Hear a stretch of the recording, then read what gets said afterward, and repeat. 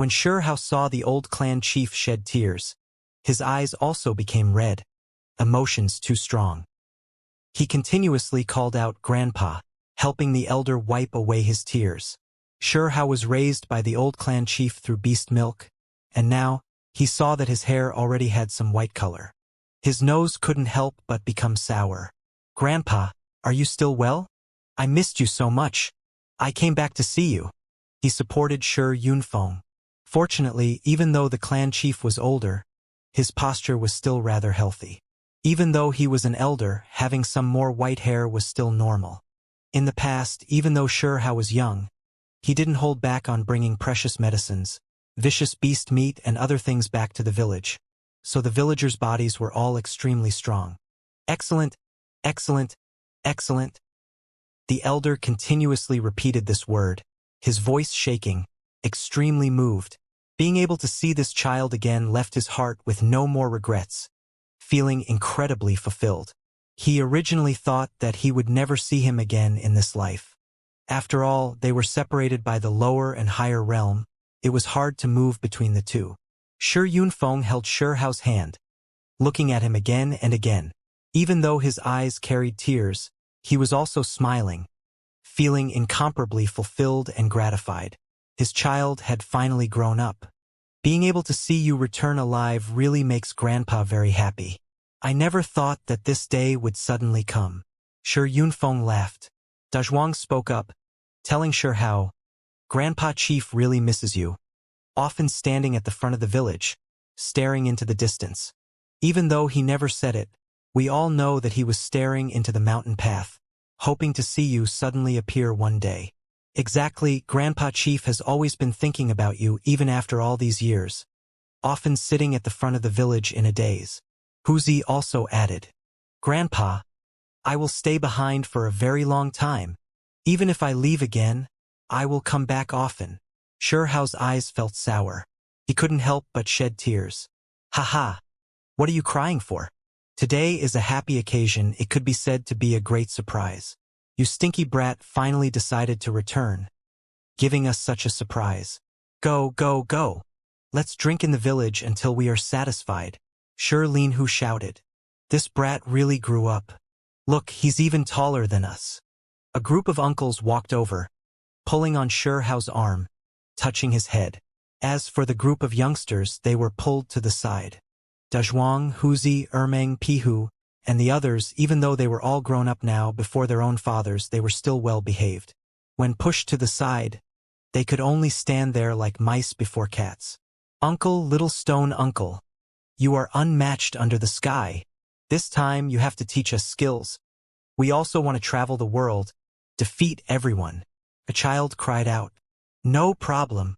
Shirhao laughed loudly, immediately picking him up, placing him on his shoulder. "I also want. Little stone uncle, hug me too." A 3-year-old snot baby shouted, also wanting to go up. Shirhao chuckled, placing him on another shoulder. As a result, the group of children were all jumping around in a lively manner, as if they were a group of monkeys running around his body. They were all just a few years old, but their bodies were strong. Shirhao was drowned under a group of children. Even the old clan chief smiled, backing up, giving them space. "You little brats." Shi Linhu and Shi Faijiao scolded while smiling. They could scold Dazhuang, Ermeng, and the others, manage them strictly, but towards these children, they were rather helpless, hard for them to be stern. Everyone was extremely enthusiastic, entering the village.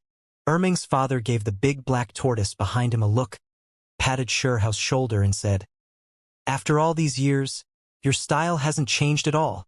Coming back is one thing, yet you even brought back such a large living prey. However, this black old turtle really is a great mending medicine. When we go back, we'll throw it into a pot and get some nice soup out of it. It'll be enough for everyone in the village to drink." The group of robust men all nodded. In the back, the big black turtle immediately erupted into cusis. It really wanted to berate loudly, but when it saw Shirhao's expression, it had no choice but to swallow everything back down, unable to act out. In the end, its dark face became completely green, had to find its own stage to introduce itself. I have to say, menfolk, you should know that I am the great black tortoise. The one who was unstoppable under the sky for all these years. Rarely met his match. That person is precisely me. This type of big tortoise really is rarely seen. Someone said, completely ignoring its words. Just too crude. The group of robust men all nodded, only caring about whether or not this turtle was going to be delicious or not. The big black tortoise now began to panic, really fearing that How would stew it up out of consideration for these people. It was because it personally witnessed how savage How was in his fiendish years. He was also a foodie himself. Uncles and grandpas, don't scare me, you guys should know me. Back then, I brought the little stone everywhere under the sky. I am the renowned black tortoise, third Blackie. In the end, it had no choice, it had to shout out the name How gave it. What? You were that turtle that ran? There was someone who glared out. It was because when How dealt with the chaos of the 7 deities in the past, this turtle really was cunning, running away. Really a lowly bastard. Someone glared at it. The big black tortoise immediately wilted, not daring to act rashly here anymore. It knew that this village was not simple at all, that there was the formation established by the legendary willow deity, as well as the deity-level Xian, a vermilion bird descendant, and others. It couldn't provoke them. Where is Harry Ball? How asked. Now that he returned to the village, he still didn't see Harry Ball and Little Red. That creature had already lit its divine flame before he left, entering the divine level. Harry Ball Great One is extremely free and easygoing, wandering the world, often drinking with those ocean clan giants, great desert kings. It would only come back once in a while, a child said. As for the little red bird, there was even less of a need to talk about it. It would only make a trip here once in a while to study willow deity's formation. It usually resided in Fire Clan's ancestral land. Right at this time, everyone stopped actually making way for someone. How immediately became stupefied. This was a chicken, not all that brilliant earthen yellow, extremely ordinary looking. It strode over in a just and brazen manner, having everyone in the village make way for it. Octatic treasure chicken. This fella really had an infuriating appearance, walking through the streets just like that, forcing everyone to move out of the way for it. Moreover, when it saw How, it only gave him an indifferent look, and then tilted its head upwards, slowly strolling around arrogantly like that. Heh! A chicken like you even dares rebel? How glared out. This chicken really was trying to defy the heavens, actually disregarding him. This was just too arrogant. It was nothing more than a chicken. Even though it was one of the archaic octatic delicacies, it was treating itself as too big of a deal. After all these years of not seeing him, it was actually still this calm, completely ignoring him. It really worked hard all these years. Every single egg it laid is comparable to a spiritual medicine, making all of the children in the village strong like little bulls. Someone said. One could see that they were grateful towards this chicken, giving it preferential treatment. Otherwise, they wouldn't have moved out of the way for it. In reality, the octatic treasure chicken really was extraordinary, its contributions to Stone Village great. Because the food was good, the egg production quick, all of them spiritual medicine level, that was why the children became so strong and healthy, its value great. It's fine this time, I found some companions for it. I guarantee that it'll lower its head, won't be so arrogant anymore. When How spoke up to hear, he produced a beast-skinned pouch, undoing the rope around the opening. This was a spatial magical artifact, able to store living things. Kyolingaling. There were several chickens that fell out, all of them let out, octatic treasure chickens, male and female included. The villagers were immediately stupefied.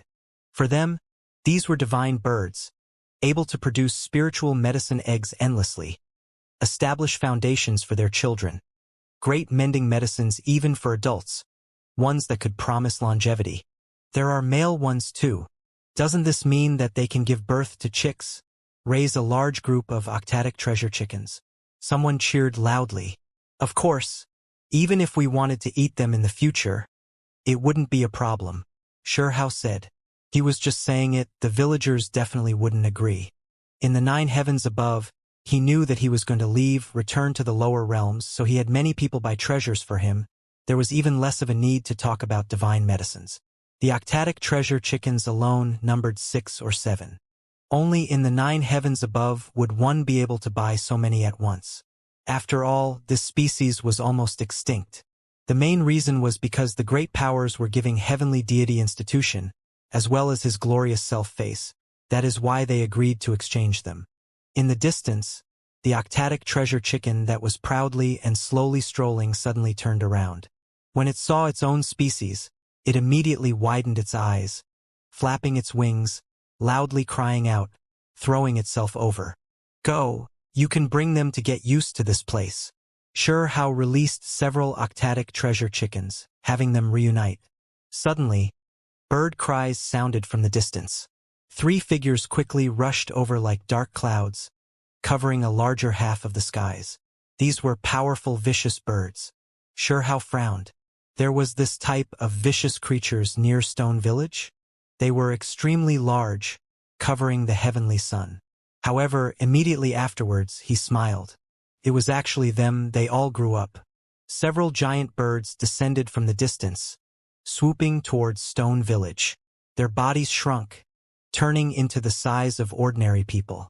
Otherwise, Stone Village's streets definitely couldn't hold them. Ah, Xianxia, it's Xianxia. He came back, they cried out.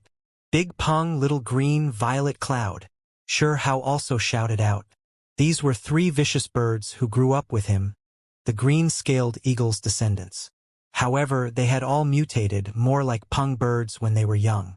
Now, their transformations were great, bloodlines pure. Where is Aunt Green-Scaled Eagle? Xianxia asked. She's cultivating in seclusion far away. Little Green replied, quickly rushed over. The 3 birds were too excited. Big Peng's feathers shone, as if cast from gold. Little Green's entire body flickered with metallic luster, while purple multicolored light rose from violet cloud.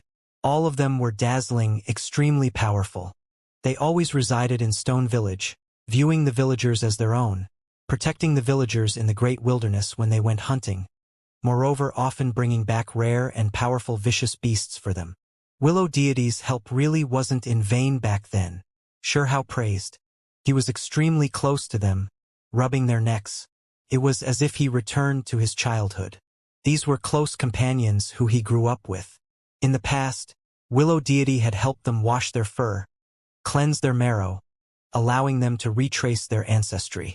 Now, as they grew, they became more and more powerful, their bloodlines pure. Xianxia knew that, with their current aptitudes, they were extremely suitable for cultivating the Kuan Peng technique. Io, a ghost? Who am I seeing? Right at this time, a voice sounded from the skies. A fiery red big bird flew over, incredibly excited. It simply didn't believe its eyes. It was precisely the big red bird. It bared its fangs and brandished its claws, throwing itself at Xianxia, wishing to knock him down. Where is that second baldy brother of mine? Why didn't he return from the higher realm with you? The big red bird cried out. This fella really was a good for nothing. Back then, it had been bullied badly by Second Baldy, but in reality, Second Baldy really was its senior, just that it ended up losing all of its hair. This really is a rare reunion. The old clan chief Shi Yunfeng was all smiles, stroking his beard, extremely happy. Let's go. Hurry and get Qingfeng back here. Tell him that his big brother has returned. Qingfeng was now Stone Country's emperor. Back then, Xianxia swept through all enemies, becoming Stone Emperor. In the end, he handed the position of emperor to Qingfeng.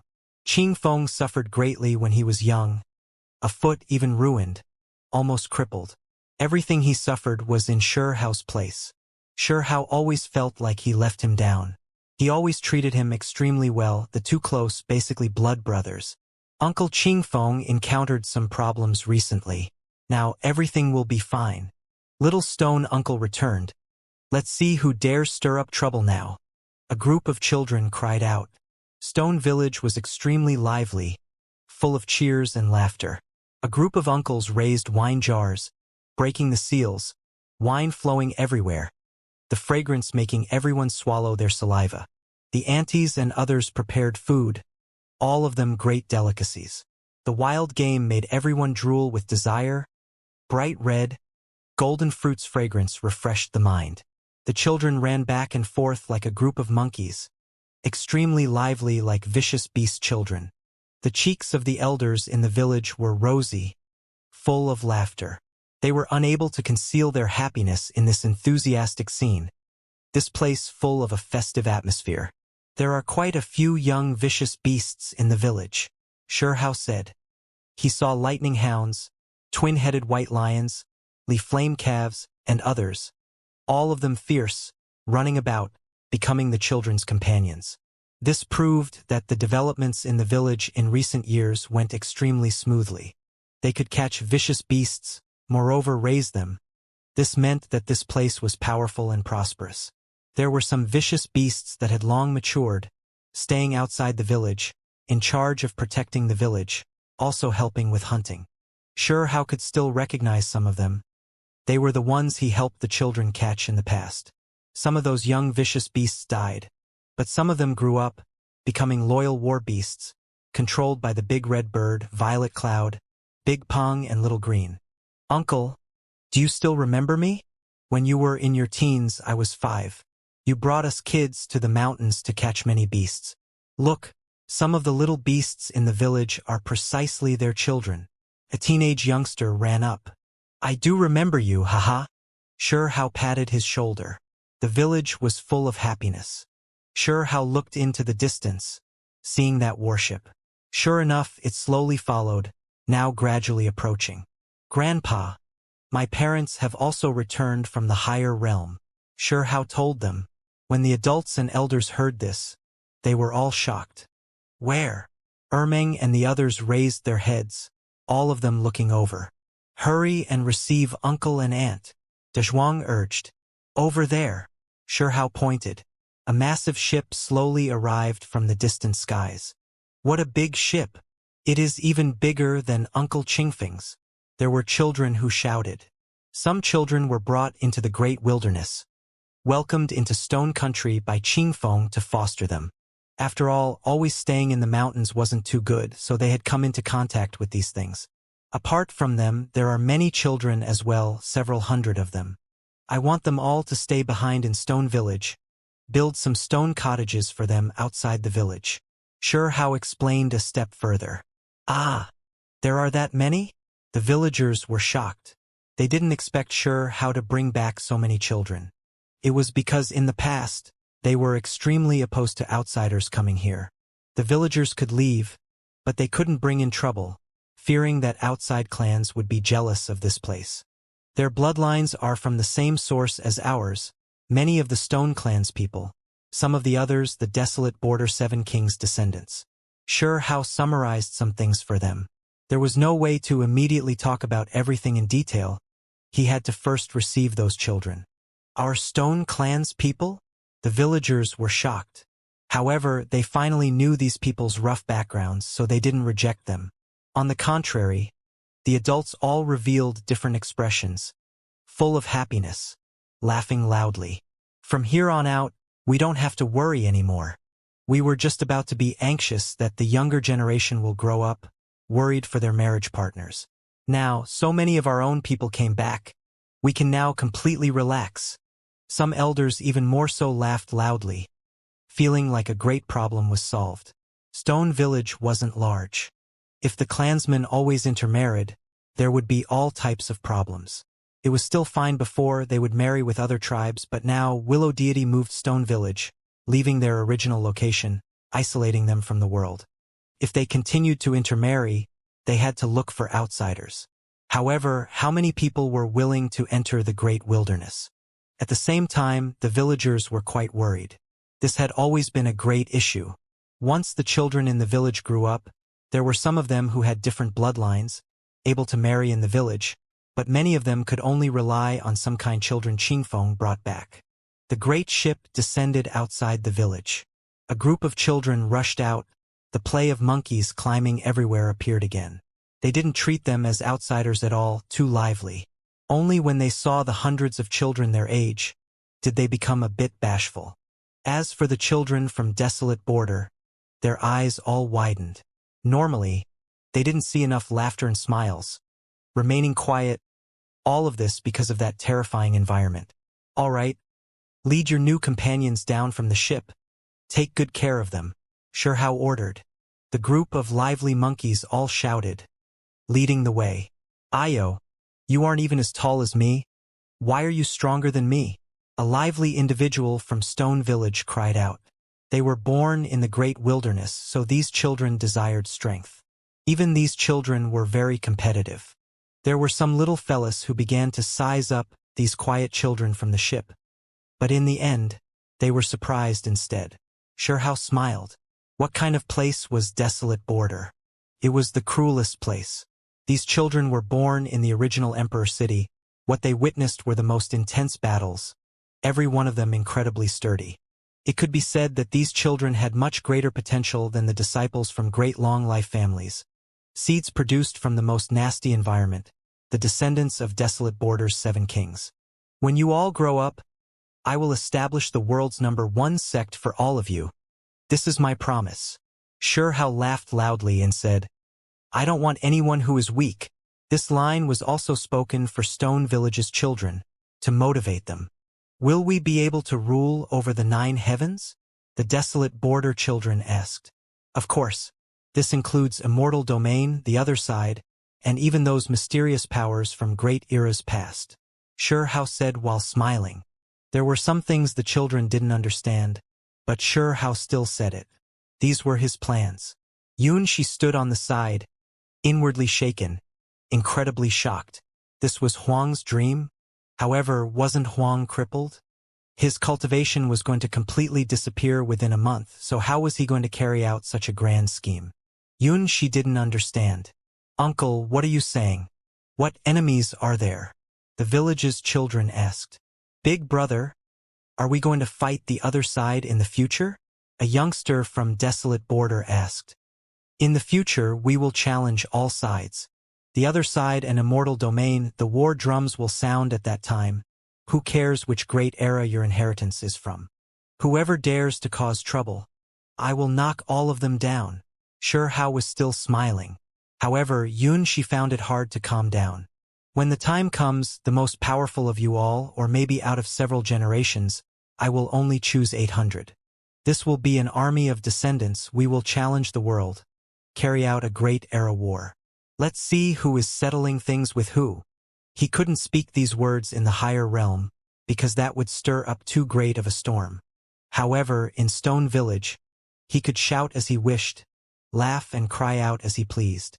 The children were all giggling like little wolves, crying out, shouting out, Great era war. We will dominate the heavens above and earth below with Uncle. What settling of accounts, what monsters. All who dare step out, we will just stew you, eat you all. These children shouted, all of them clenching their fists, vowing that they had to properly cultivate to not lose face for Sure. They didn't know the deeper meaning behind the words they shouted, nor did they know many years it would be. When they grew up and became powerful beyond compare, then looked back at that time, only then would they understand just what kind of choice they made back then. My child, you? Sure Xiling and Qin Yining walked over, both of them revealing looks of worry. They were inwardly scared.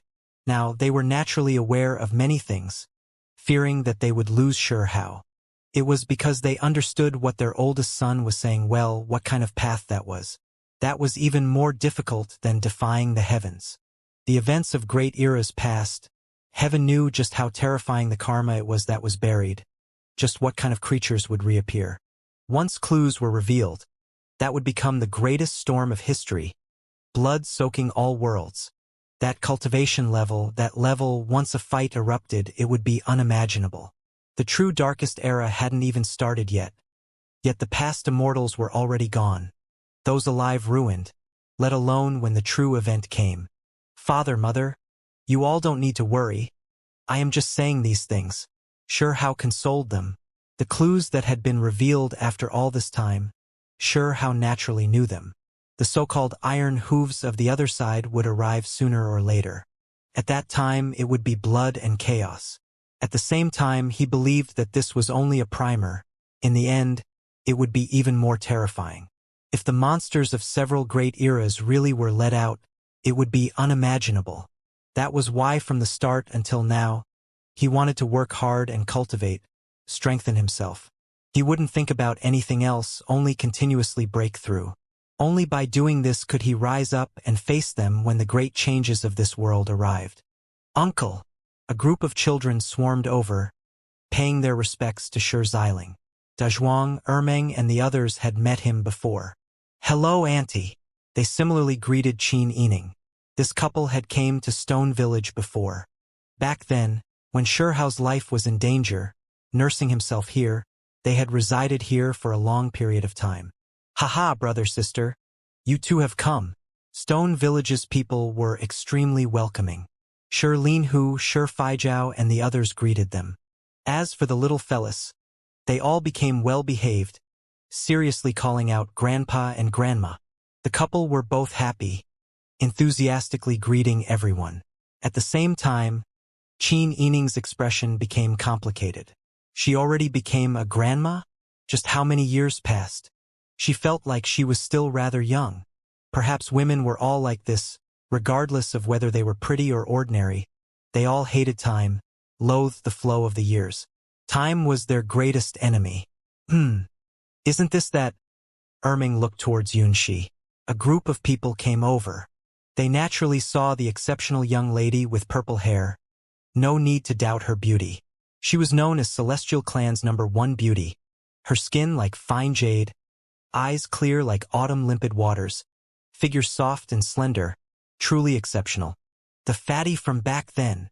Pihu directly shot his mouth, crying out, but soon afterwards he covered his mouth. In the past, Shihao had brought Yunxi and also Hualinger here. The clansmen had a deep impression of them. The two women were exceptional, different from the children who grew up in the great wilderness. The village flower Huniu also came, standing nearby, her temperament directly opposite of Yunxi's, bold and valiant like a female leopard, while Yunxi was like the flower of a nation. Even though the villagers' aesthetic perception was severely distorted, viewing strength as most important, they still could sense that Yunxi's gentleness was even more moving than Huniu. Sister-in-law, Dazhuang, Ermeng, Pihu, and the others all adjusted themselves, greeting Yunxi, their way of greeting the same, immediately making Yunxi's face flush red. Even though her appearance was tranquil and otherworldly, this type of greeting still left her shocked. This really was too direct and blunt. I'm not, she quietly explained. Not only did her sparkling white face turn red, even her bright ears flushed. When he saw this scene, Shihao was inwardly shocked. He thought of some old events. Back then, when he first met Yunxi, they fought fiercely. In the end, he was completely shameless, the two wrestling and rolling all over the ground. He bit the other side's sparkling ear, too frivolous when he was young. The past events made him chuckle to himself. What? Still not a sister-in-law? Dazhuang bumped his arm into Shihao, quietly asking. I have to say, little guy, Huniu waited many years for you back then. If you still aren't going to get married, Huniu will regret marrying early. Ermeng said. Sure enough. Huniu stared over, her eyes penetrating. Ah ha ha. This is my wife in the future. Call her Yunxi. Sister-in-law is fine as well. When Shihao saw Huniu look over, he hurriedly pulled Yunxi close. Yunxi's face was red, quietly scolding. What are you randomly spouting? However, she didn't struggle too much either. Regardless of whether she came to the lower realms to take care of Shihao, or if it was to give him face right now, she didn't refute it too strongly. You really are his wife? Huniu spoke out, her expression still sharp. This girl had grown up, her figure sturdy. Normal adult men weren't her opponent at all. She was one of Stone Village's great experts. Of course, why wouldn't she be? Shihao pulled Yunxi into his arms, placing an arm around her shoulders. He inwardly wiped at his sweat. She doesn't look sturdy at all, not pretty enough. Her legs are long enough though, but too skinny, arms also too soft, doesn't look all that strong. Her face is too white, not a healthy color. Huniu said. When Yunxi heard this, dark lines almost appeared on her forehead. Just what kind of standard was this? Exactly. She isn't as healthy and beautiful as you. I just barely accepted her reluctantly, passable. Just someone to keep me company in the future. How really had an urge to run right now. Meanwhile, she became completely speechless. Haha, let's go back to Stone Village. It's so rare to have so many people together. We'll properly hold a celebration. All of you are good children. Who called out. The old clan chief and the others waited at the village entrance. Xiling and the others hurried forward, paying their respects to the clan chief, feeling sincere gratitude towards him. If it wasn't for Yunfeng, there wouldn't be a How today. Uncle, your uncle looks quite strong. Its fur all golden like satin. Is this vicious beast for us to eat? Or is it like the big black turtle, a mount? The village's youngsters asked. It's probably quite delicious though. Erming's son, who looked around 4 or 5, also said naively. On the side, the golden lion's veins immediately popped. If it wasn't for how shooting it a look, it really would have opened its bloody mouth. Let these little brats see just who it was who would eat who. It was clear that Stone Village's bloodline were all foodies. Otherwise, how wouldn't have been like this ever since he was little. This was a tradition. How roared with laughter. Haha, we'll just raise this lion for now. When it doesn't listen well, I'll roast it for you all. Let you eat lion meat. Oh, okay. The group of children cheered, meaning that they were waiting for lion meat to eat. The golden lion really was so angry its teeth were aching. It was the glorious, fearless lion, able to dominate the world as a king on the other side. Yet in this small village, it was actually plotted against, others wanting to eat it. Uncle, can we ride it for a bit? I want to see if it is faster than Little White and the others. There were children who asked with a hopeful expression. Of course. How nodded. Then he warned the golden lion to behave. A large group of children surrounded it. Ever since they found out it was How's mount, they were all extremely curious, wishing to see just how formidable the vicious beast their little uncle subdued was. It was clear that the golden lion was furious. In a fit of rage, its entire body surged with multicolored light, sweeping up all of the children, bringing a large group of children with it as it rushed out. Only a few people sat on its back. The others were all swept up by the light, following it, moving about like a streak of lightning. Moving this quickly, there won't be any issues, right? The group of adults were stupefied. It's fine. How shook his head. Multicolored light scattered about. All types of delicacies were prepared in the village. Everyone sat together, chatting while preparing delicious food. How brought back too many good things. Unfortunately, there were many things the villagers couldn't even use. For example, the vicious beast meat were self-release realm experts' true bodies, containing terrifying divine force essence.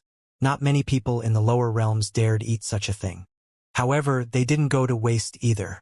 The old clan chief prepared several big cauldrons, letting How stir a Tao flame, helping refine it, turning it into soup. After it was diluted, it would be used to help the children strengthen, to nourish the children's bodies, strengthen their muscles and bones.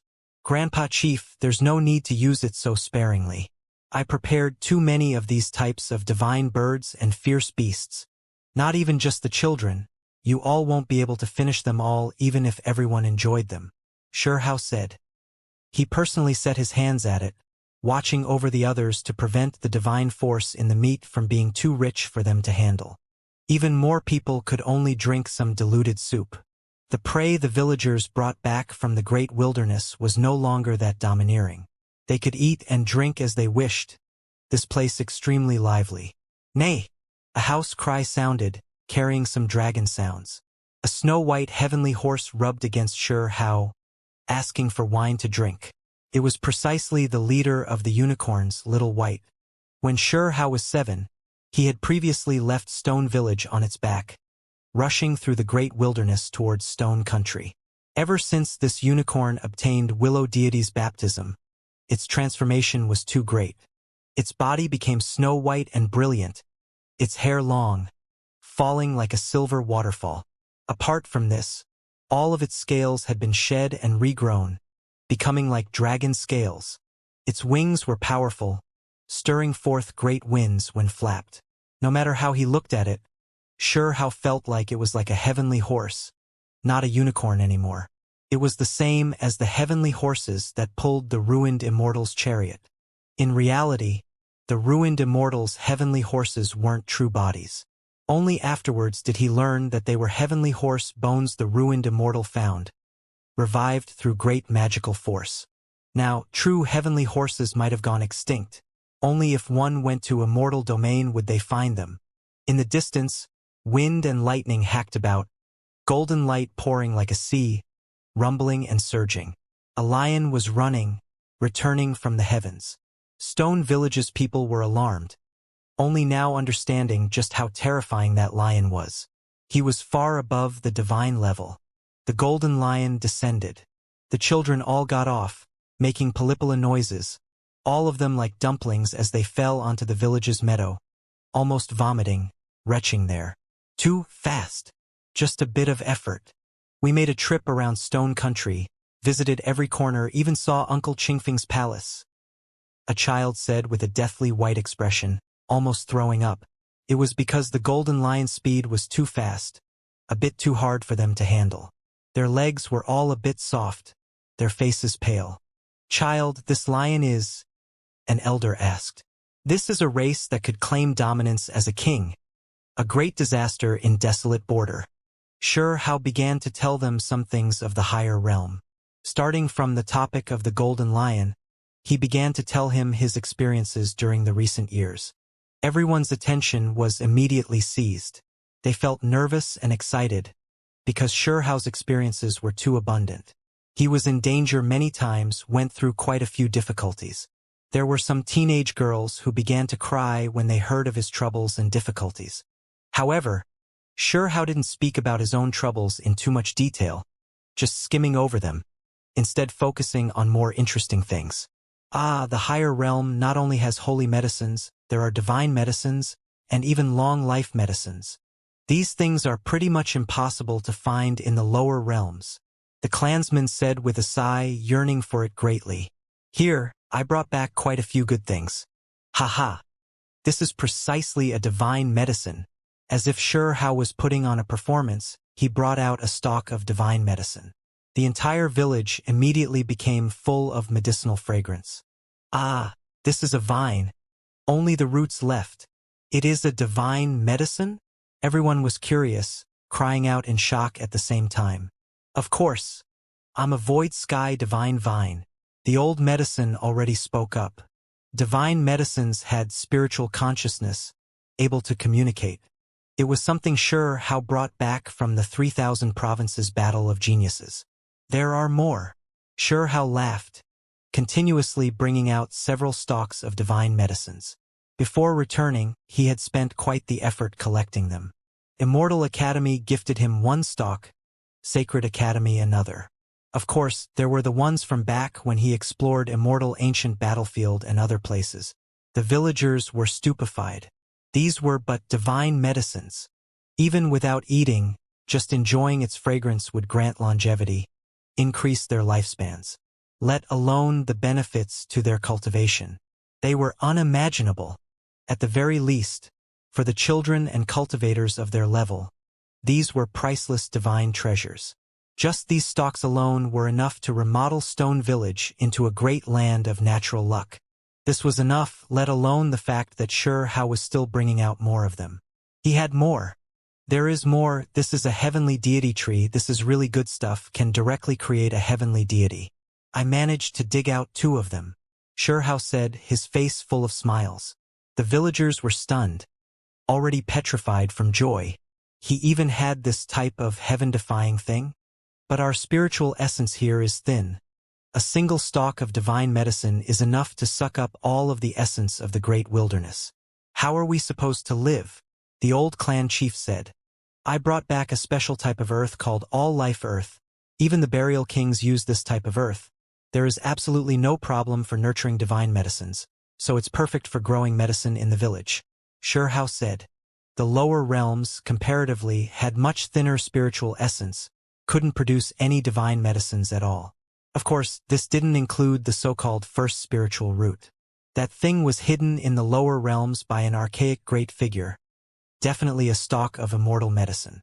Unfortunately, it was brought away. Otherwise, this time, sure How would have gone there to dig out that first spiritual root no matter what. Apart from this, there wasn't a single decent stock of divine medicine even if the 8 regions were scoured, only a few stocks of holy medicines, no way for them to advance further. In the end, the environment was not suitable. Sure How felt that those stocks of holy medicines might all be divine roots.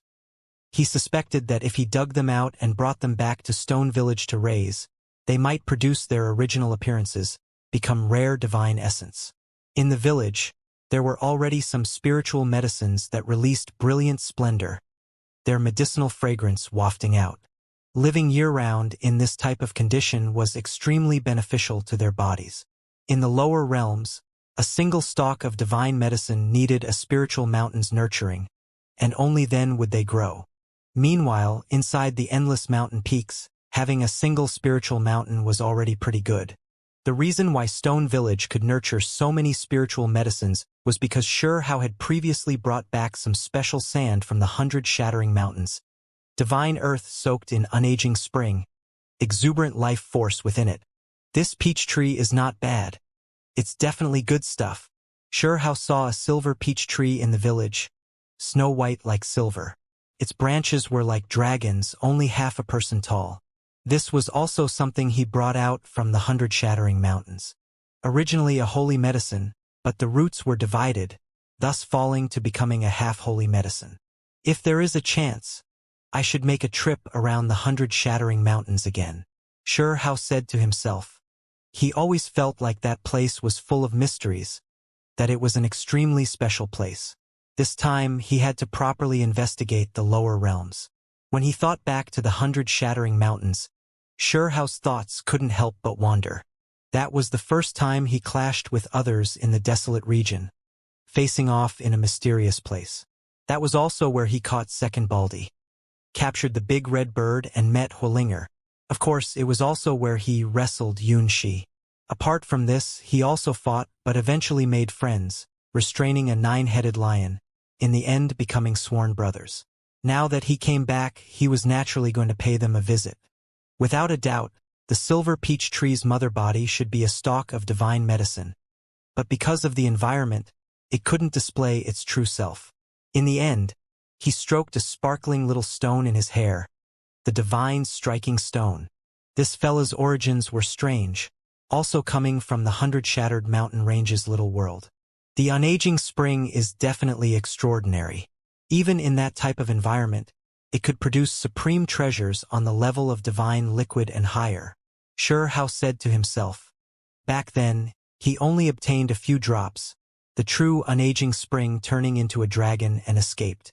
Even the divine striking stone who was so lowly, staying there year-round, wasn't able to obtain it after scheming for endless years. Apart from this, there was a stalk of sentience flower.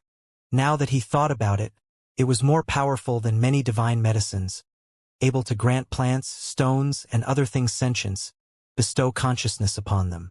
Just how heaven-defying of a thing was this? Unfortunately, it ran back then. Was it because it was being suppressed? That sentience flower might be that place's most precious thing. Sure How's thoughts went wild, really wishing to immediately rush to the 100 shattering mountain range. Just that moment of thoughts made Sure How feel like there were many places in the lower realms worth exploring. 100 shattering mountains, Kuanpeng Nest, Wall of Gods and Devils, Western Tomb Realm, and others. This was especially true for the paper boat folding woman. This time, perhaps he might be able to follow that divine river into another realm, see some heaven-shocking things. Hey, little uncle, you're becoming distracted. What are you thinking about? A little girl bout, shaking his arm in dissatisfaction. Oh, I was thinking about some events of the past in the 100 shattering mountains, Sure How casually replied. Not far out. When Xianxia heard this, her face became red. Sure How inadvertently just happened to see it, and then laughed, saying, You were also thinking about that place? Go die. Xianxia was embarrassed. The children immediately erupted with noise, crying out with oo sounds. How immediately knew that the other side definitely recalled his past hoodlum self. He couldn't beat Yunxi, so he continuously got closer, biting her ear with everything he had. Haha, the atmosphere in Stone Village was lively. The villagers drank large bowls of wine, eating large mouthfuls of meat. The adults all came here to compete, continuously touching cups. During this process, How drank while eating, helping the children dig holes, guiding them in planting those holy and divine medicines. In the end, the elders couldn't sit still anymore, jumping out one after another, their movements even more nimble than the youngsters. It was because they were all anxious, fearing that the divine roots would be damaged. Slow down a bit. These are divine medicines. Don't harm the roots. Little brats, don't touch the leaves. Stay away from the flowers. Be careful or else I'll slap your butts until they bloom. In the villagers' eyes, there was nothing more precious than these things. These were priceless treasures. A single stalk of divine medicine even more precious than an entire country. It's fine. Divine medicines are definitely not that frail. How said magnanimously. Back then, he chewed on them like radishes, experiencing something like this, so he wasn't scared of any of these things, not feeling that divine medicines were that rare and precious. In reality, these divine medicines all had spiritual consciousness, long developed sentience for countless years. Unfortunately, they couldn't use this to cultivate and become strong. Sure enough, when the children had just set their hands to this task, a few stalks of divine medicine began to run. Aya! It's running! Hurry and catch it! Someone panicked. At the same time, they were stunned. This was too extraordinary. It exceeded their imaginations. The medicinal herbs could speak and run on the ground. It's fine. They are just choosing their own holes. How believed that they wouldn't run. The all-life earth was here. As long as he promised them that their roots wouldn't be harmed, they wouldn't leave even if he chased them out. All-life earth, this was something even burial kings needed. If one was able to use this to nurture themselves, plant their roots inside, then they would gradually flourish. There was even less of a need to talk about divine medicines. This was something they desired even more. There were 2 heavenly deity trees, both of them overflowing with brilliance, releasing dense spiritual essence, as well as great amounts of multicolored light, making this place seem like an immortal realm, like a wonderland. How told them to show a bit of restraint, now to show off too much, or else this place would look too extraordinary. Originally, their branches were complex and leaves luxuriant, towered into the clouds, able to cover the entire stone forest. But now, they all shrunk to less than the height of a person, taking root at the heart of the village. Regardless of whether it was the heavenly deity tree or the divine medicines, they were all distributed all life earth, enough to allow them to grow and prosper. Even though the fruits on this heavenly deity tree are heaven-defying, they cannot be picked yet right now. How warned. Whenever a fruit was picked and eaten, one could immediately achieve the heavenly deity level of cultivation, possessing inconceivable divine might. However, he had previously heard that there were 4 heavenly deity trees total in this world, that they were originally 4 main roots. If they could be merged once more, they would return to their former self, become a world-shaking heavenly immortal tree. At that time, once its fruits were eaten, one would attain immortal Tao status. In reality, even if these 2 heavenly deity fruits were to merge together, the fruits would also become extremely heaven-defying, but How felt like it still wasn't the right time. It was a small homeland, yet it had been remodeled by How into a divine land. This region's spiritual essence became so rich it wouldn't dissolve, making one's body incredibly comfortable. Bones possess even more life force. Under this type of life force, one's constitution would improve even if they didn't try. It was the same as slowly strengthening the body and soul. Given enough time, everyone would slowly change. How carefully examined this place. This quality of the spiritual essence here was exceptional, or perhaps it could be considered divine Tao aura, already exceeding the spiritual level. It really was the case. This type of extravagant layout, even the long-life families of the 9 heavens weren't more than this. What was missing were only the complete great Tao laws. However, with the villagers' cultivation, There was no need to consider so much at all. This type of natural laws was an environment that was enough for them to cultivate to a profound level. Apart from this, the formation Willow deity established might have also replenished many great Tao laws. Right now, the only one he had to think about was himself. How was he going to cultivate? I will find a way. Perhaps I should be a bit more fierce with myself. Completely undo all of the shackles. Sharpen myself in the cruelest environment.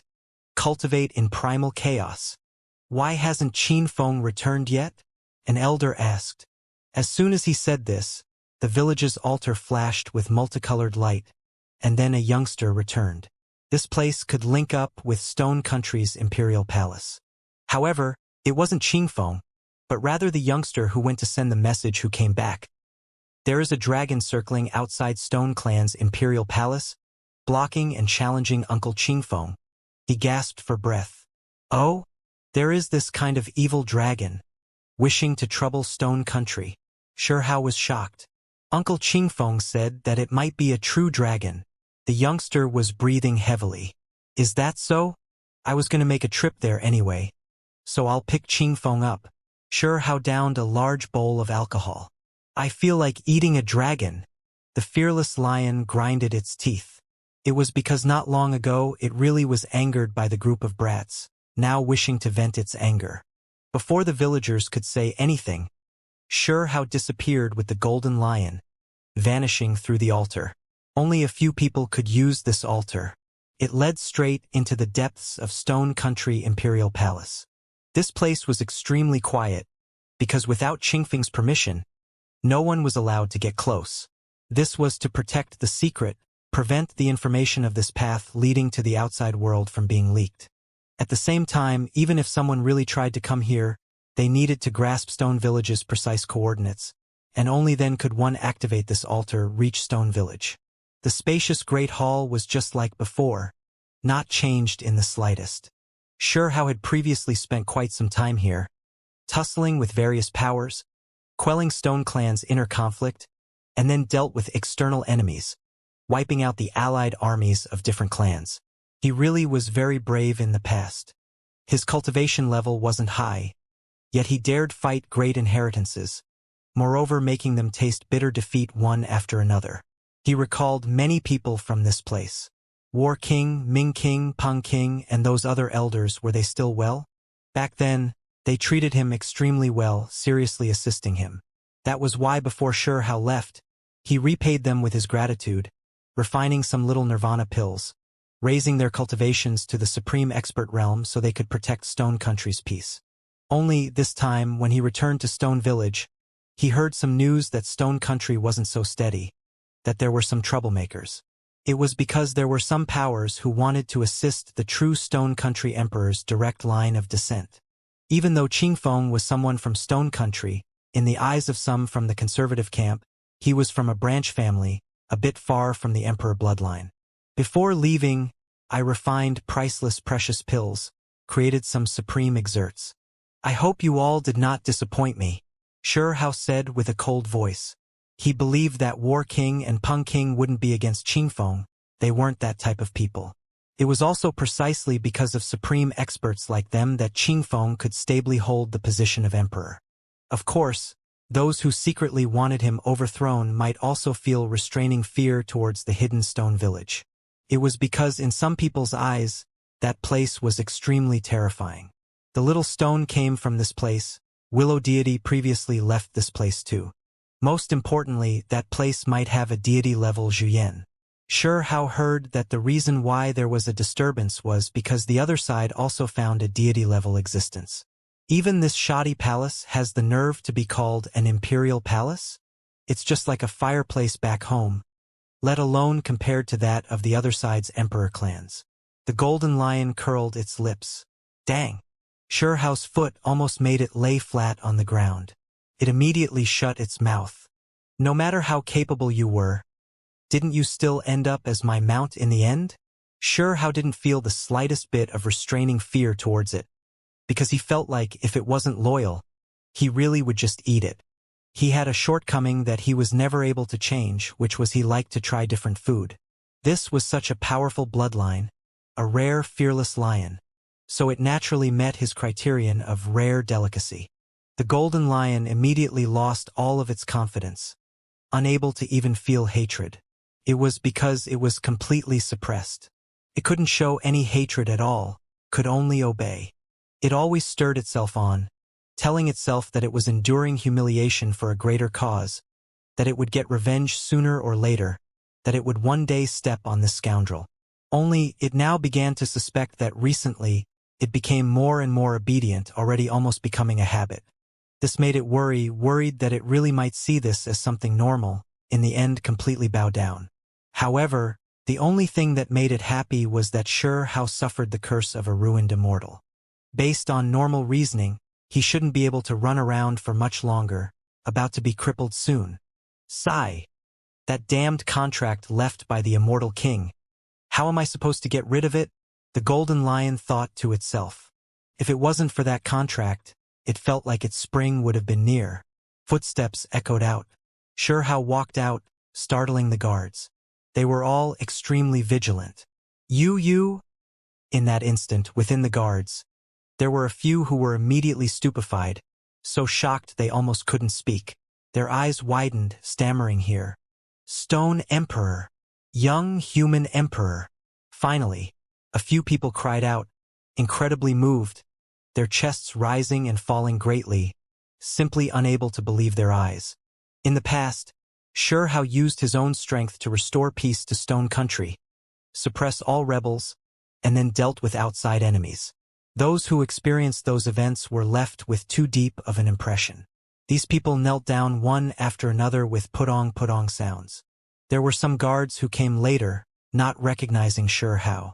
Right now, they all became stupefied. Why would they call a youngster human emperor? They all found it a bit hard to understand. They had their own human emperor, it was Qingfeng. Why was this the case now? Time didn't leave any traces on Xiao's face. Still like a decade ago. Incredibly delicate and pretty. Just that he grew a bit taller. However, he still looked like a youngster. Who is he? The other guards were confused. You still aren't showing your respects? This is the past little stone, the past stone emperor. A guard shouted, warning the others. The two words little stone were even more famous than the name Xianxia. When the others heard this, fists could be shoved in their gaping mouths. They were incredibly shocked. This was the past young human emperor? Didn't he ascend the stairway to heaven, only able to slaughter his way into the higher realm? How could he appear here now? Everyone already knew that once one chose that path, entered the higher realm, they wouldn't be able to come down again. However, this youngster established another miracle that belonged to himself, appearing again. Your Majesty! These people all knelt down, incredibly moved. It was because for them, this youngster was a miracle just too great of a legend. Back then, the little stone shook the world with his power, dominating all enemies. In the end, he fought with the 7 gods from the higher realm, even winning. It was simply unimaginable. Even though many years passed, even though the little stone left, his title was still circulating about. This was also one of the reasons some restless schemers in Stone Country felt restraining fear. The little stone suppressed Stone Country, killed many enemies. It truly left all in awe. All of you rise, Xianxia ordered. Then, he didn't need them to lead the way, directly walking forward. With his current cultivation, his spiritual senses were sharp to the extreme. Forget about an imperial palace, even if it was a great wilderness, under the scan of his divine consciousness, there would be nowhere to hide. He naturally knew where Qingfeng was. The palaces were numerous, one after the next.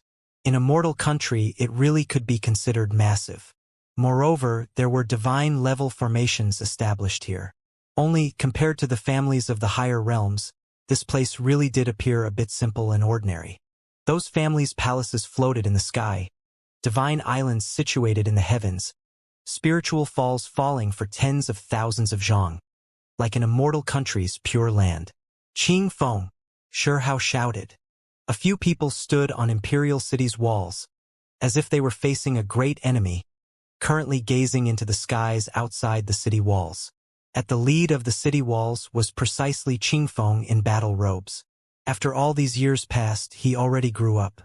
Even though his face was still pretty, it was no longer gentle. His eyes carried resoluteness and decisiveness, truly maturing. Qingfeng suddenly turned around, immediately seeing Shi Hao. His expression immediately became incredibly excited, loudly shouting, "Little big bro!" He immediately rushed over, eyes brimming with tears, his true emotions revealed. He really was too moved. They had been separated for 10 years already. Now that they reunited, meeting like this, it made him feel great happiness, feeling incredibly emotional. During these years, regardless of what he faced, even if undercurrents brewed, eyeing him covetously, he still didn't feel fear, definitely didn't shed tears. However, right now his eyes were brimming with tears. Shi Hao's emotions were also extremely strong. He faced Qingfeng, eyes turning sour. After being separated for so many years, all the events of the past began to appear vividly in his mind. Back then, he had protected Qingfeng, rushing to heaven-mending pavilion. It really was, the young didn't feel fear. 2 8- or 9-year-old children traveled through tens of thousands of li of the great wilderness. Too many things happened. Qingfeng's childhood was extremely bitter. Under the arrangements of the elders, he was sent away in Shi Hao's place, trapped in a manor in the borders of Stone Country, basically suffering for Shi Hao. Shi Hao gave him a firm embrace, saying, "Real men don't cry easily. Don't cry. Little big bro. I missed you so much. I thought that I would never see you again." Qingfeng said, wiping at his tears. "I also missed you all, which is why I came back," Shi Hao said. Then he scanned his surroundings. On Imperial City's walls, everyone was greatly shaken, their bodies trembling. These were all important figures in Stone Country, none of them believing their eyes right now. They were seeing that person again, the young Stone Emperor. This was especially the case for some old kings, some of them incredibly moved. There were others whose minds sunk, anxious and frightened. What kind of place was the higher realm? It was a place one didn't return from. The little stone missed the lower realms people, so he just decided to come back? When these words sounded, it could only make others sigh. The young human emperor was still domineering. Who could still come down after going up? Everyone knew that this was completely impossible. However, the little stone not only came down, he was still so domineering, currently staring at them, his presence astonishing. "I heard that there were people in Stone Country who wanted to stir up trouble?" Shi Hao asked, not hiding anything. It was because now, he didn't have to feel any misgivings. Many people's faces immediately changed. "There are Rain Clan's people. They seem to have made contact with their deity," Qingfeng said quietly. Shi Hao was shocked. He never expected that the Rain Clan he had beaten miserably would come out again. In the past, Rain Clan couldn't coexist with him in this world. When his grandfather, the great demonic god Grandpa 15, returned in a rage, he previously fought a great battle in Stone Capital, suppressing those enemies. Shi Hao knew that a few deities had come out of Rain Clan before, but this was back in the ancient times, already something from very long ago. This clan had a spell formation, an altar, able to make their Rain Clan's deities figure project through endless space-time, produce an imprint. In the past, this stirred up quite the trouble. Shi Hao had experienced those events, even more so challenged a ruined decree that Rain deity left behind. When he went to the higher realm, he had also paid attention to this matter, investigating whether or not there was an expert like this Rain deity, but he discovered that there wasn't one at all. This left him quite puzzled. Just where was Rain Clan deity's projection from? Shi Hao thought to himself. This time he had to completely investigate this. As his cultivation became more profound, Shi Hao already understood that someone who could cast their projection from a different realm was definitely not an ordinary expert. This really is a dragon? Around it pure, true dragon energy? When Shi Hao looked outside the city, he revealed a strange expression. In Stone Capital skies, there truly was a dragon. Right now, when it saw a person and a lion appeared on the city wall, it arrived from the distance, reaching the outside of Imperial City. It really was strong, rising and falling in the void, dragon body strong and powerful as if cast from scarlet divine gold. Scarlet multicolored light swirled about its body. Apart from this, there was rich chaotic energy all around it, making it look even more extraordinary. Its dragon body was 10 zhang in length, not all that massive. However, this type of aura as well as this type of power left one moved. It just made one feel as if this was a true dragon. Sure, Hao had experienced too much. What hadn't he witnessed before? Even the heavenly horned ant that was on par with the true dragon had been dug out. Moreover, coming into contact with the fallen blood phoenix in the other side, extremely sensitive towards the vicious 10. It was to the extent where he had even treated the pure-blooded young Qilin, the lunar jade rabbit, carried as a pillow, patting his head. Even though the little rabbit bit him back then, the little snow-white Qilin also bearing its fangs at him, he giggled, rubbing that little fella. The 9 heavens 10 earths already had 2 immortal beasts youth, the heavenly horned ant and Qilin, both of them being tossed and turned by him, so he was extremely familiar with the vicious 10 descendants' various special areas. "Ho!" That scarlet dragon beast roared at Sure Hao, the cry ringing through the heavens, making even the void tremble, continuously rumble.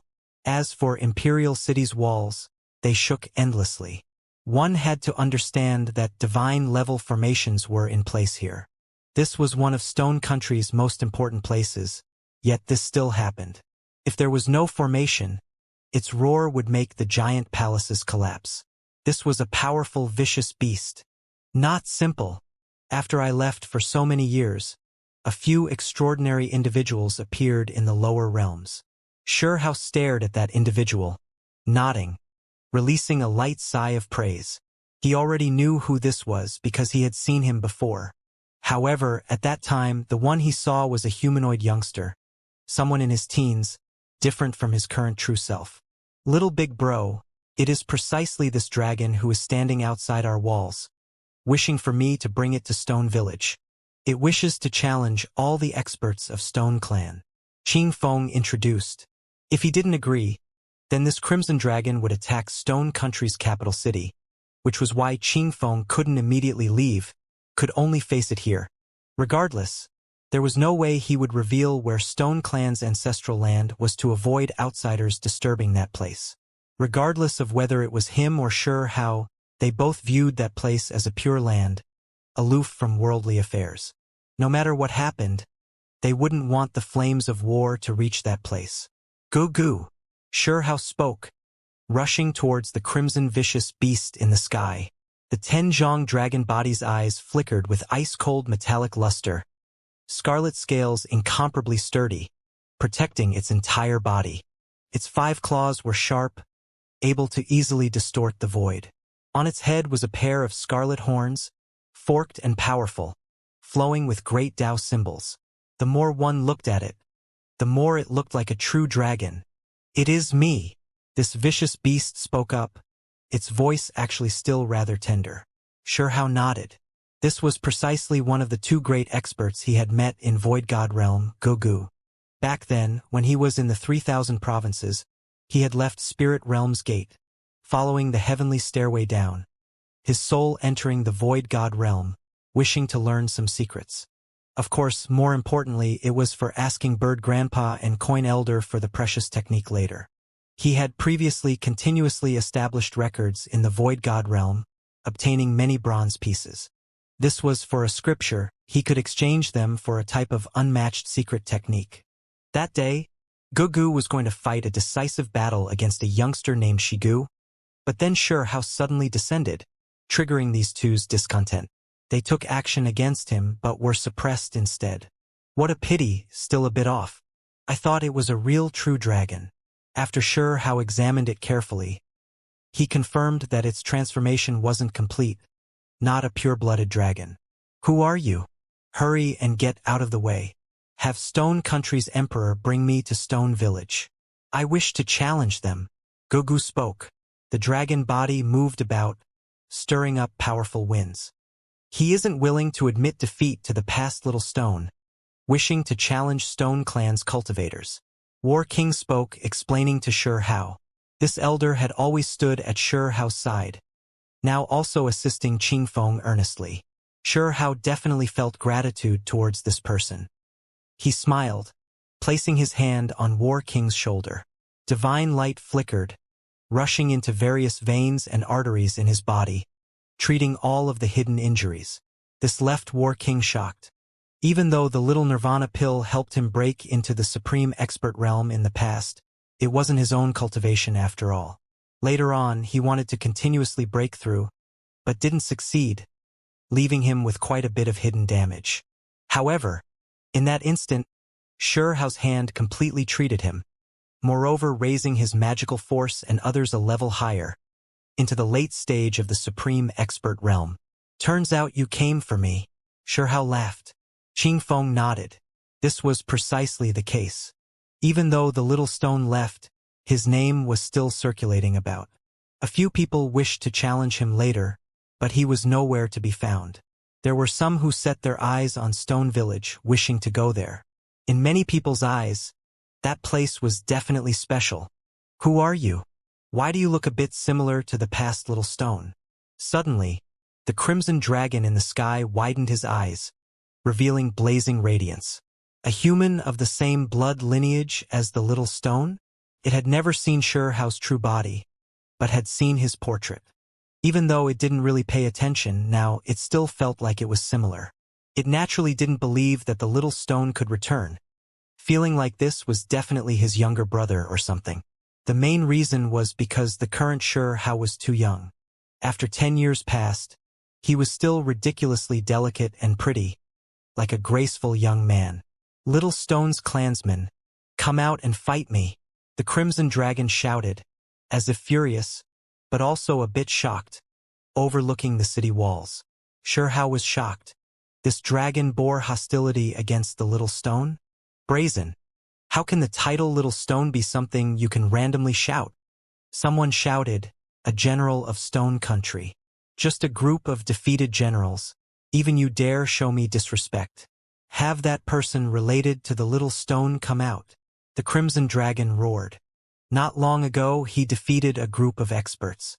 It was at the Supreme Expert realm, but had the true dragon's blood, not someone others could compare to.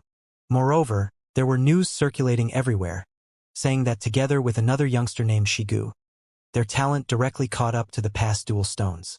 Shurehao waved his hand, having everyone else quiet down. He directly left the city, walking through the void towards the Crimson Dragon Gogu. I really want to just devour you in one bite. The Golden Lion was eager to give it a go. It naturally looked down on this little dragon's cultivation, just feeling that its bloodline was special. Above the city, everyone revealed a strange expression. Even the mount of the young human emperor wanted to slaughter a dragon. At the same time, quite a few people revealed excited expressions. That dragon didn't know who the youngster was, but they all knew. However, they didn't want to warn the other side, hoping to see that young human emperor take action again. Of course, there were others whose expressions were complicated, feeling uneasy inside. They felt panic and alarm towards Shurehao's return. Shurehao sent the Golden Lion flying to the side with a single kick. He didn't want to slaughter a dragon, just wishing to capture it. Now he immediately reached out a hand to grab it. Ho! The Crimson Dragon surged with power, incomparably ferocious, swooping down. Its pair of dragon horns flickered with great Tao symbols, wishing to hack apart the opponent before him. Unfortunately, it ran into Shurehao. The difference in cultivation was too much. Pong! In just a single motion, Shurehao grabbed it into his hand. His hand covered the sky, shrouded the heavens. In that instant, many people on the city walls shivered, inwardly shaken.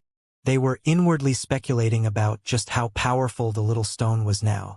Could it be that he already became a true deity? For cultivators, 10 years wasn't long at all. In their eyes, even if Shurehao was powerful, it was at the true deity level at most. Ow! At this moment, the Crimson Dragon roared. It was furious, at the same time incredibly shocked.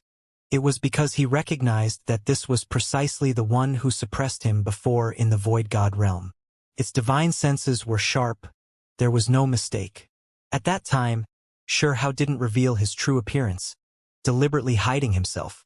However, the intuition of those with true dragon lineage was too powerful. "You are precisely the true little stone," it shouted. Recently, it was always suppressing a wave of anger. After being suppressed by that person in the Void God realm, it had asked Coin Elder who the one who took action against him and Shigu was. Coin Elder didn't speak about it in detail, only implying that this person came from the higher realm, his soul returning to the Void God realm, his true body unable to return. Back then, it already suspected that it was the little stone, which was why it now came to Stone Country, wishing to provoke Stone Clan, all to vent out its resentment. "Correct, it is precisely me." Xianxia nodded, and then with a smile, said, "We met before, in the Void God realm. I still have the same line. Are you willing to take me as your master?" On the city walls, everyone was shocked. A powerful dragon like this was grabbed by the little stone just like that, with a single hand. For them, this was just too horrifying. Meanwhile, some of the generals and guards were extremely moved, praising Stone Emperor together. Chi! Suddenly, a streak of primordial spirit rushed into the heavens, actually fleeing from the Crimson Dragon's head. Rushing out, it escaped. A bit strange. Xianxia revealed a look of surprise. The Golden Lion wanted to run after it, but it was stopped by Xianxia. Give it a chance to run. It was because he sensed that when the primordial spirit left the shell, the true dragon energy was rich to the extreme. It was definitely not that of a branch family, but rather the descendant of the true vicious 10. "Big brother, why aren't you chasing after it?" Qingfeng didn't understand. "I purposely let it go. This is a true dragon, not a normal creature. If our luck is good, we might be able to loot a true dragon nest." Xianxia laughed. "Let's go," he ordered, having Stone Country's important figures do what needed to be done. Meanwhile, he brought Qingfeng and the Golden Lion with him. So fast, this is the true dragon's escape method. This cultivation isn't high, yet it moves like a streak of lightning. Normal people really can't catch up to it. Even the Golden Lion revealed a look of surprise. They sped along, cutting through the great wilderness, moving 8 million li. Then, this primordial spirit entered a mountain range, immediately rushing in, disappearing soon afterwards. After searching for a bit, Xianxia saw a hole below many ancient caves. True dragon nest. He quickly came to this conclusion. Primal chaos zone? The Golden Lion was shocked. This place was not ordinary. It discovered surging primal chaos as soon as it entered the hole, just too thick. This place became a small world of its own, established from primal chaos. The underground opening was just a cover. The ancient caves underneath were like spiderwebs, extremely concentrated. When they followed a path down to its end, they saw primal chaos. This was a small world. Moreover, this place had previously been sealed, only recently undone. There was a crack that could be entered and exited through. Qingfeng was extremely excited, now already stirred up. It was as if he returned to his youth, when he and Xianxia ran all over the mountains, looting vicious bird nests, digging up beast caves. Moreover, now they were looting a true dragon nest. During these past 10 years as Stone Emperor, he had to treat everything seriously. Couldn't do things with the nature of a youngster, which was why his true nature had been somewhat suppressed. Now, while following Xianxia, he felt a bit like a naughty child doing things he shouldn't. There really was a dragon nest. Even the Golden Lion was a bit stupefied, greatly shaken up. Previously, it didn't attach much importance to that little dragon at all, just feeling like its blood was still rather pure, worth capturing alive to eat. Now, it seemed like there really was something different, a greater issue. Through the primal chaos crack, Xianxia saw a bit of the scene inside. Mists rose, primal chaos thick.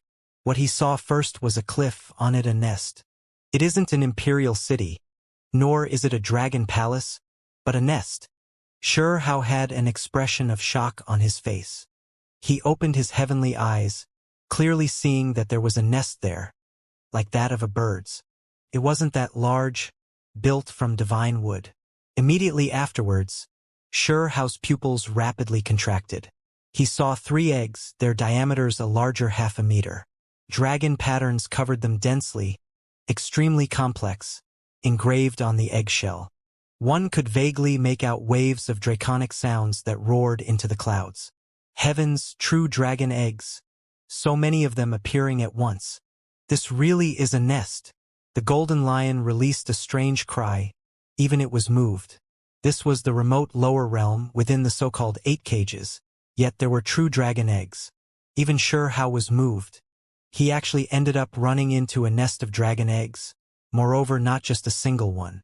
3 dragon eggs, patterns interweaving on their surface. The draconic imprints too clear.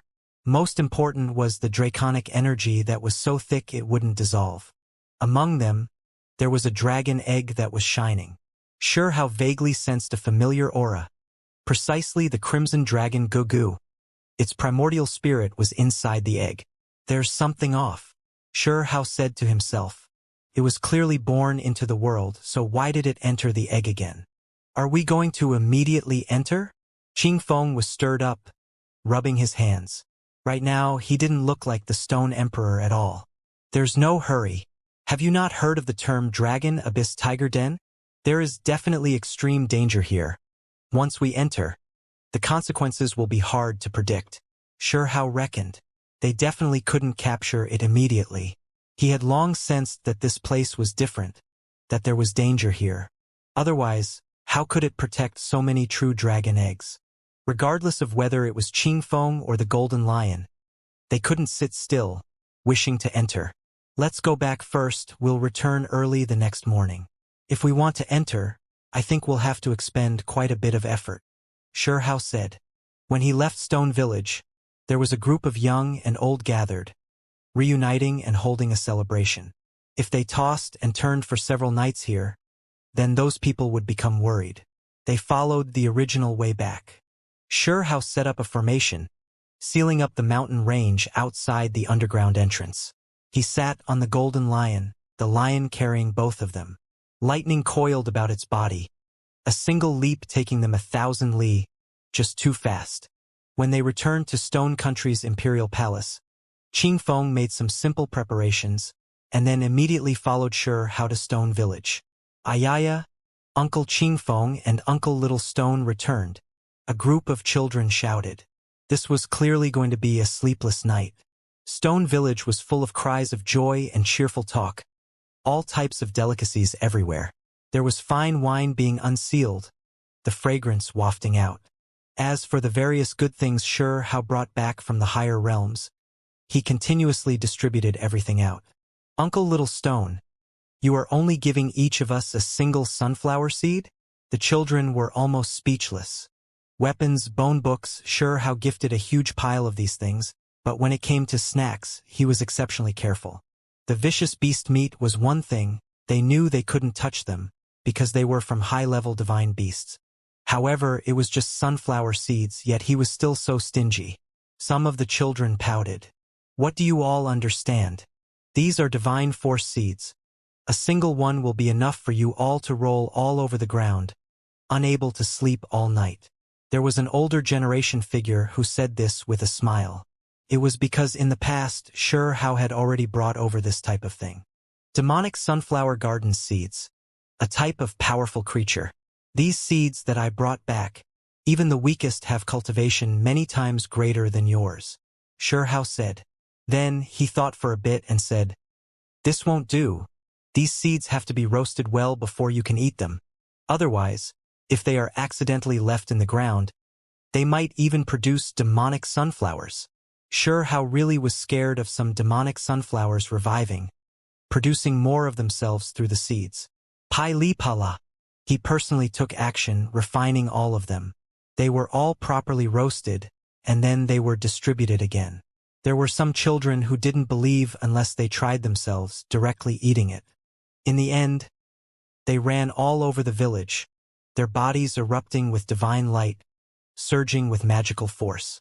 They were full of endless energy that night, not stopping at all. Ha ha!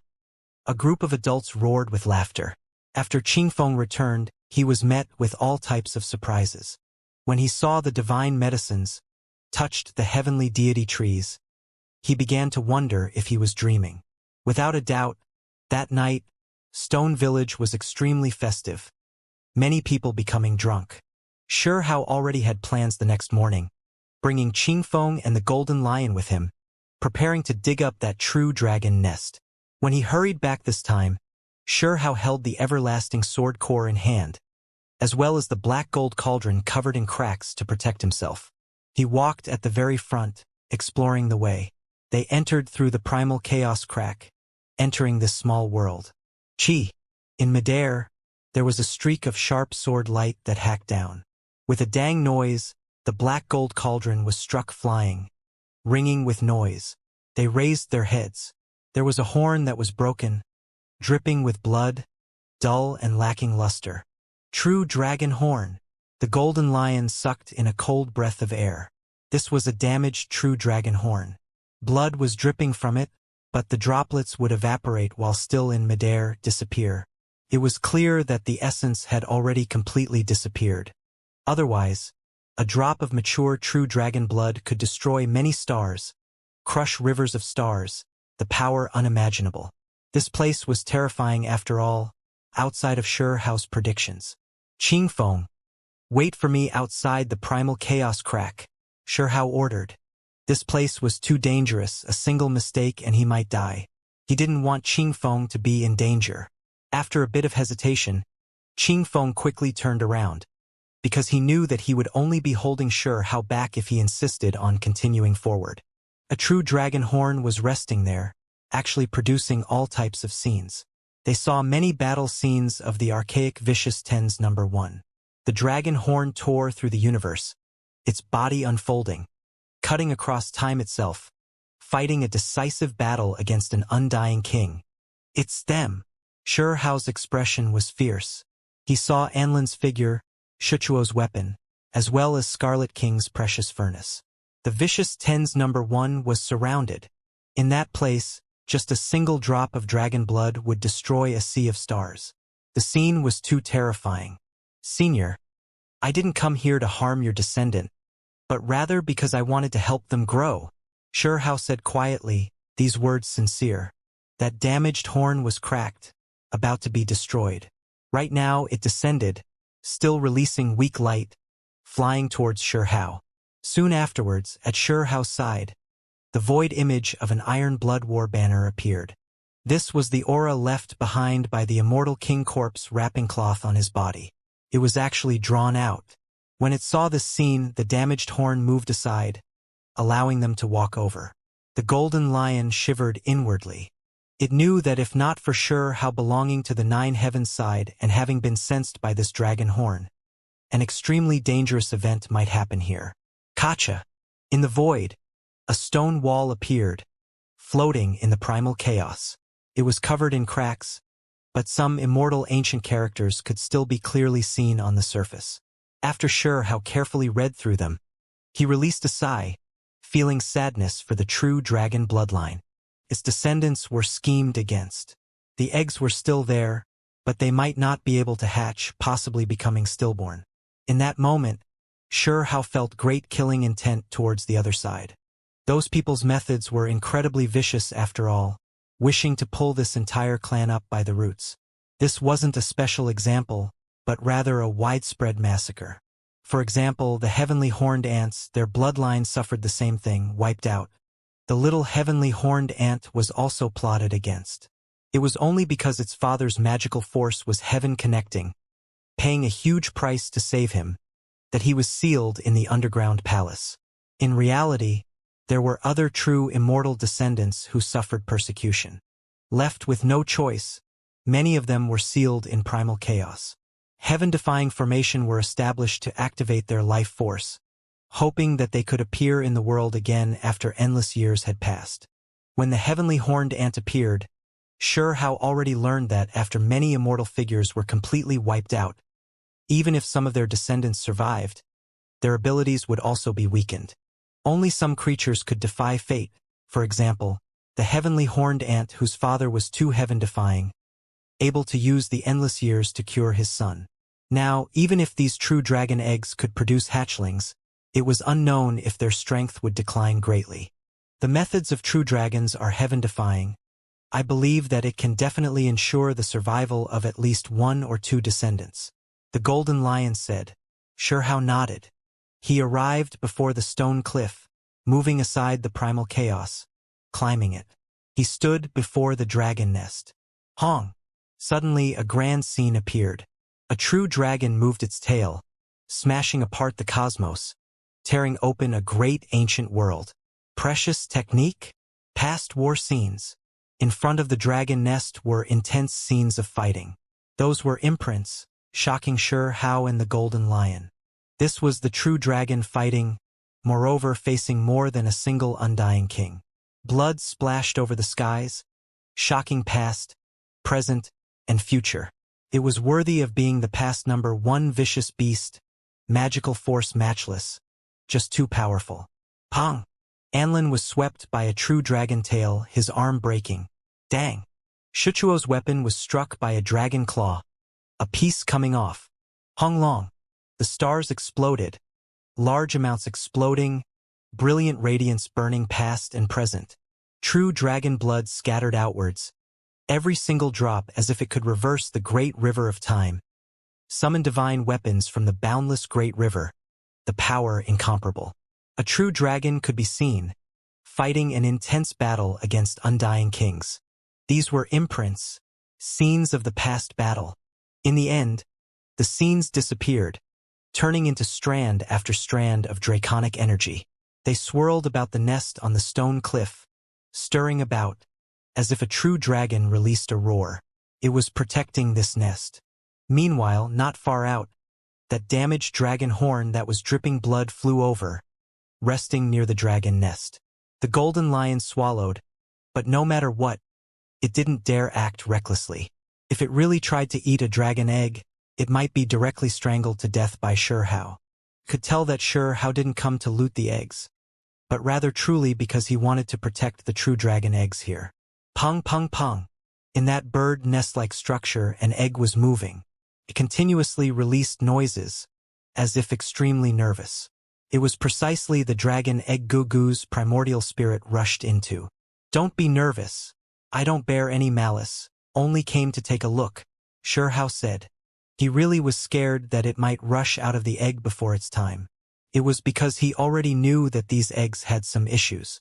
They had already been sealed here for millions of years. They had always been nourished by draconic energy and other things. It wasn't time for them to appear in the world yet. You are evil. You actually followed me over here. A voice sounded from the egg, precisely Gugu. I already told you everything. I do not bear malice. If I really wanted to act against you, I would have done so a long time ago. Xianxia explained. I don't believe you. This egg was extremely nervous, rolling around in the nest, wishing to struggle free. If you dare speak randomly anymore, I'm going to swallow you in one gulp. The golden lion bared its fangs, playing along, acting like an evil person. Just a stupid lion. Once I come out, I could eat 100 lions in one bite. Gugu challenged, still carrying an immature voice, clearly rather tender. Don't stop me. I decided that I have to eat it. The golden lion screamed out. In the end, Xianxia immediately smacked it, flying to the side, not letting it act recklessly. At this time, draconic energy pervaded the air, the broken horn also rising and falling. When the golden lion saw this, it couldn't help but be careful, backing up. It really was scared that this dragon horn would start targeting him. The horn of a true dragon, this way a divine weapon that could cut apart the cosmos. Even though it was cracked, the essence pretty much all already flowed out, it still wasn't something it could defy. On the ground, Xianxia lowered his head, seeing some herbs on the ground, some of them red, some purple, some green, all quite special. It was one thing for these herbs to be sparkling and translucent, but they actually still had dragon scales, their shape special, leaving one in disbelief. Even herbs could produce dragon scales? Dragon scale herbs. This was a type of wondrous herb that possessed inconceivable effects, rumored to only grow near dragon nests, priceless treasures. There are so many. The golden lion was shocked. Regardless of what kind of medicine it was that was refined, when some dragon scale herb was added, the medicinal nature would be improved greatly. It was rumored that this type of herb possessed the power of the true dragon after being nurtured by draconic energy year-round. This was especially the case where it could strengthen one's foundation, improve one's flesh and bones, greatly enhancing a person's constitution. Sure Hao counted them up, discovering that there were at least 50 stalks. So many of them had been produced, it really was shocking. The release of any single stalk, even if it was in the 9 heavens, it would fetch a great price. If one is cultivating the true dragon's secret technique, ingesting this herb will allow one to achieve twice the results with half the effort. The golden lion said. It stared at the 3 eggs, eyes rolling around, full of desire. It suspected that Sure Hao might be interested in the true dragon precious technique. The same was also true for itself. In its eyes, the secret technique of the vicious tens #1 expert, who didn't want it. Please treat my child well. Right at this time, a sigh sounded. Moreover, an extremely weak voice sounded. Then, with a kacha sound, the dragon horn actually broke into 2, falling onto the ground. It was damaged to begin with, and now it broke again. Sure Hao was alarmed. Was this the voice of the true dragon? The golden lion even more so shivered inwardly, involuntarily backing up, almost falling off the stone cliff. Its expression was extremely unnatural. What was strange was that the dragon egg didn't show any reaction, not hearing anything. That voice was only directed towards Sure Hao and the golden lion. Hong Long. In the primal chaos, a stone wall appeared, descending here. Sure Hao saw even more characters, all of them immortal ancient text. It acknowledged me. Sure Hao sighed. That dragon horn had a ruined imprint that belonged to the true dragon. It sensed the Iron Blood War banner's aura from Sure Hao's body. Moreover, sensed a bit of where Sure Hao had been. For example, he obtained the Iron Blood War banner's acknowledgement. He also obtained the Kuan Peng's inheritance. Both of these proved that he was an ally, not the enemy. Chi. In the end, this place erupted with brilliance. A piece of bone flew out, spotlessly white like jade. It was sparkling like a mirror, producing the brilliance of endless time. At this moment, Sure Hao and the golden lion both shivered inwardly, discovering that they were transparent, their bodies becoming entirely translucent. Dragon bone mirror? The true dragon died. The Tao bone that was left behind was like a precious mirror. But in reality, it was more like the cremated ashes of the ancient monk bloodline, possessing wondrous uses. It reflected all of Sure Hao and the golden lion's secrets, sensing them. In the end, it released a sigh, the true dragon imprint becoming completely at ease. It fully acknowledged Sure Hao. Soon afterwards, Sure Hao also found out what happened, because that imprint didn't hide from him. It was extremely direct, asking him to take care of the little true dragon in the future. I was defending against a great enemy, thinking that he returned. In the end, he never appeared. Seems like he already died. In the end, this imprint shone, passing over the stone wall that appeared in the primal chaos. Even more characters appeared. Sure Hao read them carefully, and then immediately understood what happened to this place. Of the 3 dragon eggs, 2 of them should have become dead eggs, only 1 living, but even this one experienced issues. Not even endless years of nourishment were able to make it come out into the world. Only Gugu's primordial spirit left this place. That dragon body was the result of it attaching itself to a great venomous python's body, using its body to cultivate, evolving to that step. Sure Hao was shocked. This little dragon really wasn't simple. It wasn't even born, yet it suppressed a vicious beast, borrowing its body and still managing to cultivate to that step. The characters left behind by the true dragon explained that there were some ways that could ensure Gugu doesn't suffer any inherent faults. Asking for Sure Hao's help, crush the dragon horn, scatter it over the egg, and then supplement it with the following divine medicines: dragon scale herbs, 9 revolutions yang herb, and others.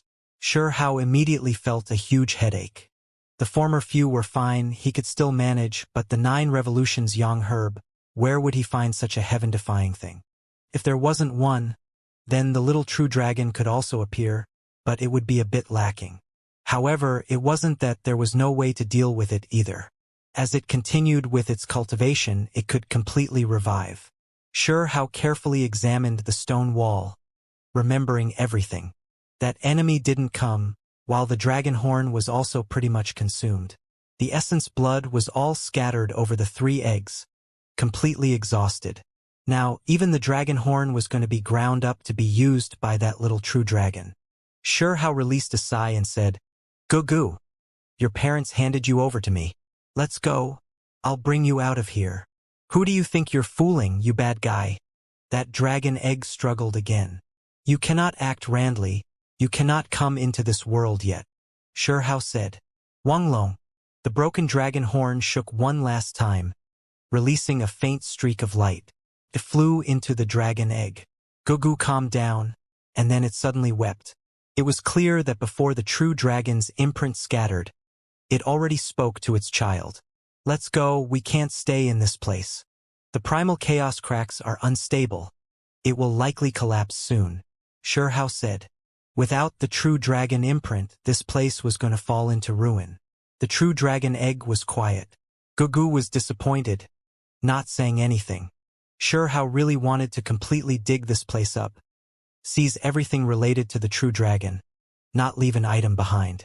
What left him shocked was that apart from the dragon scale herbs, there were some unknown stalks of divine medicines growing behind the dragon nest, clearly not ordinary things. Oh, in the end, while crying and full of reluctance, Gugu could only leave. Sure how didn't hesitate at all. He picked up the entire dragon nest, directly bringing the 3 eggs out from this place. After reuniting with Qingfeng, the golden lion turned into a crazy gust of wind, rushing past the sky dome, quickly bringing Sure how and the others towards Stone Village. "We ended up looting an entire nest of true dragon eggs. I'm not dreaming, am I?" Qingfeng felt a bit dizzy. This felt too unreal. When they came back, all of the villagers surrounded them. "Little Hao, what kind of bird egg is this? Why are they so big? Do you want to eat them? Or are we going to incubate them? Raise some little birds?" Sure Linhu asked. He was the previous leader of the hunting group, now handed that duty over to Dezhuang and the others, living each day rather leisurely, only watching over the training of the children in the morning. "Uncle, these can't be eaten. They are dragon eggs," Qingfeng said mysterious, finding it hard to hide his excitement. "What are you playing at?" Forget about Sure Linhu, even the people further out were shocked, looking over together. "They really are dragon eggs." This time, even I am in a bit of disbelief. Sure how nodded. With a hong noise, a large group of kids immediately rushed over. If it wasn't for Sure how grabbing them, the group of monkeys might have really jumped into the dragon nest, all of them full of curiosity. Even the children who came from Desolate Border were shocked, walking over. "They're flood dragon eggs, right?" Erming's kid rubbed his hands, crawling towards the dragon nest, wishing to get a good rub in, but he was naturally fished up by Sure how. "I say, little Hao, where did you find this thing from? It should be some divine flood dragon's egg, right?" The past snot baby was now a young man. He spoke openly, even patting that egg. This was not a member of the current group of snot babies, but rather Sure hao's past comrade, his age similar to his, a few years younger than Dezhuang and the others. "Don't strike it. These are the eggs of a true dragon." With things already like this, Sure how didn't hide anything, telling them what he experienced. The crowd gasped, and then their eyes directly widened. These young men all became like children, really wishing to enter the dragon nest, raise the eggs and get a good look for themselves. Fortunately, the old clan chief Sure Yunfeng came. He cleared his throat, and then everyone became embarrassed, not daring to act out. The main thing was that they were too excited. These weren't flood dragon eggs, but rather true dragon eggs. In everyone's eyes, this was equivalent to a true immortal, perhaps even greater. This type of legendary figure actually appeared in the village, so how could they not be shocked? Yun Shi was also stupefied. She stood nearby, looking at Sure how, truly unable to comprehend what was going on. He actually brought back even a dragon egg? Just how heaven-defying was this? This was a nest of true dragons, everything brought back. Now, I believe that little uncle is unmatched under the heavens. I heard that he loved to rob vicious bird nests. dig up beast caves even when he was young. Now he fully deserves his reputation. Even a true dragon nest was carried back. A little fella who still had snot dripping from his nose had a face full of adoration. The group of youngsters all giggled, including Ermeng, Huzi, and the others, because this was also what they had done, running around like rascals with Shurhao. Xiling and his wife were naturally shocked. They had long hurried over, now almost petrified. The villagers were all stunned. This really was too great of a surprise. If the village raised a dragon, just how glorious would that be? All of them began to laugh in a silly manner. Haha! This is too awesome. Is our village going to defy the heavens? We are going to raise a dragon. Dazhuang scratched his head, laughing continuously in a simple-minded manner. After a long time had passed, this place calmed down. Shurhao began his research, trying to figure out how to make this true dragon hatch.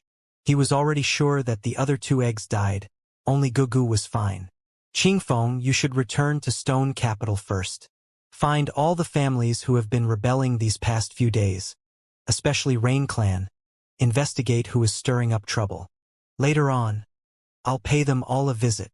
He wasn't worried for Qingfeng. After returning this time, he already gave him secret protective treasures. Apart from this, he had the golden lion follow him, obey Qingfeng. As for himself, he concentrated on this dragon egg, moreover starting to help it hatch himself. After the novelty passed, Stone Village finally calmed down. You aren't worrying about yourself? You even have the extra time to incubate a dragon egg? She released a light sigh. In her opinion, the day of Hao's cultivation disappearance wasn't far off. Could eating a dragon egg help dissolve the immortal breaking curse? She asked, extremely concerned with Hao's condition. It won't help, that is a curse unrelated to all of these. If you're worried for me, hurry and help me give birth to a little fatty. In the future, I'll raise him so he can get revenge for me. Hao researched the dragon egg while speaking nonsense. Yunshi's face was red, directly seizing a kid along the way, throwing him onto Hao's neck, and then turned around to leave. "Aw, uncle, it's not my fault." The little fella was given a huge scare. "Don't worry." Hao laughed, and then lowered his head, continuing his pondering. 2 days later, Hao began to grind up the dragon horn. At first, he was still a bit regretful. What kind of thing was a dragon horn? It was too heaven-defying, able to cut apart the great cosmos. However, he discovered that this broken dragon horn couldn't be ground into powder. When it rubbed on the dragon egg, it actually shone, directly absorbed by that egg. Gugu didn't say anything all this time, remaining silent, but he was also extremely cooperative. This was especially the case when that Dao bone left by the true dragon, which was equivalent to the ashes of an ancient monk, was also merged into the dragon egg, turning into symbols and splendor, absorbed by it. Hao gasped. Just how heaven-defying was this dragon egg? Soon afterwards, he realized what happened. The dragon egg's damage was too severe, needing true dragon essence's replenishment. Only then could it compensate for its innate deficiencies. One had to understand that a dragon egg might produce an actual dragon. This proved that it contained unimaginable potential. For it to absorb the essence of dragon horn powder and Dao bones was completely normal, making up for what it lacked. Hao used the dragon scale herbs as well, directly using up more than 30 stalks. Apart from this, he picked divine medicines, picking some stalks and leaves from each stalk, using them on the true dragon egg, refining them into divine force multicolored light, merging it inside. He already gave the little true dragon what had to be given, only some dragon scale herbs that it couldn't absorb were left. What was missing was only a stalk of 9 revolutions yang herb. Where would he find that thing? "Little uncle, that 5-colored sparrow is bullying me." In the distance, a child shouted. Hao's mind immediately shook. That 5-colored sparrow was still in the village? Just how many years had passed? Yet it was actually still here. When he returned, he even wanted to find it, but overlooked this because of the true dragon egg events.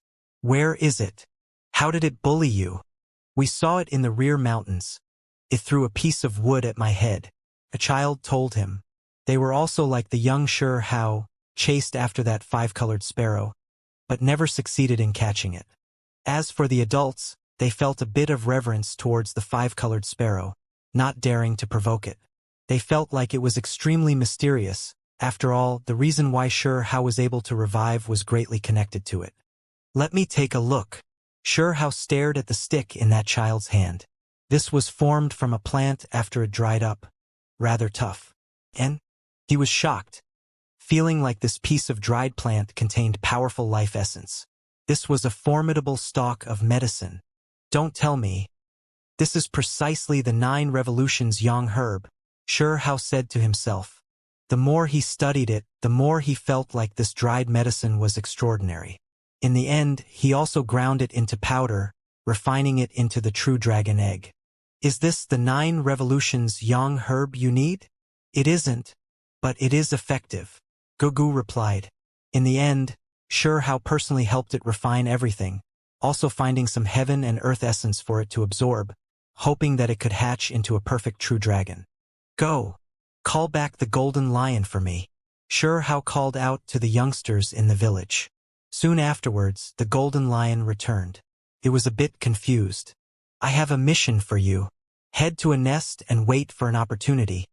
Catch a creature for me," Xianxia ordered. The golden lion's eyes brightened, now looking forward to this. What kind of creature was this for Huang to attach such importance to it?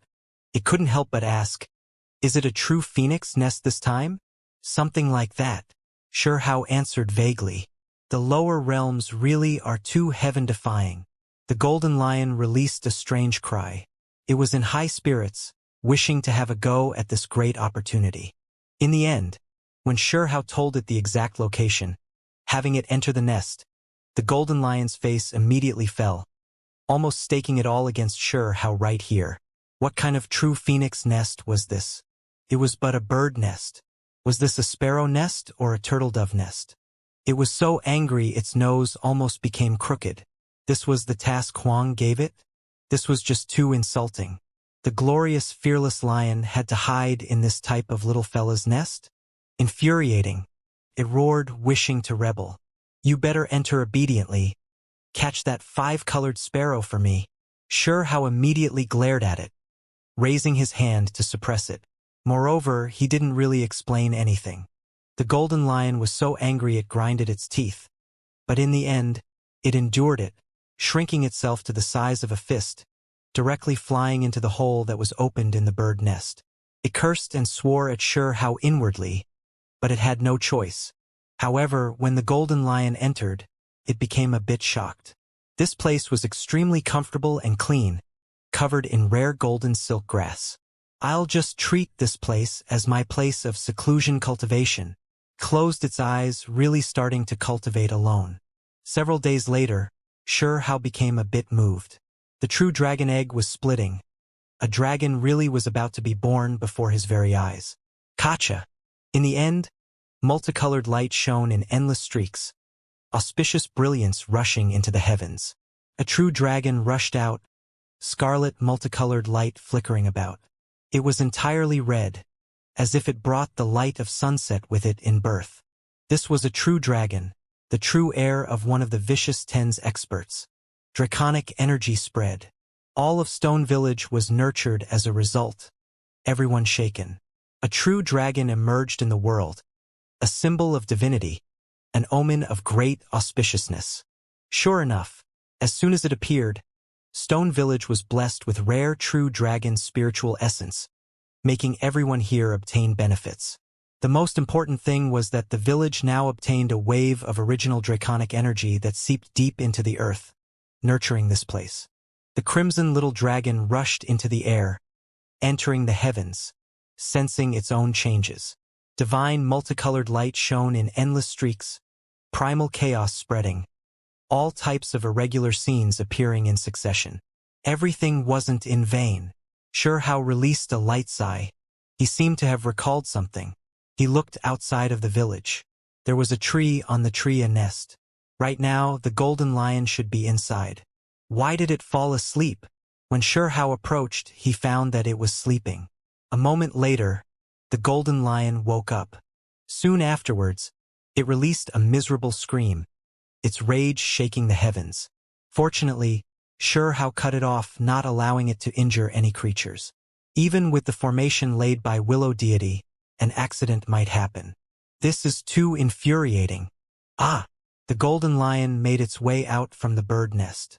Xianxia was stunned, and then he erupted into laughter. On the golden lion's nose was a pile of bird poo.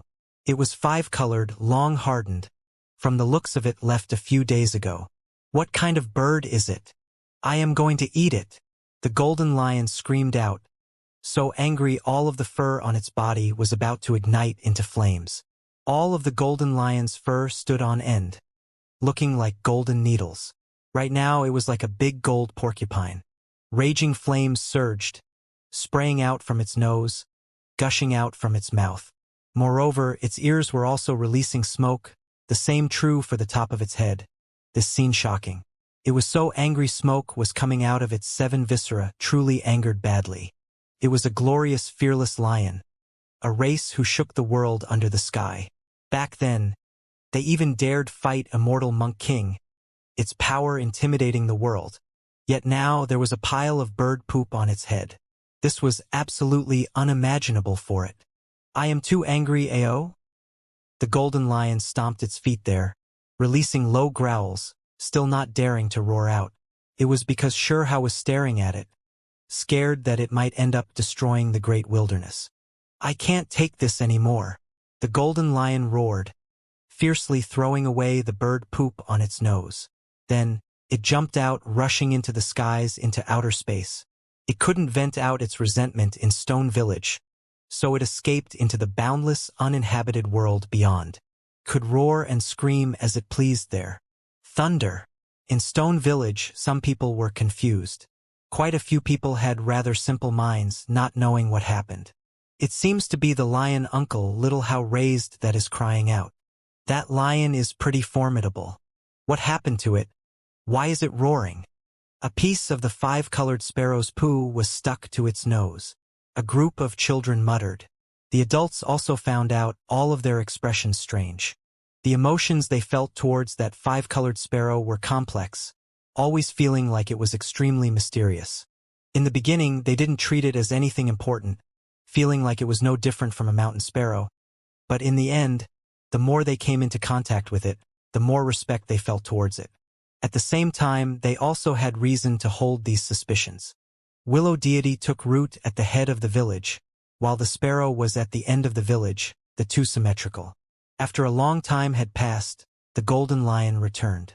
Its face was shaking, a sign of its anger still not being quelled, left in too sullen of a state. Golden lion, you're back? Isn't it just a piece of bird poo stuck on your nose? Don't worry about it. It's fine as long as you properly wiped it off. A child in overalls advised with good intentions. When it heard this, the golden lion's face shivered again intensely, baring its snow-white fangs. This gaze could kill, really wishing to swallow up that brat in one gulp. Why are you trying to scare me? It was that bird who did it. It wasn't me who put the poo on your nose. The child was confused. You, shut up. The golden lion felt as if its tail had been stepped on, baring its sharp fangs and glaring out. It really was furious, its sore spot being jabbed at again and again. Golden fur lion, what kind of attitude is this? He was trying to comfort you with good intentions. Do you not understand gratefulness? A brat who still had snot dripping from his nose complained. Am I allowed to bite people? The golden lion turned around, shooting Xianxia a look, grinding its teeth, releasing a low growl. All of the golden fur on its body stood on end again. Xianxia shot it a look, only having 2 words. You cannot. Uncle, it isn't that I am criticizing you, but the mental tolerance of this mount you brought back is too inferior. Isn't it just bird poo? A child acted like an adult, acting cockily here. Ah, heavens. Hurry and send me back to the ancient world on the other side of desolate border. I can't take it anymore. The golden lion screamed. In the end, it was kicked to the side by Xianxia. This lion is no good. It's even worse than that big turtle. Look how honest and dutiful it is, just sleeping under the heavenly deity tree. Someone said, Exactly. I also feel like that big black turtle is stronger. There were others who nodded. The golden lion really was angered badly. What level of existence was it? Staying here made it go a bit crazy. Only she secretly laughed, because she was deeply aware of how terrifying this lion was, what level of existence it was, yet was suffering so much right now. Even though the villagers knew that its cultivation was high, they never saw it display its power. They only saw it as Xiao's mount, which was why it was difficult for them to feel a sense of danger from it. Xiao didn't have time to bother with the golden lion, instead paying attention to the little true dragon. It already descended from the air, bringing auspicious multicolored light with it, accompanied by a rain of splendor. Draconic energy swirled about. The villagers all flocked over, including the children from Desolate Border. This was a true dragon. It was actually born, moreover, right before their eyes. The crimson dragon body was less than a zhang in length, could be said to be rather small, not large at all. It was clearly rather tender. It was like the embers of a dark night, bright red and sparkling, scarlet multicolored light flickering about. Even its dragon horns were like blood diamonds. This was a red true dragon. Gugu's expression was complicated. When it descended, it rushed over to Xiao and showed its appreciation. Thank you. Even though they were at odds before, regardless of whether it was in the Void God realm or Stone Country's capital, even being suppressed by Xiao before, he really did help it in the end. There's no need to be polite. Just take me as your master, Xiao said with a smile. Gugu's expression immediately fell. It never had this type of intention. Xiao carefully examined it. This crimson dragon's body was sturdy and powerful, worthy of being a true dragon. Its body was complete, hard to find any faults or weaknesses. Comparatively, at its cultivation level, it was extremely astonishing. Xiao knew that regardless of whether it was the dragon horn, divine medicines, dragon scale herbs or others, it absorbed everything. They had great effects, replenishing its innate deficiencies, not allowing it to have an old illness. Not bad, this is good. A complete true dragon. Your blood energy is vigorous. Your cultivation will only take half the effort but obtain twice the results, far exceeding other creatures. Xiao nodded in praise. Even the proud and arrogant golden lion who had always looked down on the lower realms had no choice but to accept this. The true dragon was extraordinary after all, seemingly a bit more formidable than it when it was young. Your body is sturdy, soul powerful. There shouldn't be any issues. Xiao felt extremely fulfilled, completing his desire to restore one of the vicious 10, the true dragon. Xiao's mind was burning with passion. Right now, he was full of expectations, because this was a true dragon. The true dragon precious technique that was known to be unmatched was going to appear. How much of your inherited precious technique is matured? How are your skills in this? Xiao released a few dry coughs. Asking like this, the golden lion shot him a look of disdain, silently cursing. Wasn't it enough if he just directly said he wanted to learn the hidden technique? The crimson dragon felt ashamed, a bit embarrassed, saying, I only obtained some superficial bits.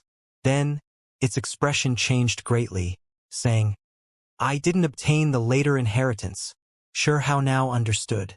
There was still a huge issue in the end. He just knew that without the 9 revolutions Yang herb, there might be some flaws, but he never expected it to be so severe. The little crimson dragon didn't have any problems with its body. Regardless of whether it was the body or soul, they were both shockingly strong. However, the imprint fragments within its blood were incomplete. The inheritance wasn't recorded. As for the true dragon's unmatched inheritance, it didn't completely obtain them. It was proficient in normal cultivation methods, but the true dragon's most powerful secret technique had been completely lost. He was even thinking about the true dragon great method, but in the end, that unmatched secret method wasn't even passed down. Gugu was terrified. This was a huge matter. The true dragon's most powerful precious technique wasn't in its blood. What it grasped was still those true dragon methods from before it was born. The clan's full inheritance wasn't there. What do we do? Even the golden lion was worried, because it also had its eyes on it. wishing to bask in Hao's limelight, but discovered that everything amounted to naught. Void God Realm. Suddenly, the little crimson dragon said, "What do you mean?" Hao was shaken. "Those two old things told me that as long as I could break your records, then the most powerful precious technique could be exchanged for their. I believe that place has the true dragon precious technique," Gugu said. It had previously fought with a youngster named Shigu, the two of them known as the twin stones of the current generation, stirring up a huge commotion. Hao's expression changed greatly. He was originally planning to head to the Void God Realm, planning to use his own 10 bronze pieces to exchange for a precious technique. He didn't even decide which one to choose, but now, it seemed like he could only choose the true dragon technique. He shot the little crimson dragon a look of contempt, always feeling like this purchase wasn't worth it. After bringing back a true dragon egg, not only did he not obtain any benefits from this clan, he even had to become a nanny, help it learn the true dragon technique. "I feel like your age is still young, cultivation not deep enough.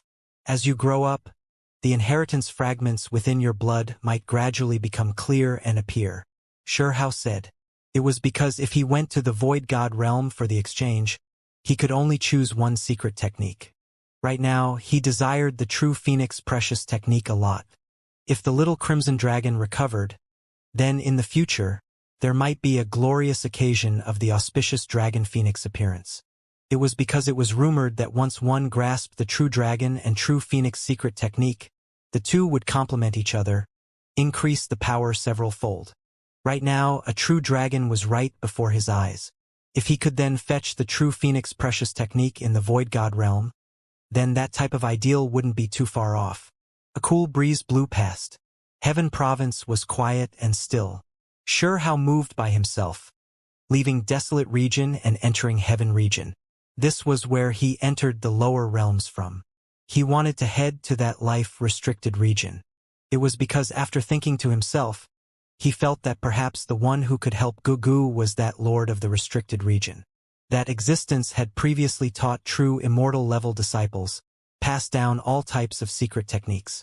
Hao felt like he might be proficient in the true dragon precious technique. Originally, he already wanted to come here, because he had made an appointment with this lord beforehand.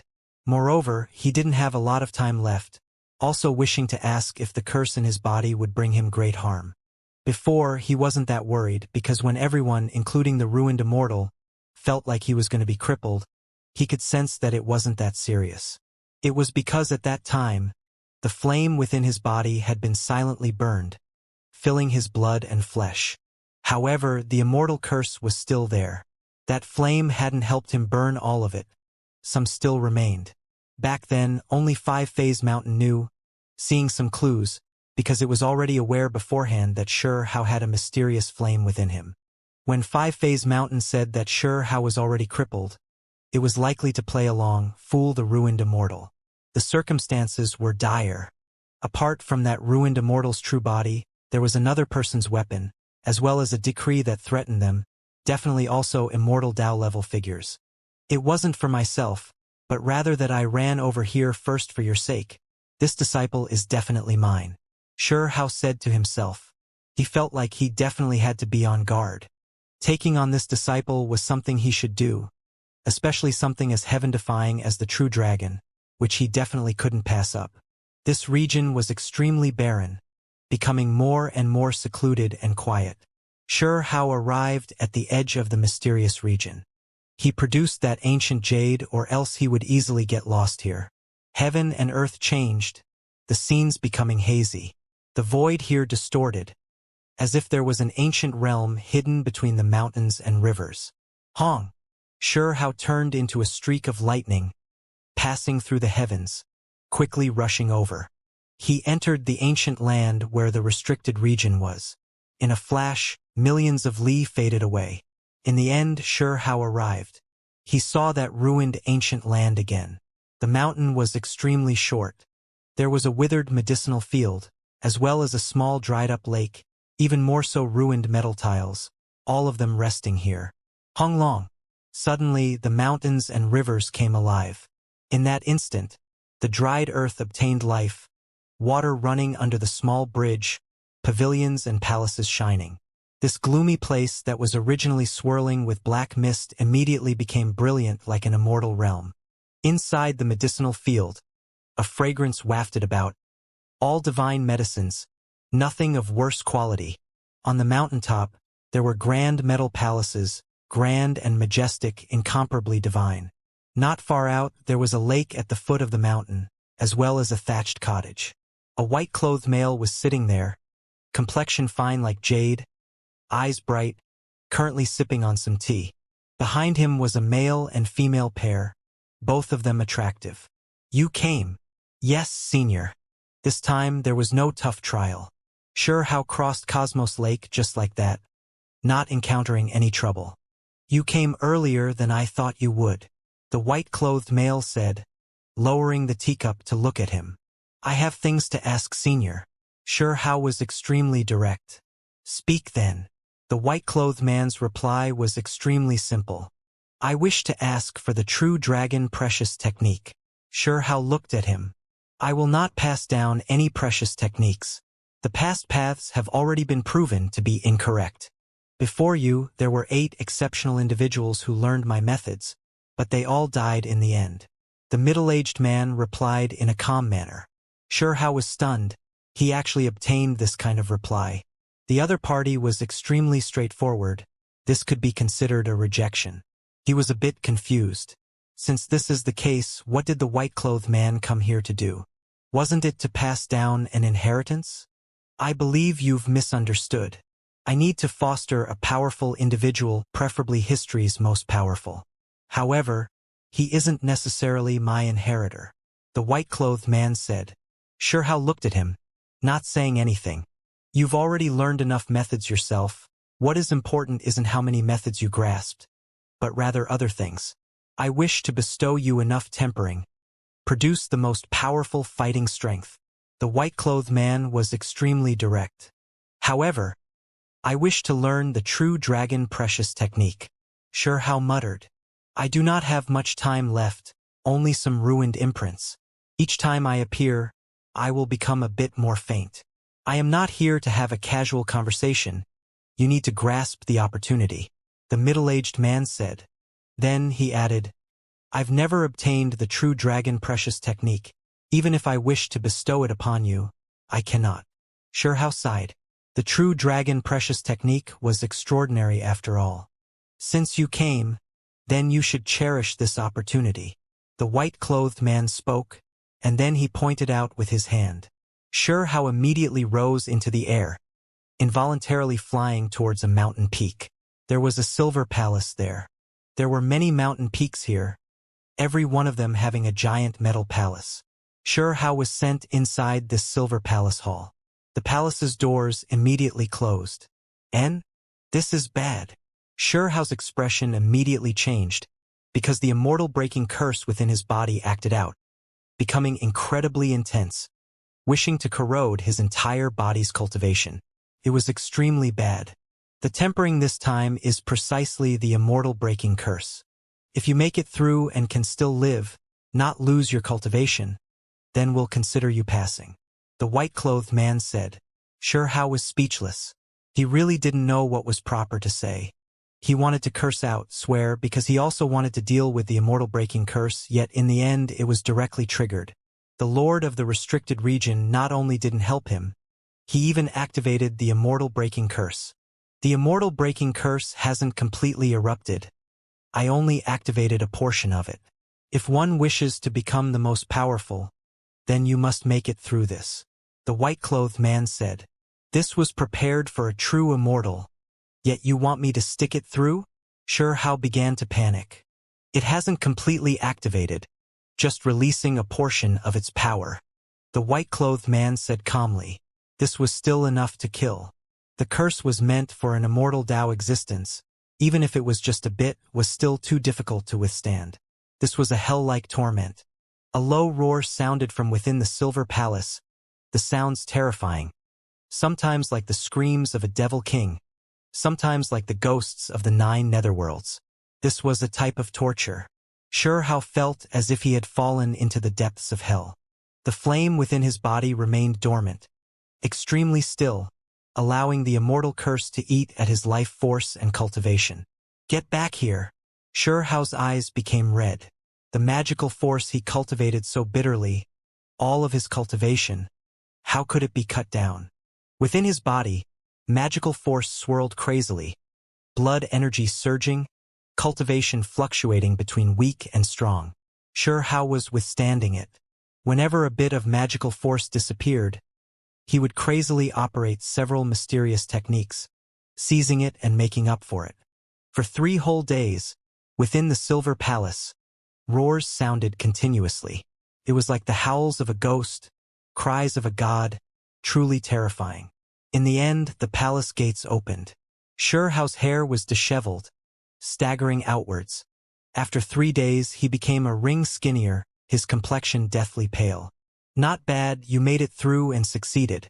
I look forward to the day where you can completely resist the breakout of the immortal breaking curse while still in the mortal domain, the white-clothed man said.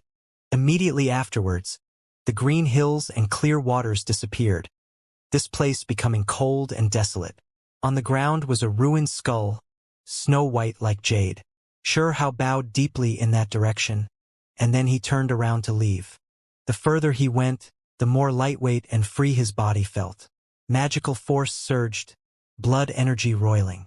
He felt as if he returned from hell back into the world of the living. His body feeling at ease, primordial spirit compact. Hao returned to Stone Village. Sigh. I wasn't able to obtain the true dragon precious technique. It seems like I can only go into the void god realm, he said with a light sigh. The golden lion rushed over. It knew where Hao went. When it heard what he said, it immediately became disappointed. Right? Did the 5-colored sparrow appear? Hao asked. The golden lion immediately gritted its teeth, shaking its head. It had wandered the great wilderness these past few days, wishing to bother the 5-colored sparrow, but in the end didn't find it at all. Big brother, I have pretty much finished the investigations. Rain Clan have really managed to contact their ancient deity. There are some strange things involved. Qingfeng returned. He already more or less wrapped up the search, finding out which powers wanted to rebel, supporting the past Emperor clan direct line of descent. This investigation wasn't all that difficult. However, what led him apprehensive was that Rain Clan's people really were able to communicate with a deity. Deity? I'll just eat him later, the golden lion said brazenly. Whatever. The 5-colored sparrow even left bird poo on your nose. Yet you still couldn't catch it. There were children who spoke out. You can beat someone, but you can't beat their face, you can't hurt one's pride. When the golden lion heard this, its face immediately became dark, really wishing to roar and throw itself over. There's no rush.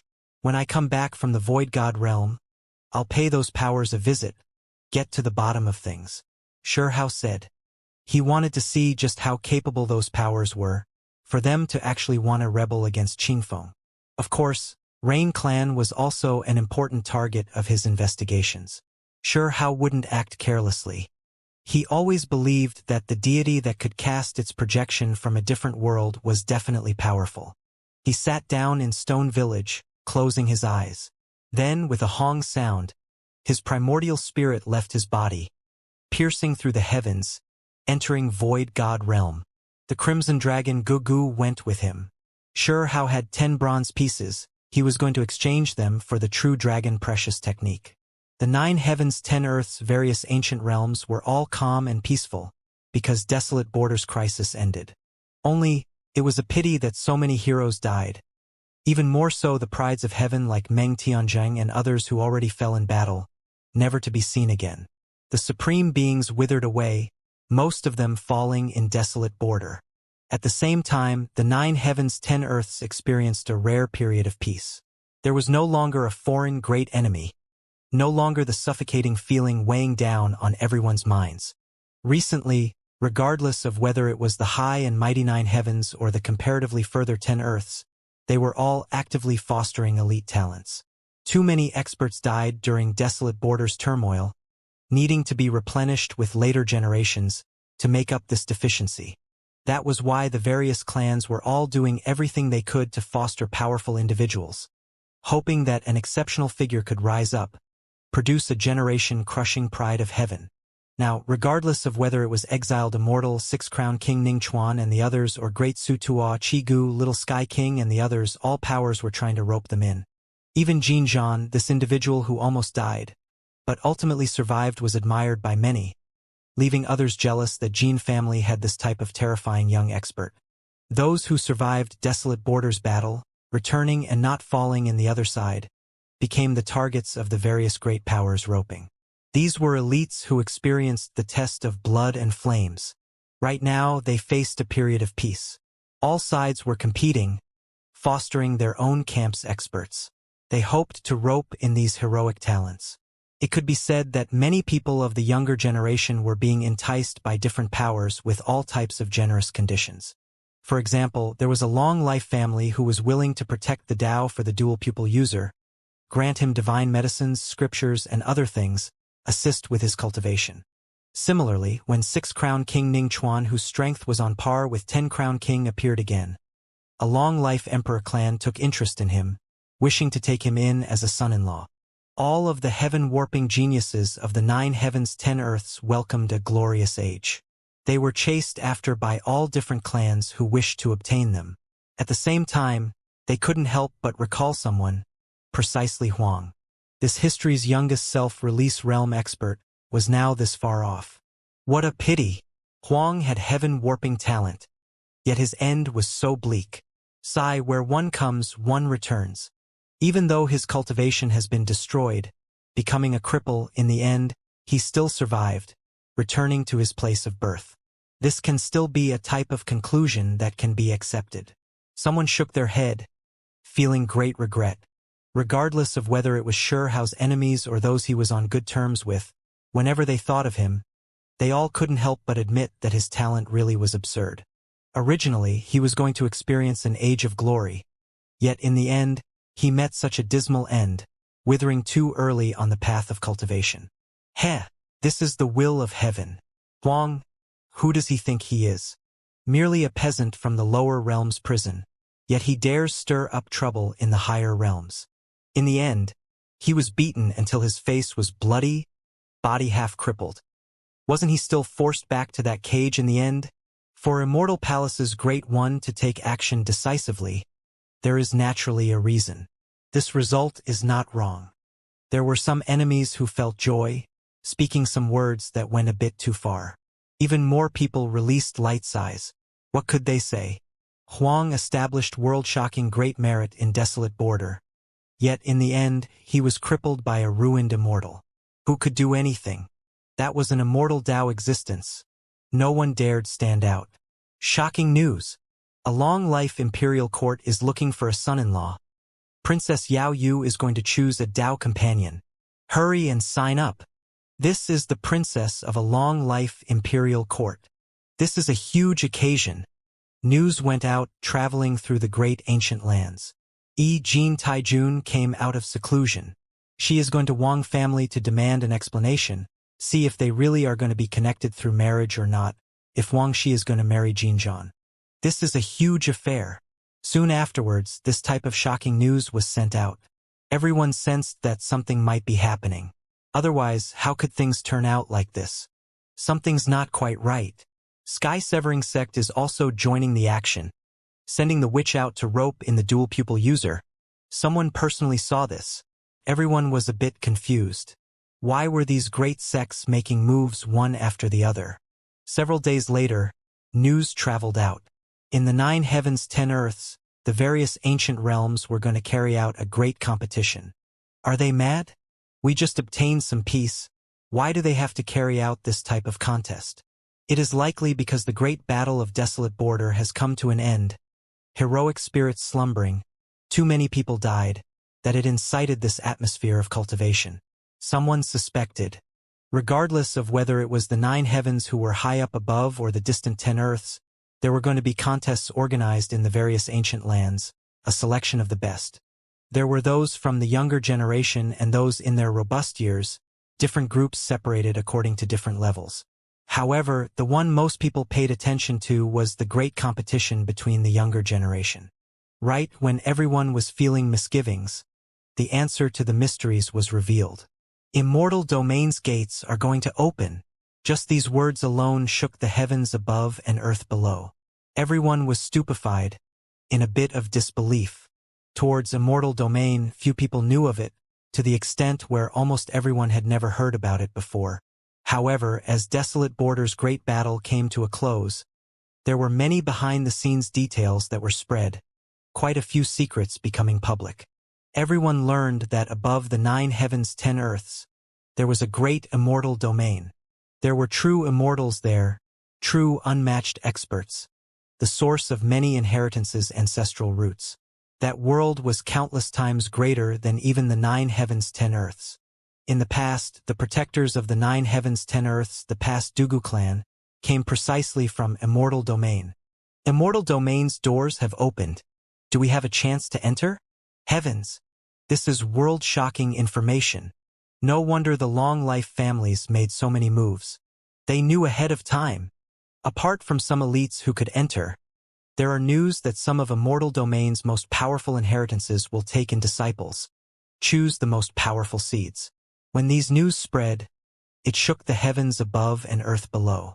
Everyone understood why there were such disturbances recently. Now Wonder Little Sky King, Exiled Immortal, Six Crown King and others were all being roped in by various sides. Everyone found it hard to calm down. This meant that a great opportunity was coming. What kind of place was Immortal Domain? During all these years, not even their supreme beings could enter. However, now such a great instance of natural luck appeared. Those who had great achievements could enter Immortal Domain. Soon afterwards, the source of the information was revealed. It was the ruined immortal who sensed something, the first one to learn about this. Immortal Palace's ruined immortal sensed an omen that there were projections cast down from within Immortal Domain's gates, displaying unmatched might, releasing a decree. Not long ago, I was still feeling pity for Huang, but now I should feel happiness for him instead. It was actually the ruined immortal who survived who accepted the decree. If Huang was still in the higher realm, he might be directly killed. Not given a chance, directly eliminated completely, a few people said with a sigh. This was a great opportunity. Those ruined immortals would definitely stop Huang from heading there.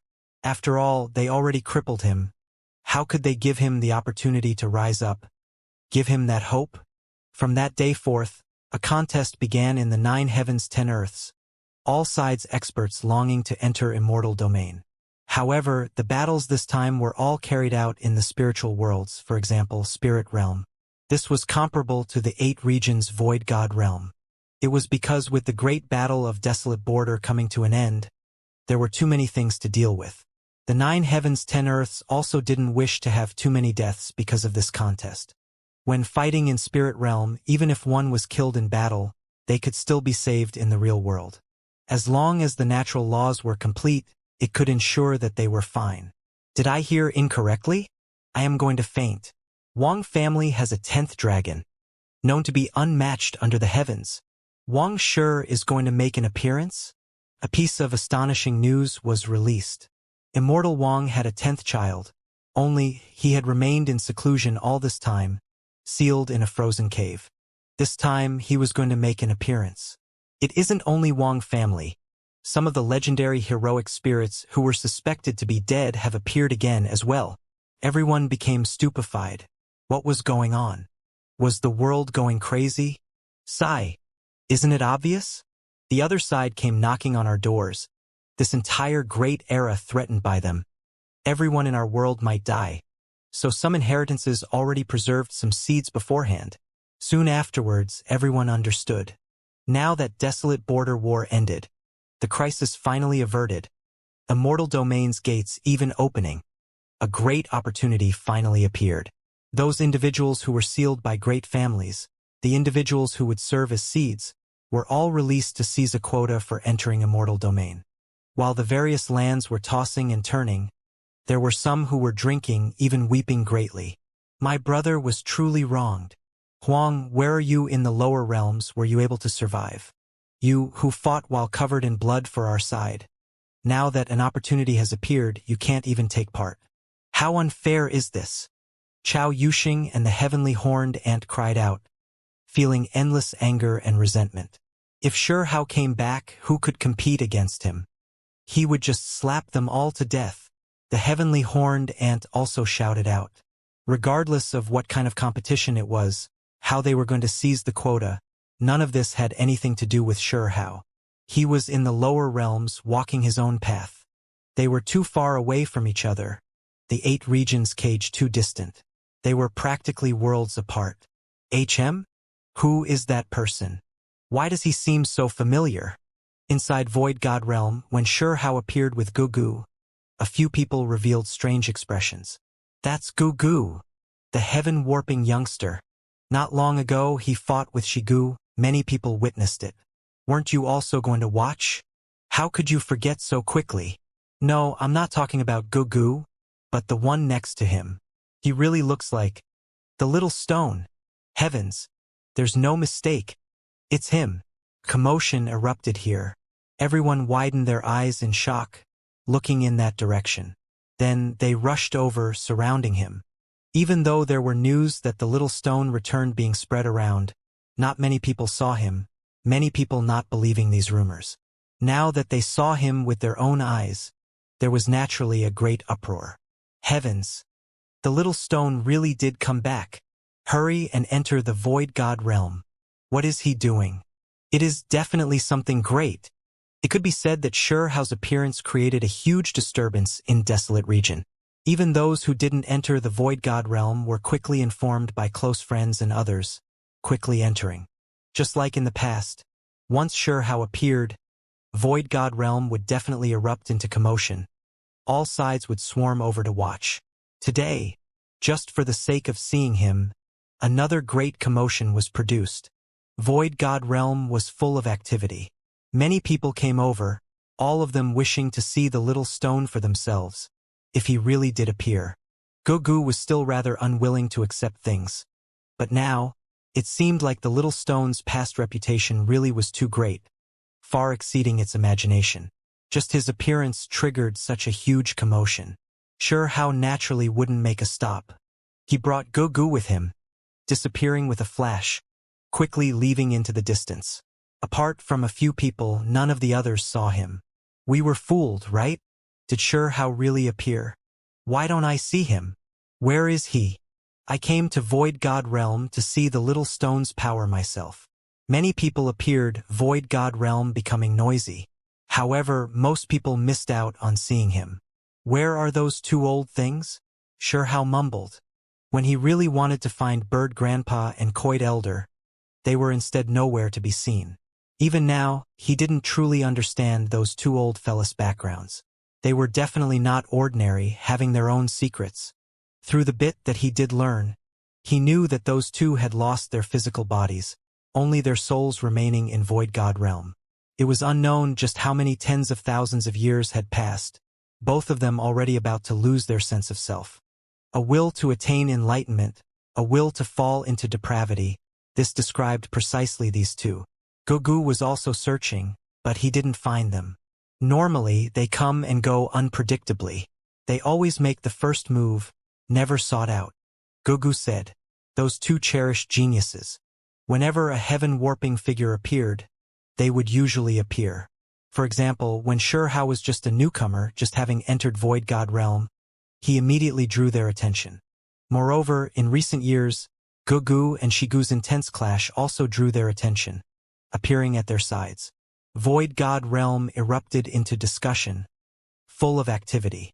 Many people came to see the little stone, yet in the end, they didn't see anything. It really was regretful. Shi Hao and Gugu exhausted great efforts to find those 2 old fellas, but ended up with nothing. Something isn't right. There is such great activity, so they should have appeared, especially after knowing that you came back. Gugu said. When Shi Hao heard this, he laughed coldly and said, I know what's going on. Those 2 old things are doing this on purpose, not wishing to meet me. They want to act shamelessly, not acknowledge their promise. What do you mean? Gugu was confused. In the past, They would always use all types of excuses, not willing to honor their commitments. Now they're running from me on purpose, not wishing to give me my reward. Shirhao said, sniffing out something. Then what can we do? The Crimson Dragon Gugu's face fell. It now completely acknowledged Shirhao. It was a true dragon, yet actually didn't know its clan's secret technique. This was a bit humiliating. It felt like if Shirhao really could teach it the unmatched secret technique, even if it had to take him as his master, it wasn't something it had to resist to the death. For a dragon to be forced to this extent, one could see how anxious it was. Otherwise, it might become the most unreliable true dragon of all of history, as well as the weakest true dragon, truly a laughingstock recorded in the history books. These were what the Golden Lion secretly muttered to him to add pressure. Of course, this was also incited by Shirhao. Who could blame him for wanting it as his disciple? It's easy. I'll settle it and force those two old fellas to appear. Hong. When Shirhao saw an altar, he walked over, and then took a deep breath. A fist directly smashed out.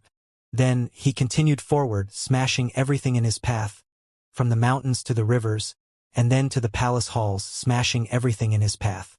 In the end, this triggered a huge commotion.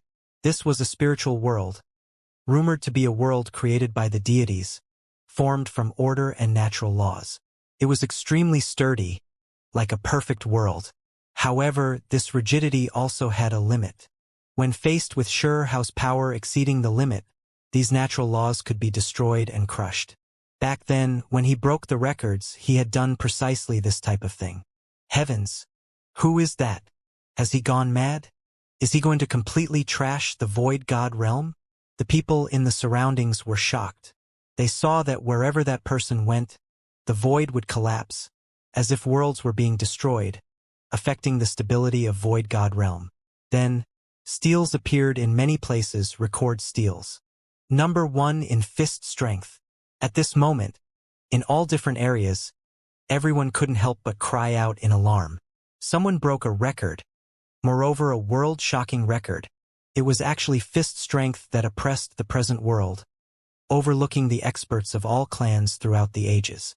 This was not a normal record because fist strength, from a certain perspective, might be close to true combat strength. Number 1 fist strength, even if their fighting strength wasn't number 1, it was likely not far off. There were many records, but there were some that were extremely special, having great weight. Without a doubt, number 1 fist strength was just too shocking, stunning the world. Even Gugu was stupefied.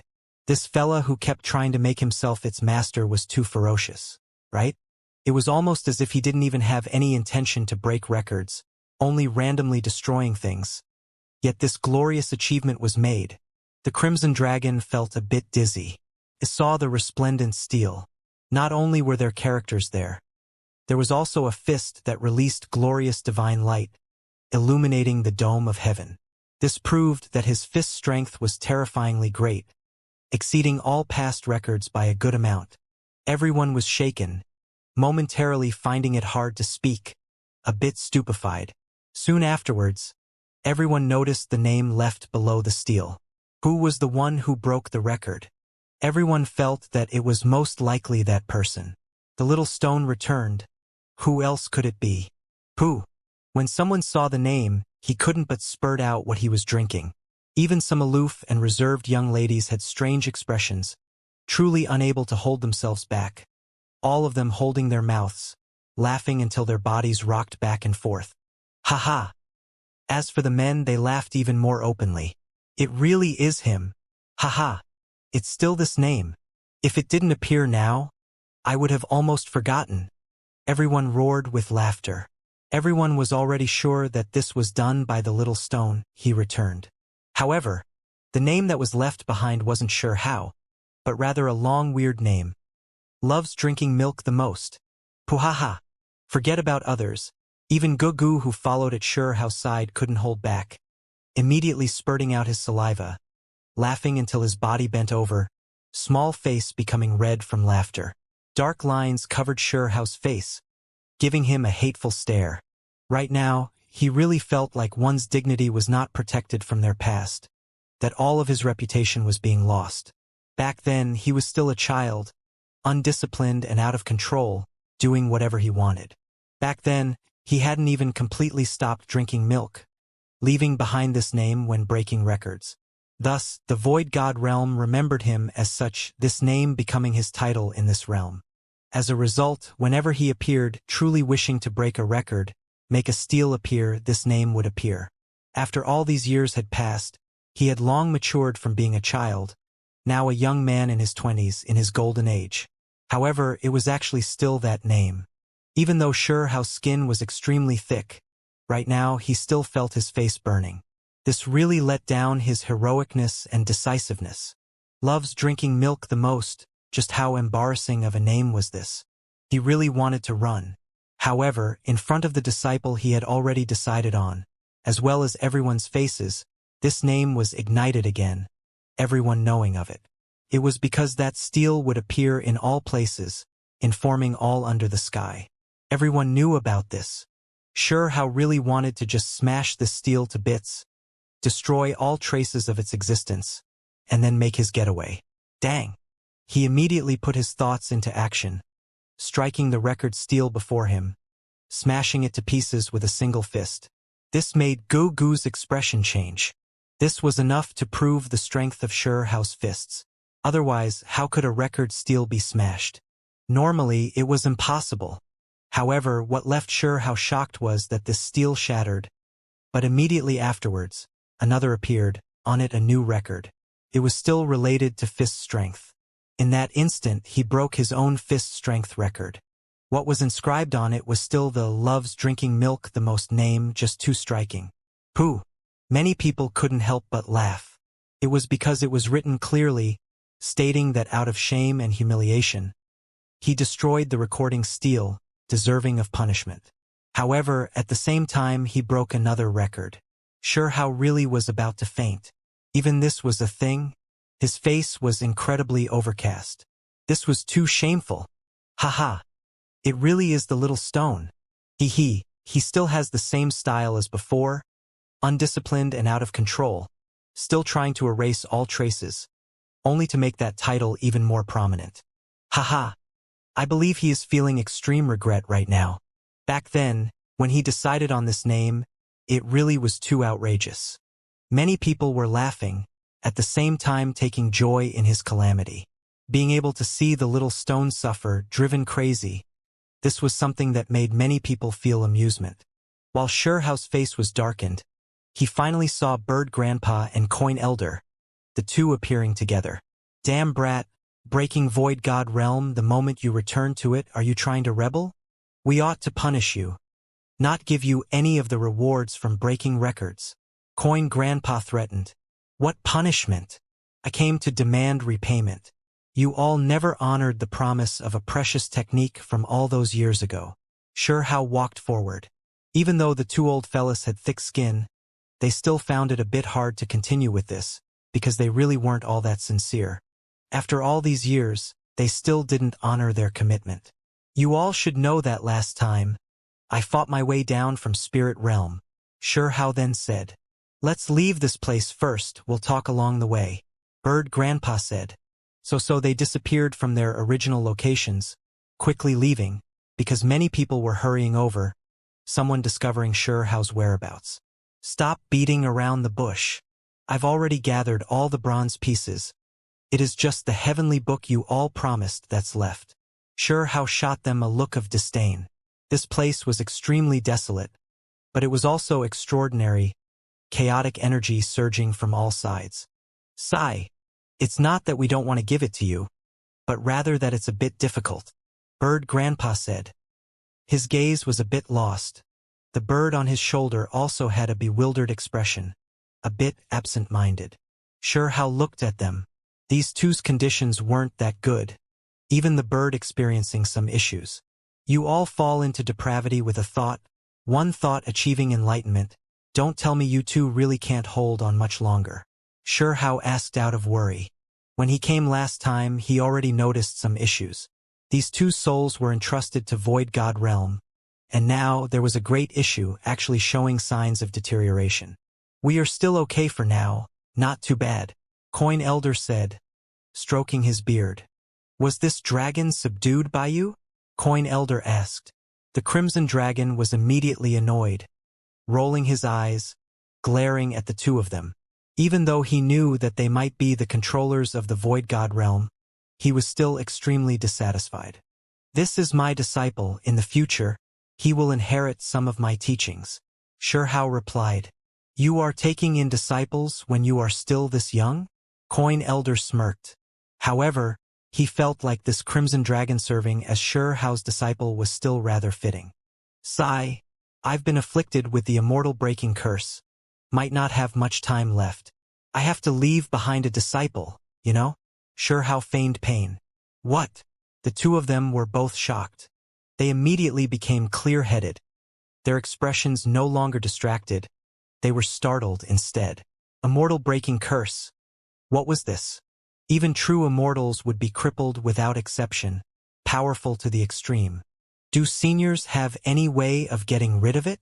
Shihao humbly asked for guidance. It was because while in that life-restricted region, he had asked that white-clothed man how to get rid of this curse. At the very least, the lord of the restricted region had never heard of a way to get rid of it, could only face it head-on. However, it was rumored that apart from immortal kings, all those who suffered from the curse were crippled. It was merely a matter of time. Shihao was a bit stunned at the time. There was actually no cure. The lord of the restricted region was extremely direct, telling him that it was precisely why there was no way to get rid of it, that it was worth him using this to test Shihao. Only by miraculously making it through in the end, not being crippled, was there a chance of him becoming history's most powerful self-release realm cultivator. At the time, Shihao released a bitter smile. What was the point of being history's strongest self-release realm cultivator? Even true immortals were crippled in the end. Of course, he understood what the lord of the restricted region meant. It was because the other party experienced too much, witnessed too many hardships. What he needed now was someone who surpassed all other experts, at the very least, someone who exceeded him, the lord of the restricted region. Otherwise, any further nurturing was useless. Shihao would be just like the 8 previous true immortals, all of them dying in the end. The enemies and situations the lord of the restricted region faced might be extremely terrifying, or else he himself wouldn't have died. Shihao knew that the white-clothed man wanted to head to the other side of the dam, advance forward, but back then, he returned while covered in blood, dying soon afterwards. The successor this type of person needed naturally exceeded all those of the past, needed to become the most powerful. Immortal breaking curse.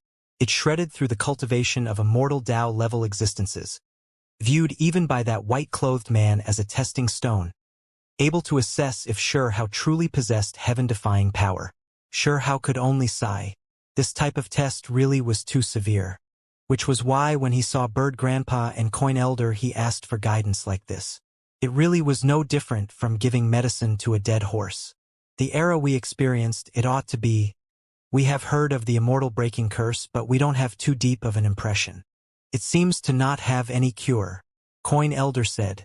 Shihao already knew that something was wrong with them for quite some time, that they forgot some things of their past. There is no point in hiding anything from you anymore. We were injured, moreover, we were guarding some things, which was why our conditions seemed to be worsening. Coin Elder said. He admitted that he would often forget some things, and that it was related to this. What are you two guarding? Shihao was shocked.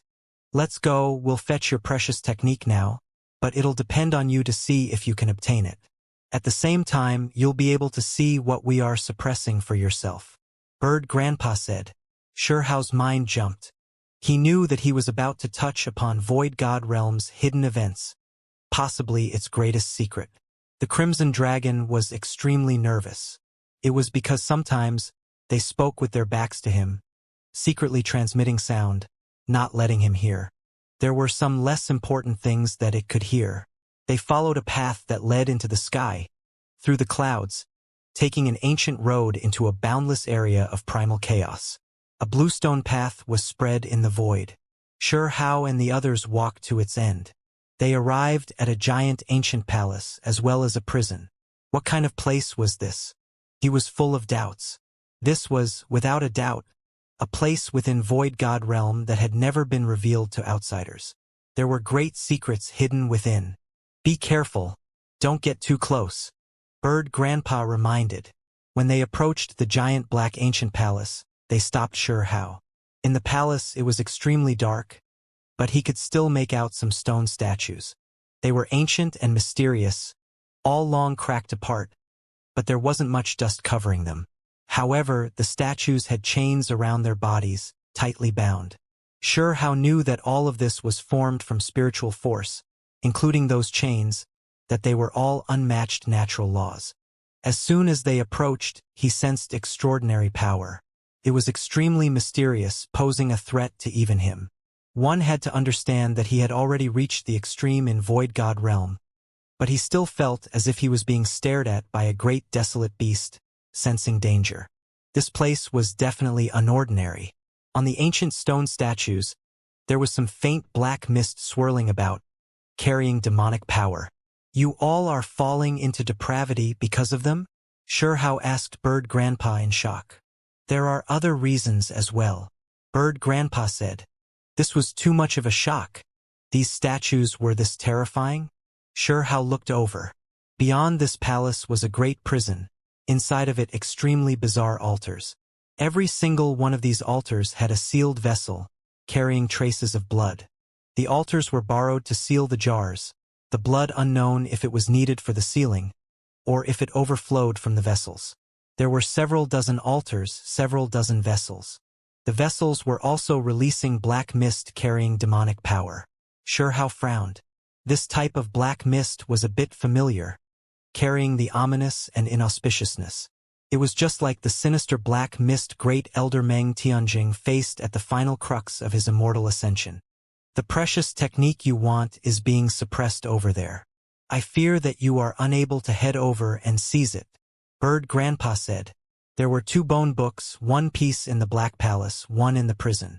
What kind of precious technique is it? Sure how asked. An unmatched technique in this world, as well as the precious technique you need the most, Coin Elder said. Sure how looked forward to it, his eyes starting to burn with desire. Those 2 bones were both extraordinary. They looked ordinary, but mysterious characters were faintly discernible, releasing immortal energy. It doesn't seem to be my clan's precious technique, the Crimson Dragon said, a bit apprehensive and also a bit disappointed. Under Sure Hao's rational words, it already lowered its head a bit, might take him as its master. It was because it really wanted to become a true dragon who knew its own clan's unmatched precious technique. However, after arriving in Void God realm, it discovered that all of these dreams might amount to nothing. True Phoenix precious technique, Bird Grandpa said. He sighed. This type of wondrous technique possessed endless power, moreover allowing rebirth through flames, the most suitable for Sure Hao. One of those 2 bones was in the Black Palace Hall, the other in the prison, floating quietly. These were phoenix bones. To be more precise, they were formed from interweaving phoenix bone texts, innately carrying the greatest power, purifying the black mist here. You don't have any way of bringing it away, can only study it here. However, this is still extremely dangerous, you might fall into depravity as a result. Coin Elder warned, his expression serious. I've even been afflicted with the immortal breaking curse. What black mist is there to be scared of? Just how far can I even fall? Sure how didn't feel any fear. Immortal breaking curse will only cripple your cultivation, but this will affect your mind, make you fall into darkness. Bird Grandpa's expression was extremely serious. He released a long sigh. Of course, the most dangerous thing wasn't limited to just this. Regardless of whether it was the stone statues or those sealed vessels, they were all extremely terrifying. Bird Grandpa warned him, having him be careful. It was because they already saw that Sure Hao set his resolution to head over, wishing to obtain the true Phoenix Precious technique. Sure Hao definitely wouldn't miss this chance. This was the greatest divine ability from one of the Vicious 10. How could he leave a treasury empty-handed? This was especially when this Phoenix secret technique was something he was extremely interested in. Apart from its powerful offensive power, the undying body was also something that he longed for. Rebirth through flames, undying Phoenix body, from the past to present, It was unknown just how many creatures were drawn to this method, desiring it greatly. Now, an opportunity was right before his eyes. Only the Crimson Dragon was unhappy. It felt like it might become the laughingstock of the true dragon bloodline. It didn't even grasp its own clan's divine ability. Not obtaining its inheritance, what kind of true dragon was it? Xianxia moved, walking into the Black Palace. Walala! Right at this moment, ice-cold chains sounded, piercing into the soul. It was too sudden and also extremely terrifying. Those statues were stone sculptures, but now they actually moved, all of them reaching out a hand, striking towards Xianxia. Pong pong pong. Xianxia's expression changed. These stone statues were too extraordinary, ridiculously powerful, making him sense the threat of death. He had to go all out in facing them. A fierce person. This little fella is ridiculously strong, almost a bit outrageous. Bird Grandpa inwardly sighed. Coin Elder also nodded, greatly acknowledging Xianxia's strength. He was now much stronger than he was before he went to the higher realms. He definitely made even greater breakthroughs on the path of breaking past the limit. This was unrelated to one's cultivation level. In this place where everyone's cultivation level was the same, what was compared was only the path exceeding the limits of this realm, a contest of who was the most powerful at the same level. From a certain perspective, this was a fostering of the most powerful in history in a certain cultivation level. After just a brief exchange, Xianxia was stunned, feeling greatly shaken. Ever since he reached where he was today, he rarely met his match at the same level. However, in this place he felt pressured. These stone statues were too powerful. The large hands that were reaching out were covered in chains, releasing walala sounds, just too ferocious. Right now, it was as if several unmatched beings descended into this world, arriving from the ancient times, challenging him. They met face to face, destined to end in flowing blood. What kind of creature is this? Xianxia backed up, in the end returning, not facing them head-on. It was because he was greatly shaken inwardly. Paramount beings, unknown which age they lived in. They were previously consecrated in some temples in a realm, some powerful figures among our predecessors sealing a portion of their imprints here. Bird Grandpa said. This was a major event he still remembered, because the impact was too great, not fading from his memory even now. Xianxia's expression was overcast. He stared at those statues. Even if you aren't a match, there is no shame. If you could stop even one of those stone statues, then it can already be considered defying the heavens. Coin Elder said. Who said I wasn't a match? Xianxia was naturally unconvinced. However, he had no choice but to admit that these stone beings were too strange. Right now, only a hand reached out, yet it was already this powerful. If the shackles really were undone and they went all out against him, what kind of result would there be? I recall a saying that the most powerful can be fostered and nurtured here. Bird Grandpa said. When Xianxia heard this, his pupils contracted. It seemed like these stone statues being chained up here wasn't just simply to be suppressed. They also served as a terrifying lighthouse for inspiring later generations. I want to release a stone sculpture, undo all of its iron chains, fight it with all of my strength, Xianxia said. You better not. Coin Elder was given a fright. Bird Grandpa was also shaken. He hurriedly waved his hand. This definitely wouldn't do. There are some recordings here, have a look, Coin Elder said. There were some indistinct words carved into the ground, informing those of later generations that they absolutely must not undo the shackles. It was because every single one of these stone statues were truly without equal, no one able to subdue them. This is an interesting place. I like it, Xianxia said. He was rather fascinated with this place, finding a training ground for improving his own cultivation. These stone statues would become his training partners in the future. He believed that one day he would personally undo their restrictions. If you want to sharpen yourself, you can enter the prison. However, let me warn you, you must come back quickly after entering each time. Must not waste too much time. Coin Elder said. According to what they said, inside the prison, the creatures sealed within those vessels on the altar were also extremely terrifying. He couldn't continue fighting them zealously. This is too great. I was running out of opponents. Who would have thought that there would be a bunch of them here in Void God Realm? Xianxia was excited, not fearful at all, nodding here. Hong. This time he rushed in, not facing the stone statues, but rather the prison region. In the end, as soon as he approached, a bloody arm reached out from a vessel, attacking him viciously. Great Tao force erupted, extremely terrifying. Pong! Xianxia faced it head-on, his brows furrowing. Were the creatures here all this powerful? Don't look down on them. The sealed creatures are powerful beyond imagination. Coin Elder warned. Every one of them exceeds the limit, Bird Grandpa added. When Xianxia heard this, he was greatly shaken. These sealed creatures' origins were definitely terrifyingly great. Just where did they come from? Hong. Many of the jars swayed. As long as he approached them, a bloody palm or claw would reach out and attack Xianxia murderously. These creatures were ridiculously powerful, making Xianxia's mind sink. This place was too extraordinary, he had to get to the bottom of this. If a swarm of these experts appeared one day, how was he even supposed to fight? Would he alone even make a difference? This is a corner of the dark prophecy, merely a simulation. There were some war generals trapped here to sharpen those of later generations.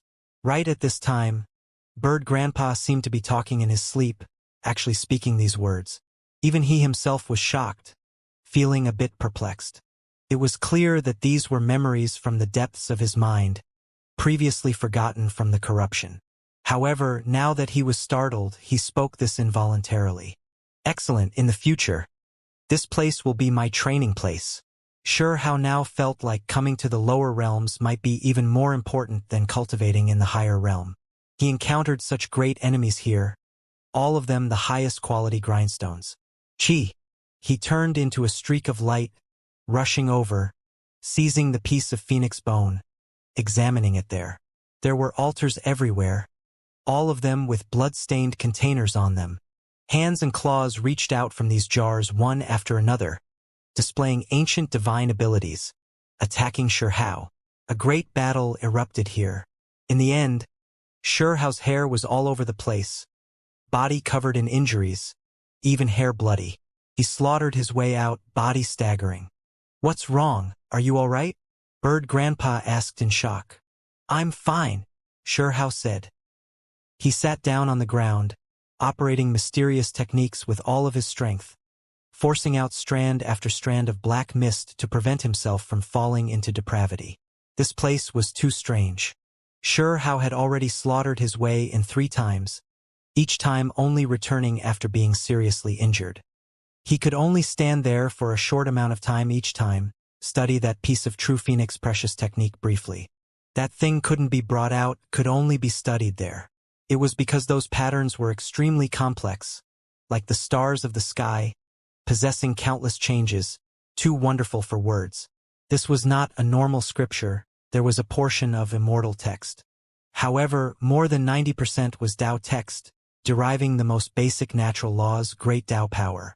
It continuously changed, expounding upon the true Phoenix's profound mysteries. It was clear that the one who left behind the scripture believed that describing the true Phoenix precious technique with just characters was overly simple, that the true Phoenix great Tao had to be used to expound on it. Only then could one fully receive the secrets within. However, if this happened, for normal people, the difficulty would definitely be great. This was the secret technique of the Phoenix bloodline. It was difficult for other creatures to comprehend it. It was capable of endless transformations, complex like stars in the sky, enough to make one's head hurt. This needed time to comprehend, to experience, like an endlessly profound heavenly text. Xianxia slaughter his way in and out 3 times, able to sense the true Phoenix precious technique for a moment each time. In his eyes, those bone texts danced about like phoenixes. Those patterns carried fiery light, accompanied by a true phoenix spreading its wings, soaring into the sky. When it died, it would be reborn through flames, dazzling and brilliant, its body covering heaven and earth, and then the cosmos itself. This was what Xianxia felt. The true Phoenix precious technique was extremely horrifying. It was profound and immeasurable. If one really wanted to fully comprehend it, then one needed astonishing talent. Otherwise, it was impossible to make sense of it. Chi. When the last strand of black mist was expelled from Shao's body, he got up and then rushed right back in. His objective was clear, which was precisely the profound mysteries on the phoenix bone. Honglong. A great battle erupted here once more. Shao made his way past the palace hall, slaughtering his way into the prison, fighting intensely while studying the phoenix secret technique. The crimson dragon Gugu became silent, couldn't help but sigh inwardly. Huang was too strong, more formidable than himself. Previously, it was still unwilling to accept defeat, believing that if they fought at the same cultivation realm, Huang likely wouldn't be its opponent. Even when it was fighting an intense battle against Shigu, Shao still rushed straight in, restraining both of them. At that time, it couldn't accept that result, feeling like it had been too careless. However now, after observing several great battles, it was already sure that Huang had reached the pinnacle of the extreme path, revealing his unmatched bearing in this domain. It was to the extent where it even suspected that Huang might be history's most powerful self-release realm cultivator. At the same time, it was extremely shaken by the sealed vessels here. Every single one of them had a creature, all of them passed unmatched figures. This was just too terrifying. If they were let out, what would happen? It was simply unimaginable. As Shao continued to fight, he had to admit that right now he had a huge handicap. It was because each vessel could only release one hand. It wasn't the true body that appeared. Moreover, only the few vessels closest to him posed danger. The powerful sealing force restricted their range of attacks. Despite this being the case, being surrounded by enemies like this was still a desperate struggle. All types of divine abilities and ancient techniques flew over, blasting him until his entire body was covered in blood, leaving him in an extremely miserable condition. However, he didn't cower. This was the fourth time he slaughtered his way back in, fighting intensely while focusing half his attention on the phoenix bone, continuing to study it. He was studying the true phoenix precious technique. It was clear that Shao possessed astonishing perception abilities, still making some gains during this life and death struggle. From time to time, his body would release brilliance, as if he was bathed in divine flames, improving his injured body's condition. It could be said that he was immediately putting what he learned into practice. The rebirth in flames technique was precisely a portion of the Phoenix secret technique's essence. Shao fought fiercely. When faced with attacks from such powerful enemies, he even had to deal with the black mist wafting out from the vessels and sticking to his body. From a certain perspective, this thing was far more terrifying. Perhaps nothing might happen in the short term, but if it was truly allowed to corrode the body, then it would be extremely bad. Meng Tianzheng was an example. Shao wouldn't forget the final battle of Desolate Border. This was precisely how Meng Tianzheng disappeared. Apart from this, Bird Grandpa and Coin Elder guarded this place year-round, also suffering serious problems as a result. Pooh! Shao spat out a large mouthful of blood, body flying outwards. He adjusted his breathing again, repairing his injured body, expelling the black mist. Just like that, Shao continued a vicious cycle of fighting. Blood dyed the ancient palace and prison, the most astonishing great battles unfolding here. Unfortunately, no one in the outside world knew. If the long-life families of the 9 heavens above knew of this, they would definitely be shocked. Even someone as powerful as Huang met his match, being injured by the creatures sealed here. If even just a few of these sealed creatures escaped, or one of those bound stone statues was released, just what kind of result would there be? It would most likely be a great disaster. Shao was fighting intensely. After 6 days and 6 nights of bloody battles, he finally engraved all of the true meanings on the 2 phoenix bones in his mind, moreover obtaining a set amount of achievements. He couldn't be considered to have grasped it, but he engraved the boundless and endless patterns into his mind. Now he could truly cultivate and test it out. The true phoenix precious technique was at hand. This was a divine ability Shao had always wanted to obtain. Today, he finally completely succeeded. When everything calmed down, Shao breathed heavily. Then, he closed his eyes, resting here for an extremely long time.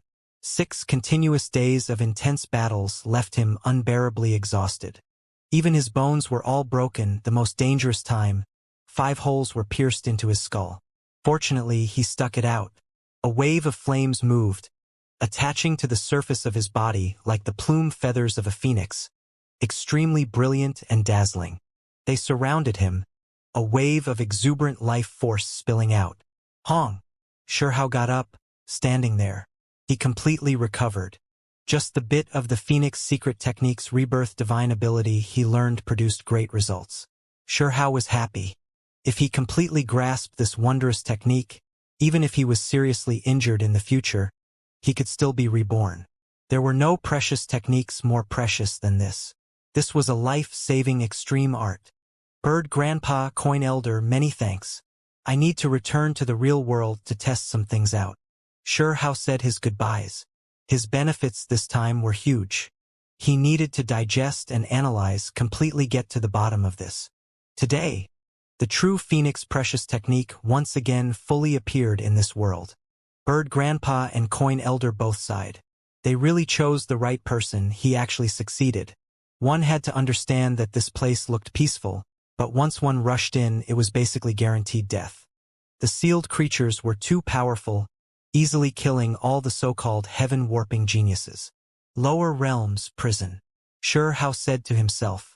Then, he suddenly turned around towards the 2 elders, his eyes erupting with brilliance. It was because Shihao suddenly became alert, sensing that he might have overlooked something. I seem to have been misled. Could it be that the lower realms prison isn't the 8 regions, but rather in the void god realm? Shihao was shaken.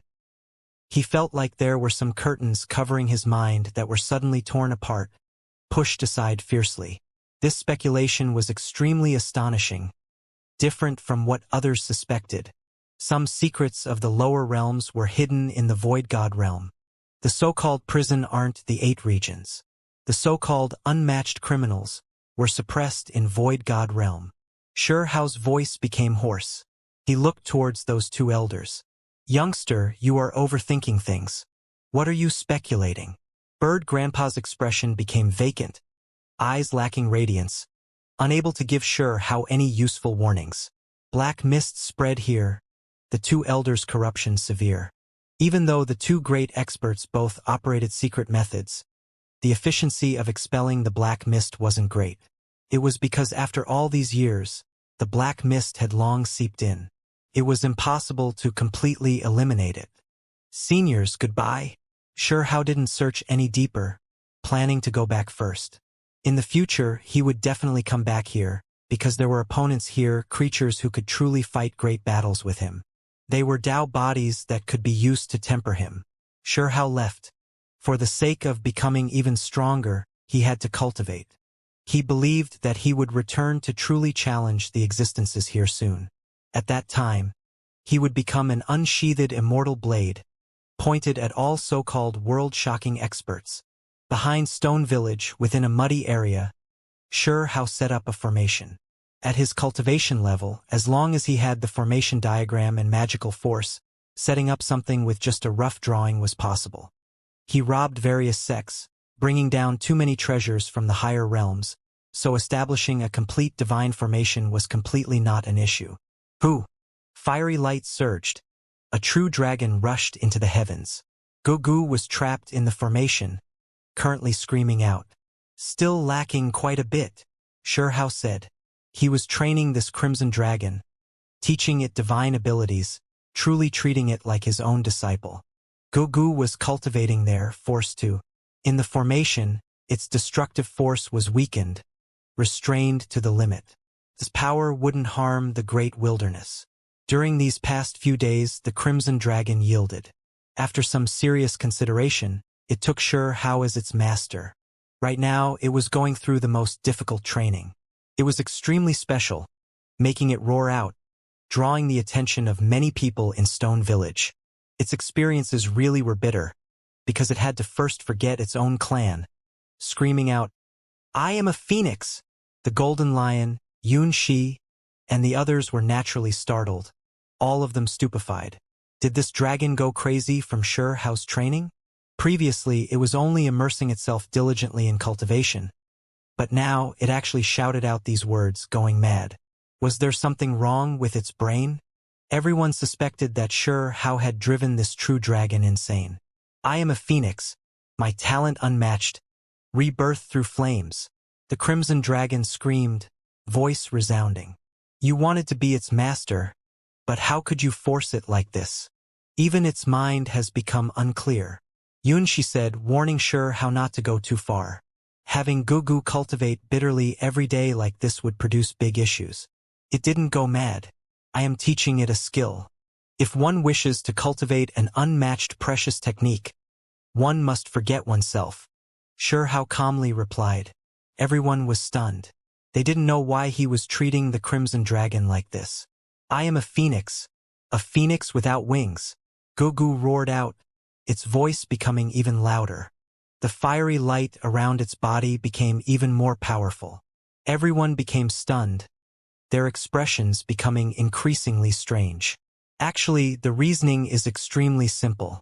It didn't obtain the true dragon bloodline's highest inheritance, so I am teaching it the great method of a different clan, changing it to the true phoenix secret technique. Xiao explained. At first, he encountered the crimson dragon's fierce resistance. It was because if this happened, then it really would be made fun of. The true dragon of this generation actually didn't know its own clan's technique. Moreover, had to learn the true phoenix, wondrous technique. Now, Gugu began to let these things go.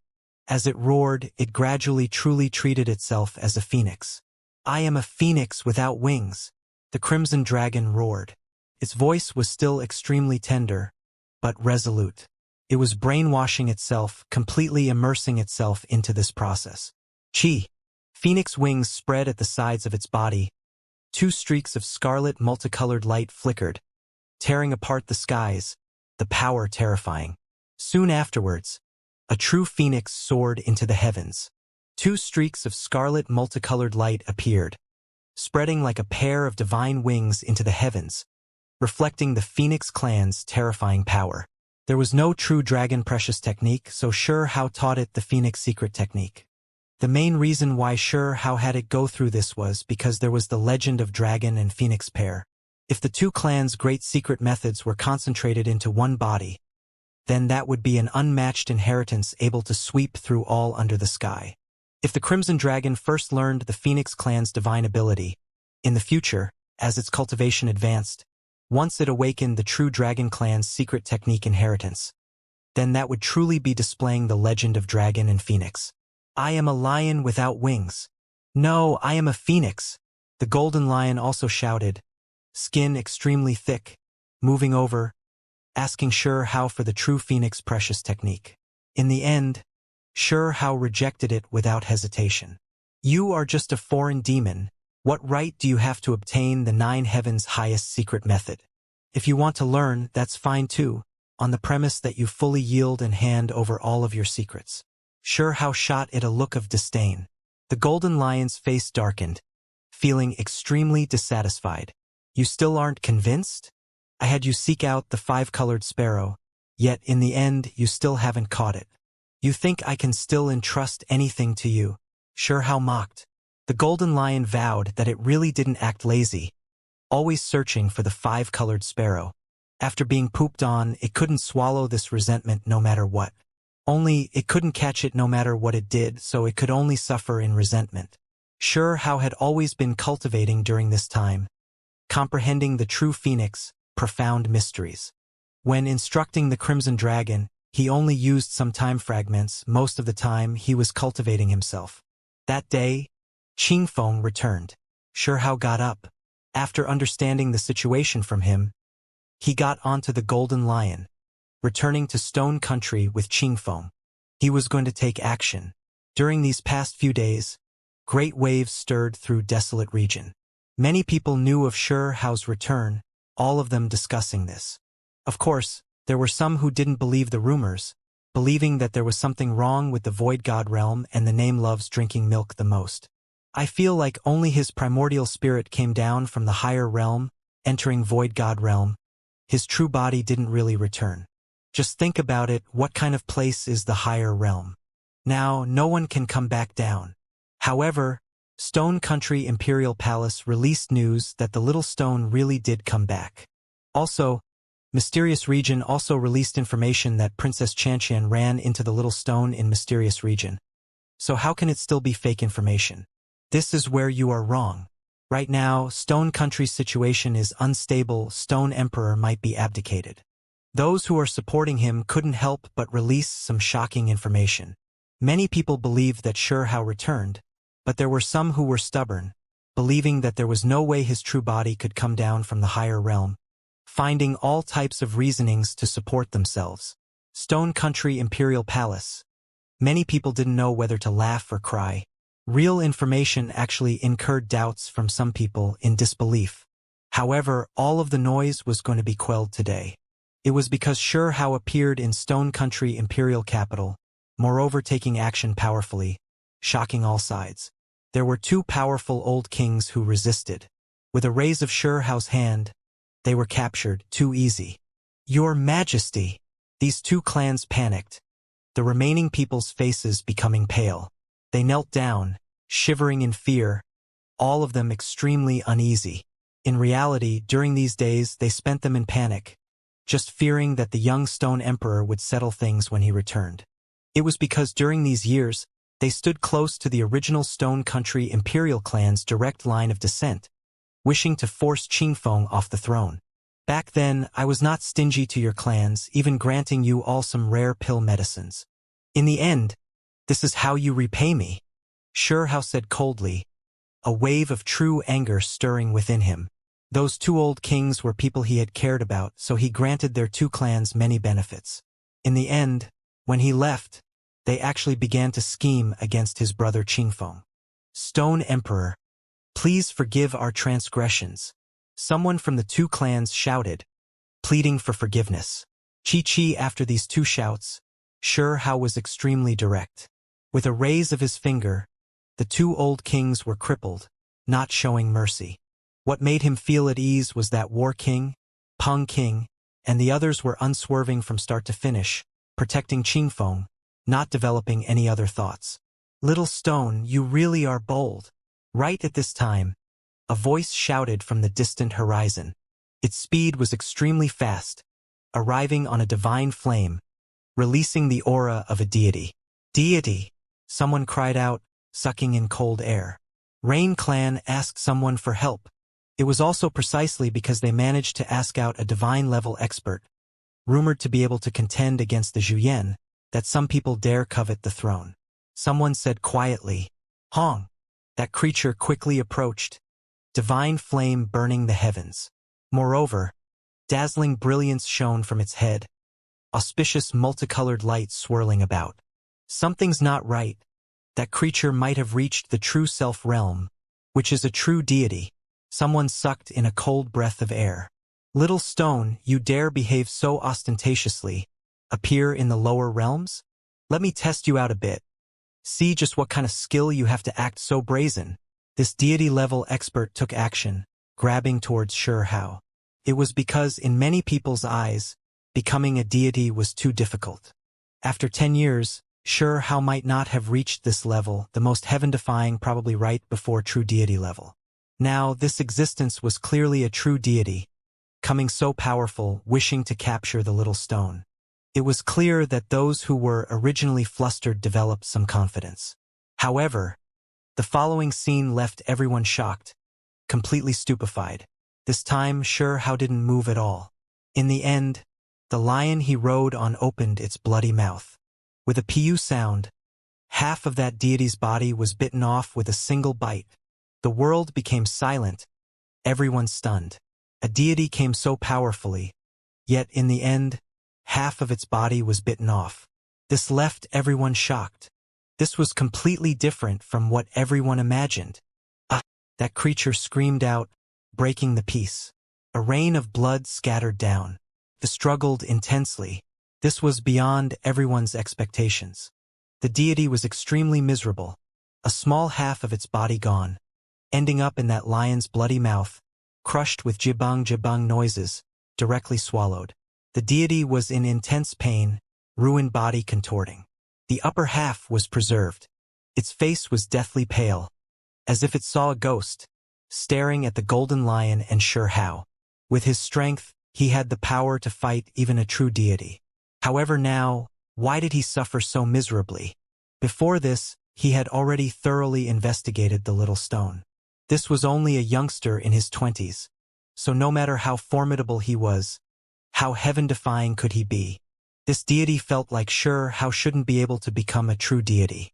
His age was too low, he didn't have that foundation. Becoming a deity was too hard, it wasn't just all talk. Even if the little stone became a supreme expert early, it was definitely difficult to achieve the true deity level in 10 years. However, reality was cruel, appearing bloodily before his eyes, leaving this deity shocked. He knew that the little stone's cultivation far surpassed his imagination. Just his mount alone was already this terrifying, let alone the master. He shivered in fear. Did I see incorrectly? Just the little stone's mount was enough to get rid of that deity? Heavens! What am I seeing? It is just a lion. Yet it ate half of that deity. When everyone snapped out of their daze, they all erupted into a commotion. Stone Country capital immediately became chaotic. There wasn't a hint of color left on the deity's face, incredibly pale. The upper half of his body struggled out. He really did escape from the mouth of a lion, now scared badly. Where did this lion come from? It was too vicious, chewing on his body like it was sugar cane. This was completely different from what he imagined. In his opinion, once he came here himself, even if the little stone was a monster, it would still be difficult for him to withstand him, the little stone would still be suppressed. After all, the years were there. Just how many years had Sure How cultivated for? Where did this shrimp come from? Do you not know the rules? Where do you think you are? Did you forget your own status? The golden lion shot at a look, its expression full of disdain. Together with its snow-white teeth that still carried blood, it really did look vicious. That deity was shocked to the point where his entire body was shaking, scalp even becoming numb. This was a deity. In the lower realms, it could be said to be at the top of the food chain, definitely a top-level expert. However, in this place, he was called a shrimp. This was too humiliating. This deity dared feel anger but didn't dare speak out. The situation greater than the person. Right now, if it spoke viciously, this savage golden great lion might devour the other half of his body. Right. Where did you come from? The golden lion shot it a look. It reached out a great claw, picking its teeth, getting rid of the bloody scraps, the scene extremely intimidating. Forget about the owner of the ruined body. Even the surrounding cultivators shivered, chills running down their entire bodies. This was definitely an extremely vicious beast. The current golden lion, compared to before, was definitely more compromising. Before, it was cold and also a few words. The main reason was because it didn't really accept Sure How. Now, these words and this savage style proved that it was already at its wit's end, already starting to get close to Sure How. I came from the sea, this deity said. He was really scared, not daring to act wildly. He quickly told them where he was from the moment he was questioned. Back then, even though the 8 regions were chaotic, not all experts suffered. There were some who hid in secret lands, escaping the calamity. This ocean beast was precisely one of the survivors. At that time, he was secluded within certain ancient remains in the sea. When he emerged later, he really felt blessed, incomparably happy. After the 8 regions experienced great changes, he definitely obtained the qualifications to become an overlord of a region, difficult for others to withstand his power. Sure How didn't speak, just sitting on the golden lion. Not moving at all, just watching it deal with this. Acting willfully in the seas is one thing. Why did you run all the way over to Stone Country? An old king from Stone Country asked. Normally, even the lord of a country would be scared when facing a deity, not daring to provoke the other party. But today it was different. The young human emperor returned. Even his mount able to act like this, open its mouth and devour deities. What else was there to be scared of? Someone invited me here. This deity lowered his head, extremely cooperative. When these words were spoken, some of Stone Country's great clans' faces paled from fear, because they were the ones involved. Apart from the two powerful clans who had their kings crippled, there were some other clans that participated. There weren't many, but they definitely had a set amount of influence. Now, there was no way they could still act tough. Those families' important figures all stepped out, shivering in fear, kneeling down. They were able to invite someone like you? Xianxia finally spoke up. He didn't believe that normal people could invite out a deity. It was the same as what the investigations revealed. It was Rain Clan who pulled the strings, invited this deity from the seas. Back then, Rain Clan was dealt with quite severely by Xianxia. They wanted to kill the little stone, but were instead beaten down. In the end, a group of people left for the sea, managing to contact the deity who left in the ancient times through some secret methods. Then, they got to know this deity out of coincidence. When an ancient deity cast down its projection, this deity gave it quite a bit of face.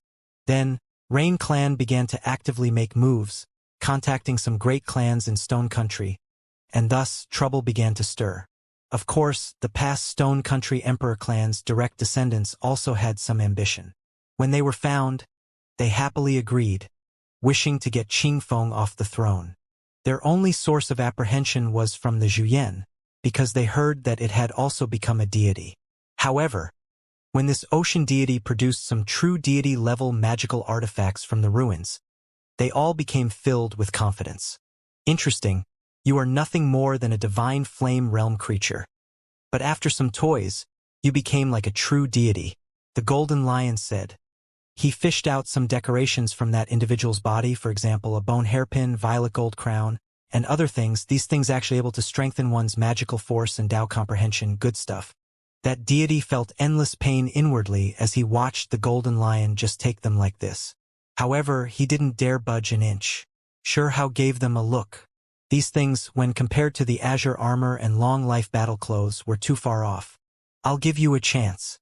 Capture everyone from Rain Clan, and I'll leave you with your life, Xianxia said.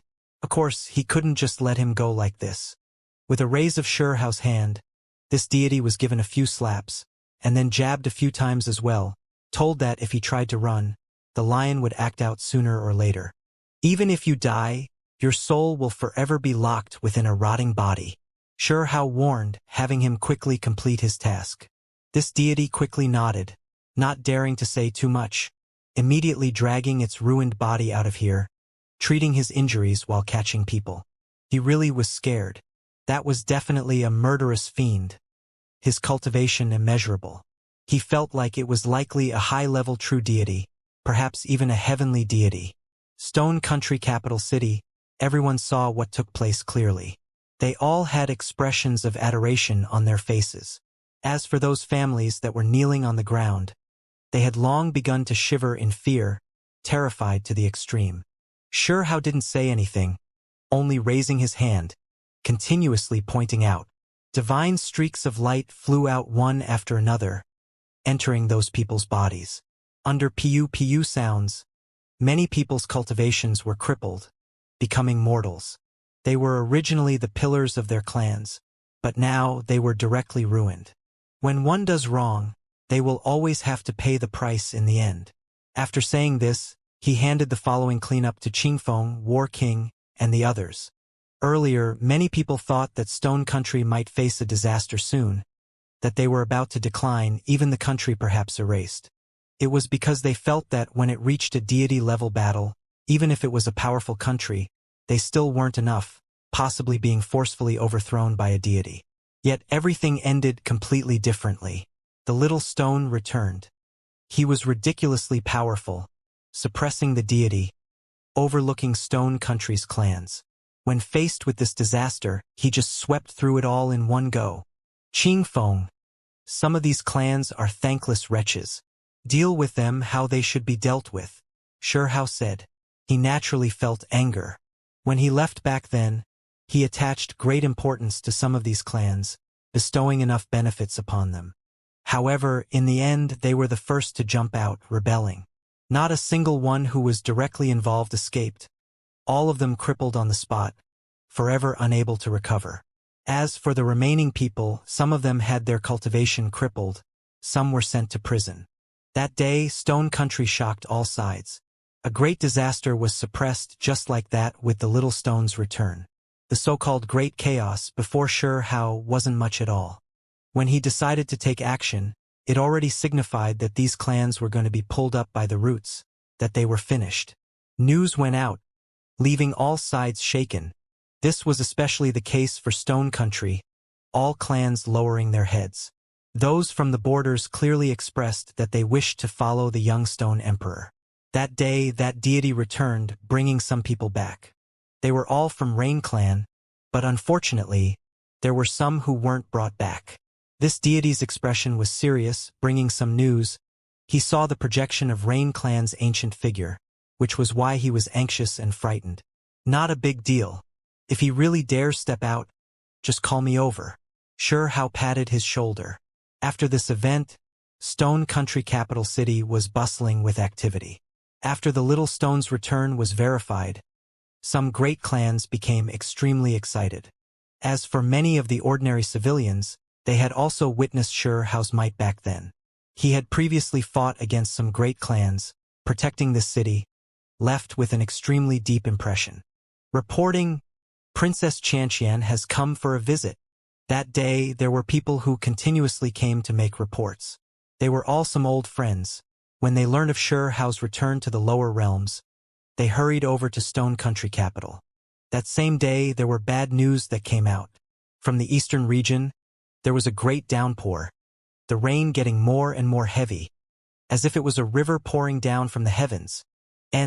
Rain Clan? Their true deity has appeared, about to come out. Sure How looked east, a cold smile appearing on the corner of his lips. He really wanted to see where the creature who left in the ancient times was casting its projection from. Now that he was angered, he didn't mind slaughtering his way into that realm to take a look. Stone Country Eastern Division. Great rain poured down, incredibly ferocious, astonishingly great. The entire world was inside a pool. The rain that descended wasn't the rainwater the people knew about at all, but more like huge spheres, surging about, smashing down from the heavens. When they landed on the ground, the papa noises were deafening, producing white-colored waves, overflowing like river water. All of it descended from the heavens above, entering the country. When would one see this type of scene normally? All of the civilians were scared badly. The water level was climbing higher and higher. The houses were going to be flooded sooner or later. Hong long. Lightning flashed and thunder rumbled. A great rain poured down, becoming stronger and stronger. The entire world entered darkness.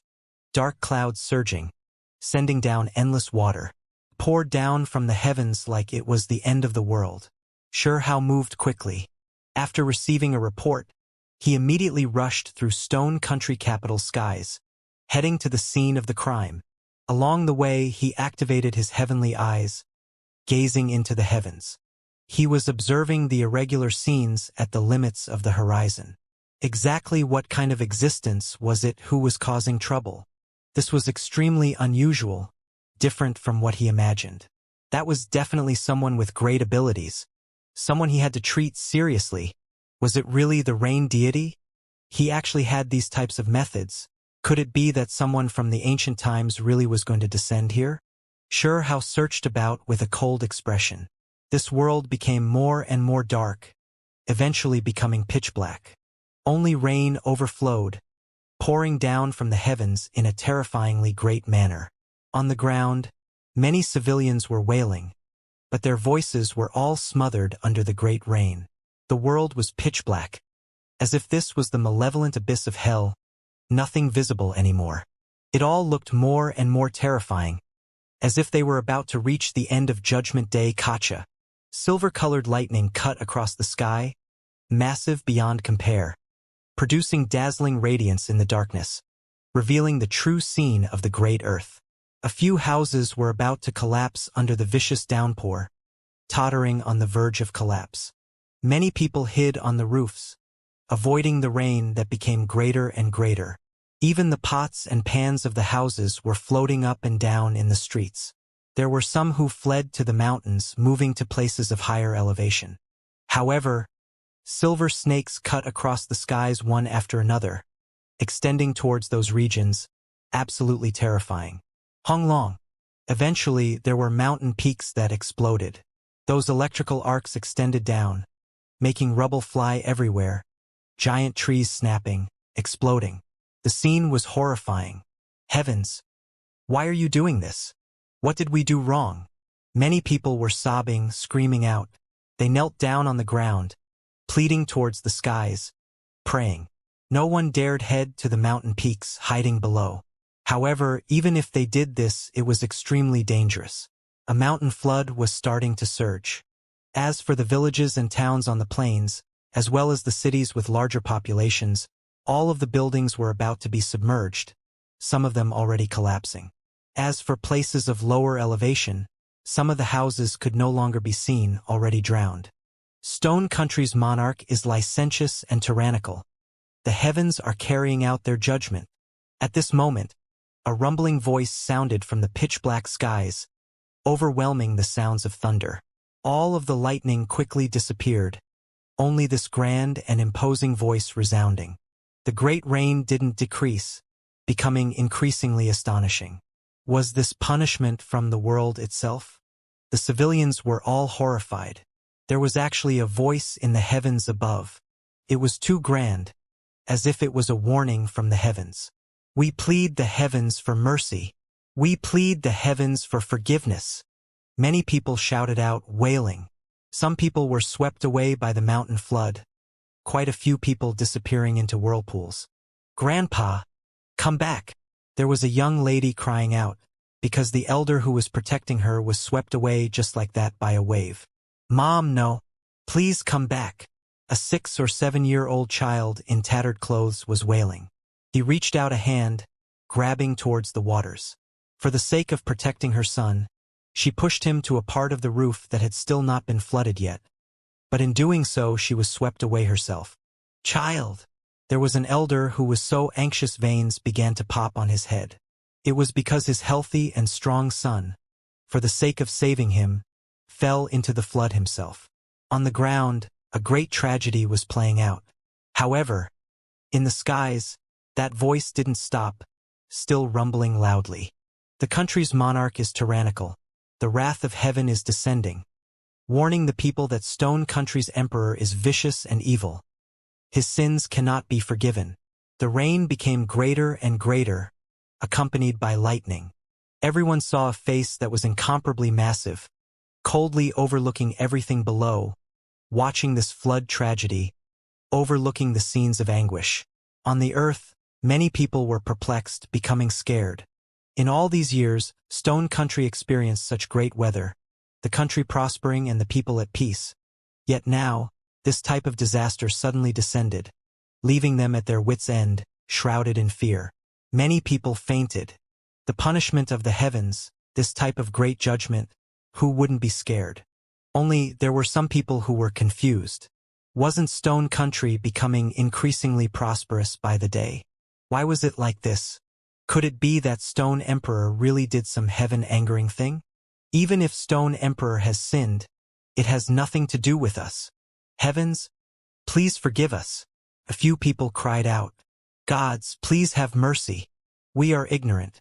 We do not understand what kind of mistake the incapable ruler Stone Emperor has made. Please forgive all of us. On the ground, people pleaded for mercy. Ha! Still not enough. In this pitch-black world, only when lightning cut across would that massive cold face be seen. It's still not enough. Then, it said with a low voice, the blood and chaos in the mortal world. There is still sin, still not deep enough. If the entire lower realms are like this, there will definitely be tremendous karma applied to me and Huang's body. Huang is destined to have no fate with achieving the Tao. I am but a member of a clan, not the most powerful. However, today my power is the greatest. He said coldly, voice incredibly cold and deep. This member of the rain deities was speaking softly. What he wished to do was extremely great, involving karma itself. Even if the effects that were applied to Huang himself were few, he still had to do them. He was originally a heavily injured body, cultivation path difficult, even his survival uncertain. He was using the most vile methods to cut off the path of a heaven-warping genius. Heavens, please forgive us. On the surface, sounds of wailing were endless. Sure enough, there were waves of resentment rising, karma circulating. It was clear that those who dared touch upon karma were all higher-level cultivators. How could normal people be willing to come into contact with it? This was precisely done against Xianxia, not holding back in the slightest, done with the most power, the most vile methods. At the very least, it was going to cut off his path of achieving the Tao. Xianxia arrived, speeding over, arriving beneath the endless rain. From the moment he received the news until he hurried here, he didn't waste a moment of time. Only, the rain was too vicious, this bit of time already enough for it to submerge the great earth. The only fortunate thing was that the mountain flood didn't attack the places of the highest population. Shameless cultivator, stirring up trouble in this world, deserved to be punished. Xianxia roared, his voice resounding through heaven and earth. Then, he took action. A fist shot out, smashing through the heavens, brilliant light illuminating the skies, shattering the darkness. There was no way he could remain calm. This was originally his grudge with Rain Clan, yet in the end, the other side's deity actually harmed the creatures of the great earth. Was he trying to destroy an entire region? Honglong. Heaven and earth fractured, a large amount of the great rain disappearing. Xianxia's fist carried unmatched yang force, making the dark clouds in the skies explode and scatter, rush into the distance. Oh! The golden lion arrived. Under Xianxia's orders, it opened its mouth and blew. All of the clouds rushed towards the seas. Xianxia himself used great magical force. His hands formed seals. In that instant, the water on the earth was all brought into the skies. All of the great waves, mountain flood and rainwater left the surface. The instantaneous display of power dissolved the scene of hell on earth. Everyone became stupefied. On the ground, the wails of anguish stopped. Everyone looked towards the skies, seeing a young man's hands raised towards the heavens, the tips of his fingers shining, sending the mountain flood into the heavens. The water evaporated. This young man ending this rain calamity. Xianxia released his magical force, surrounding who knew how many tens of thousands of li of the great earth. At the same time, he led the endless water towards the great sea. The great river flowed through the skies, the mountain flood moving along above, leaving everyone shocked. Normally, cultivators wouldn't display great divine abilities before mortals to avoid triggering great chaos. However, today, Rain Clan's deity actually brought such a calamity over mortals, wishing for destruction. Only great methods could quickly deal with such an attack. A miracle! On the ground, it was unknown just how many people were cheering. Xianxia arrived at the perfect time. Even though the rain was flooding the great earth, it didn't rush into the places where the population was dense yet, avoiding a tragedy. This time, the casualties weren't that great. Then, his body released endless radiance. The light specks concentrated. They turned into streak after streak of flowing light, rushing towards the great earth, covering everything. This was the most basic life essence energy. Chi chi chi. All of the dying people were immediately struck by flowing light, then immediately recovered. It was to the extent where the people who were swept away by the mountain flood were rising from the dead. The golden lion was shocked, never expecting Xianxia to be this magnanimous, actually using innate essence energy to rescue some mortals. Praise be to the Lord. Many people on the surface cheered. They were trembling, all of them kneeling down, shouting loudly. It was because in that instant, a tragedy was changed, many dying people coming back to life again. Of course, the price Xianxia paid for this wasn't small. Kacha. Suddenly, in the heavens above, lightning was concentrated, turning into terrifying blades, hacking down onto Xianxia.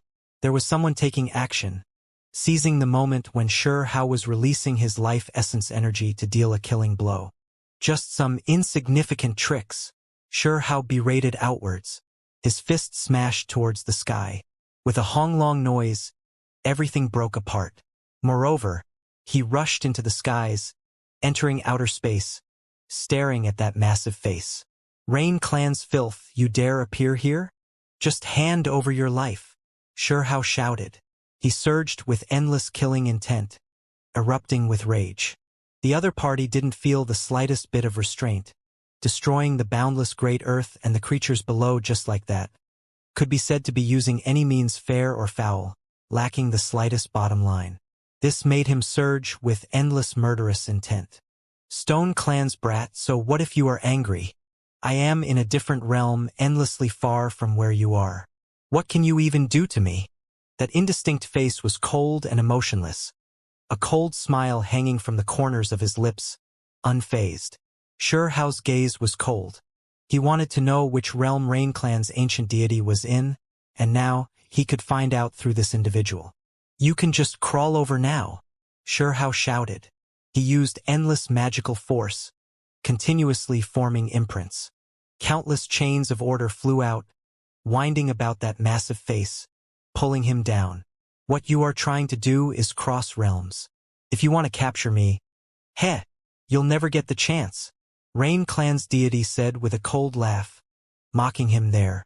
Xianxia didn't say a word, continuously changing different ancient methods. In the end, the other party suddenly came down. Impossible! Rain Clan's deity suddenly screamed.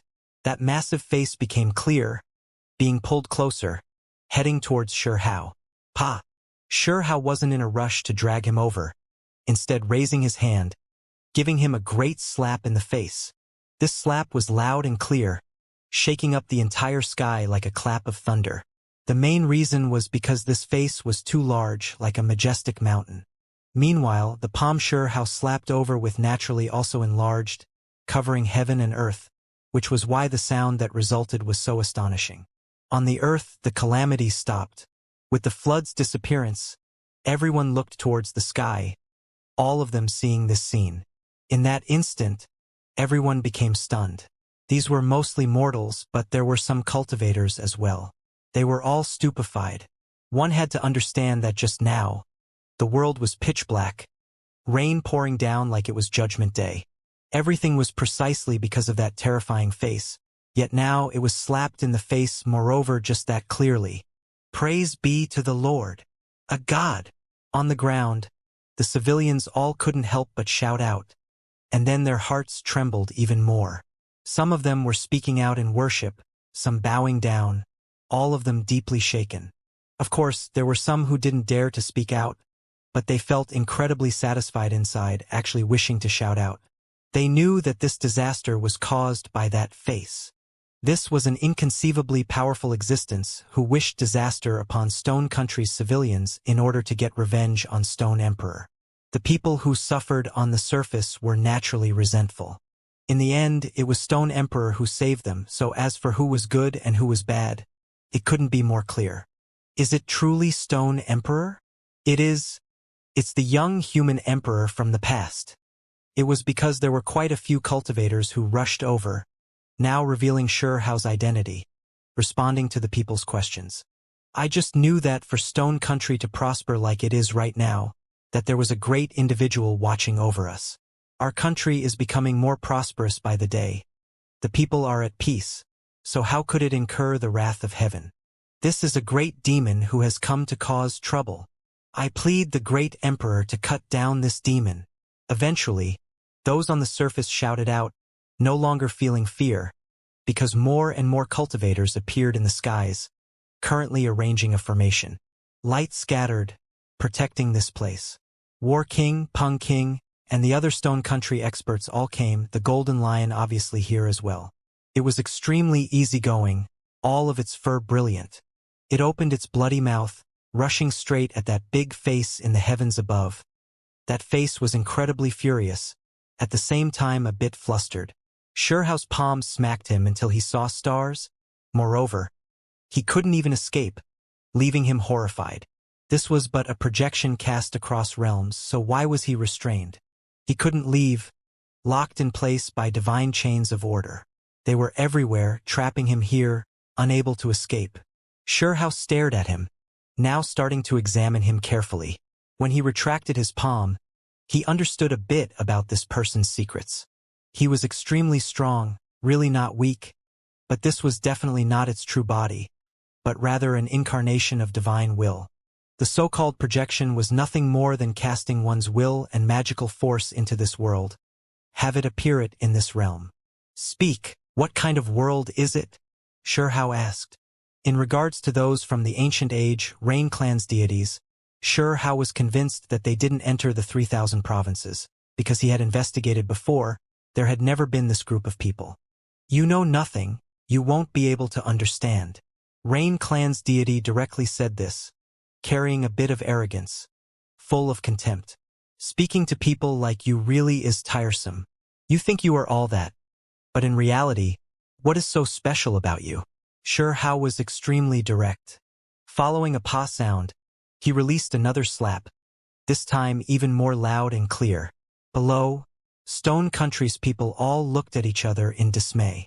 This was a battle between deities. Were all deities like this? They felt like the little stone didn't change at all. Back then, he was just this much of a monster, now the same.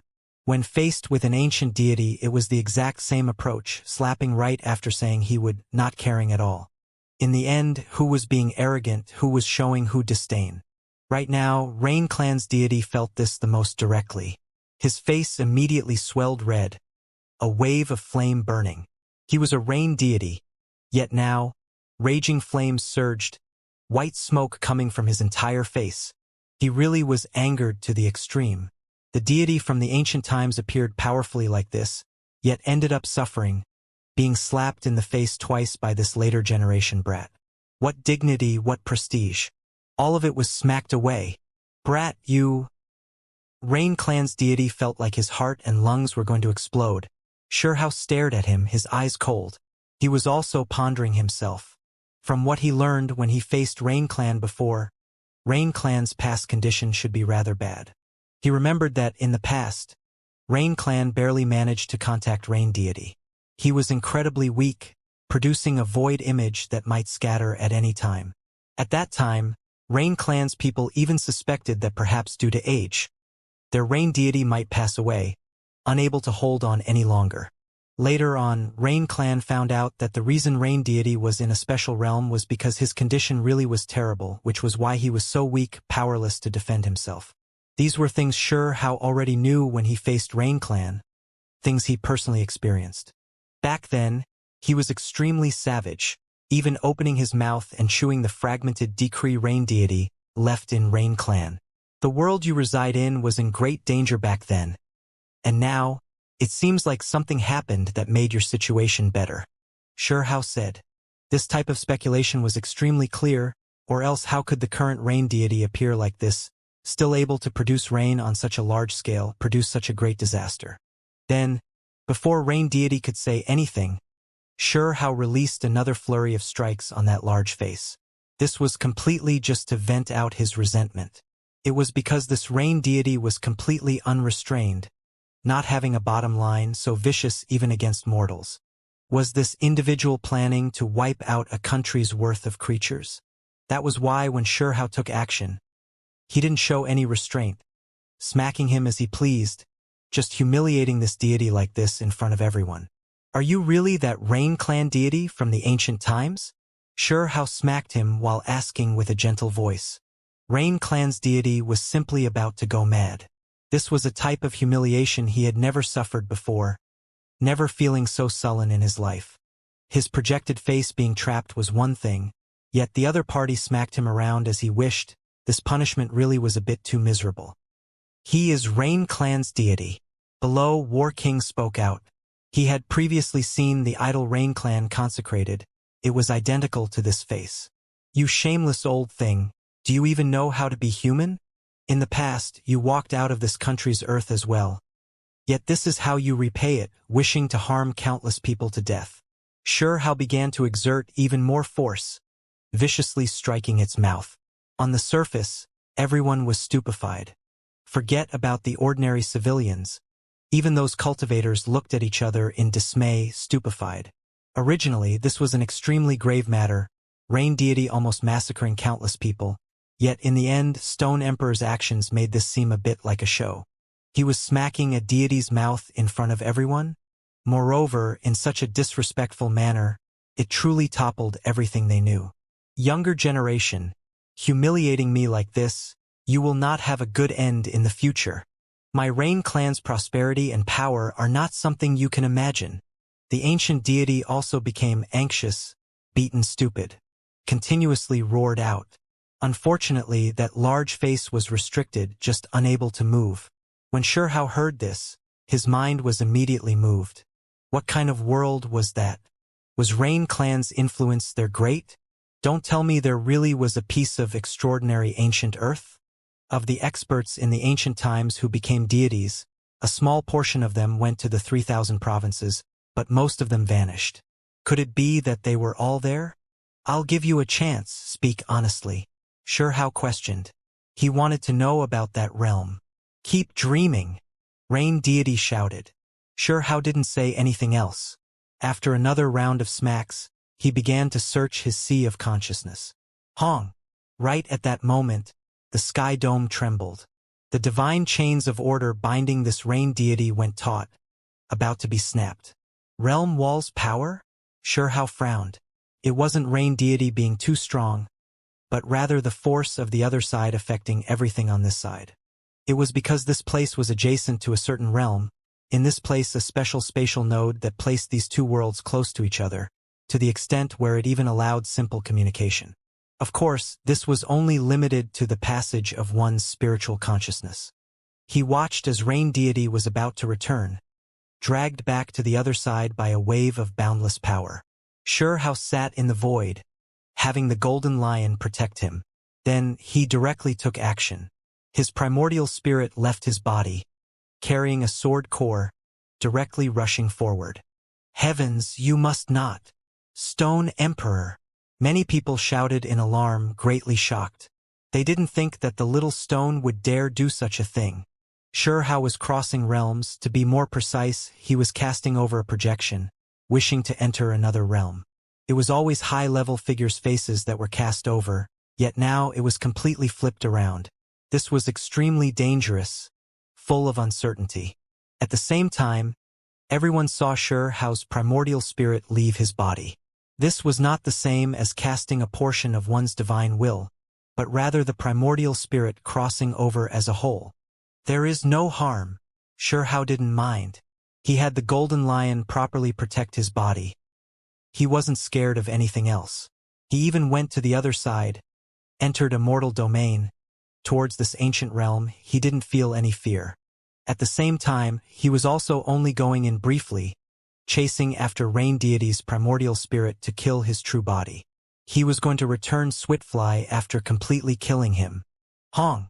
Shurhao carried the everlasting sword core, directly passing through the spatial node, slaughtering his way over.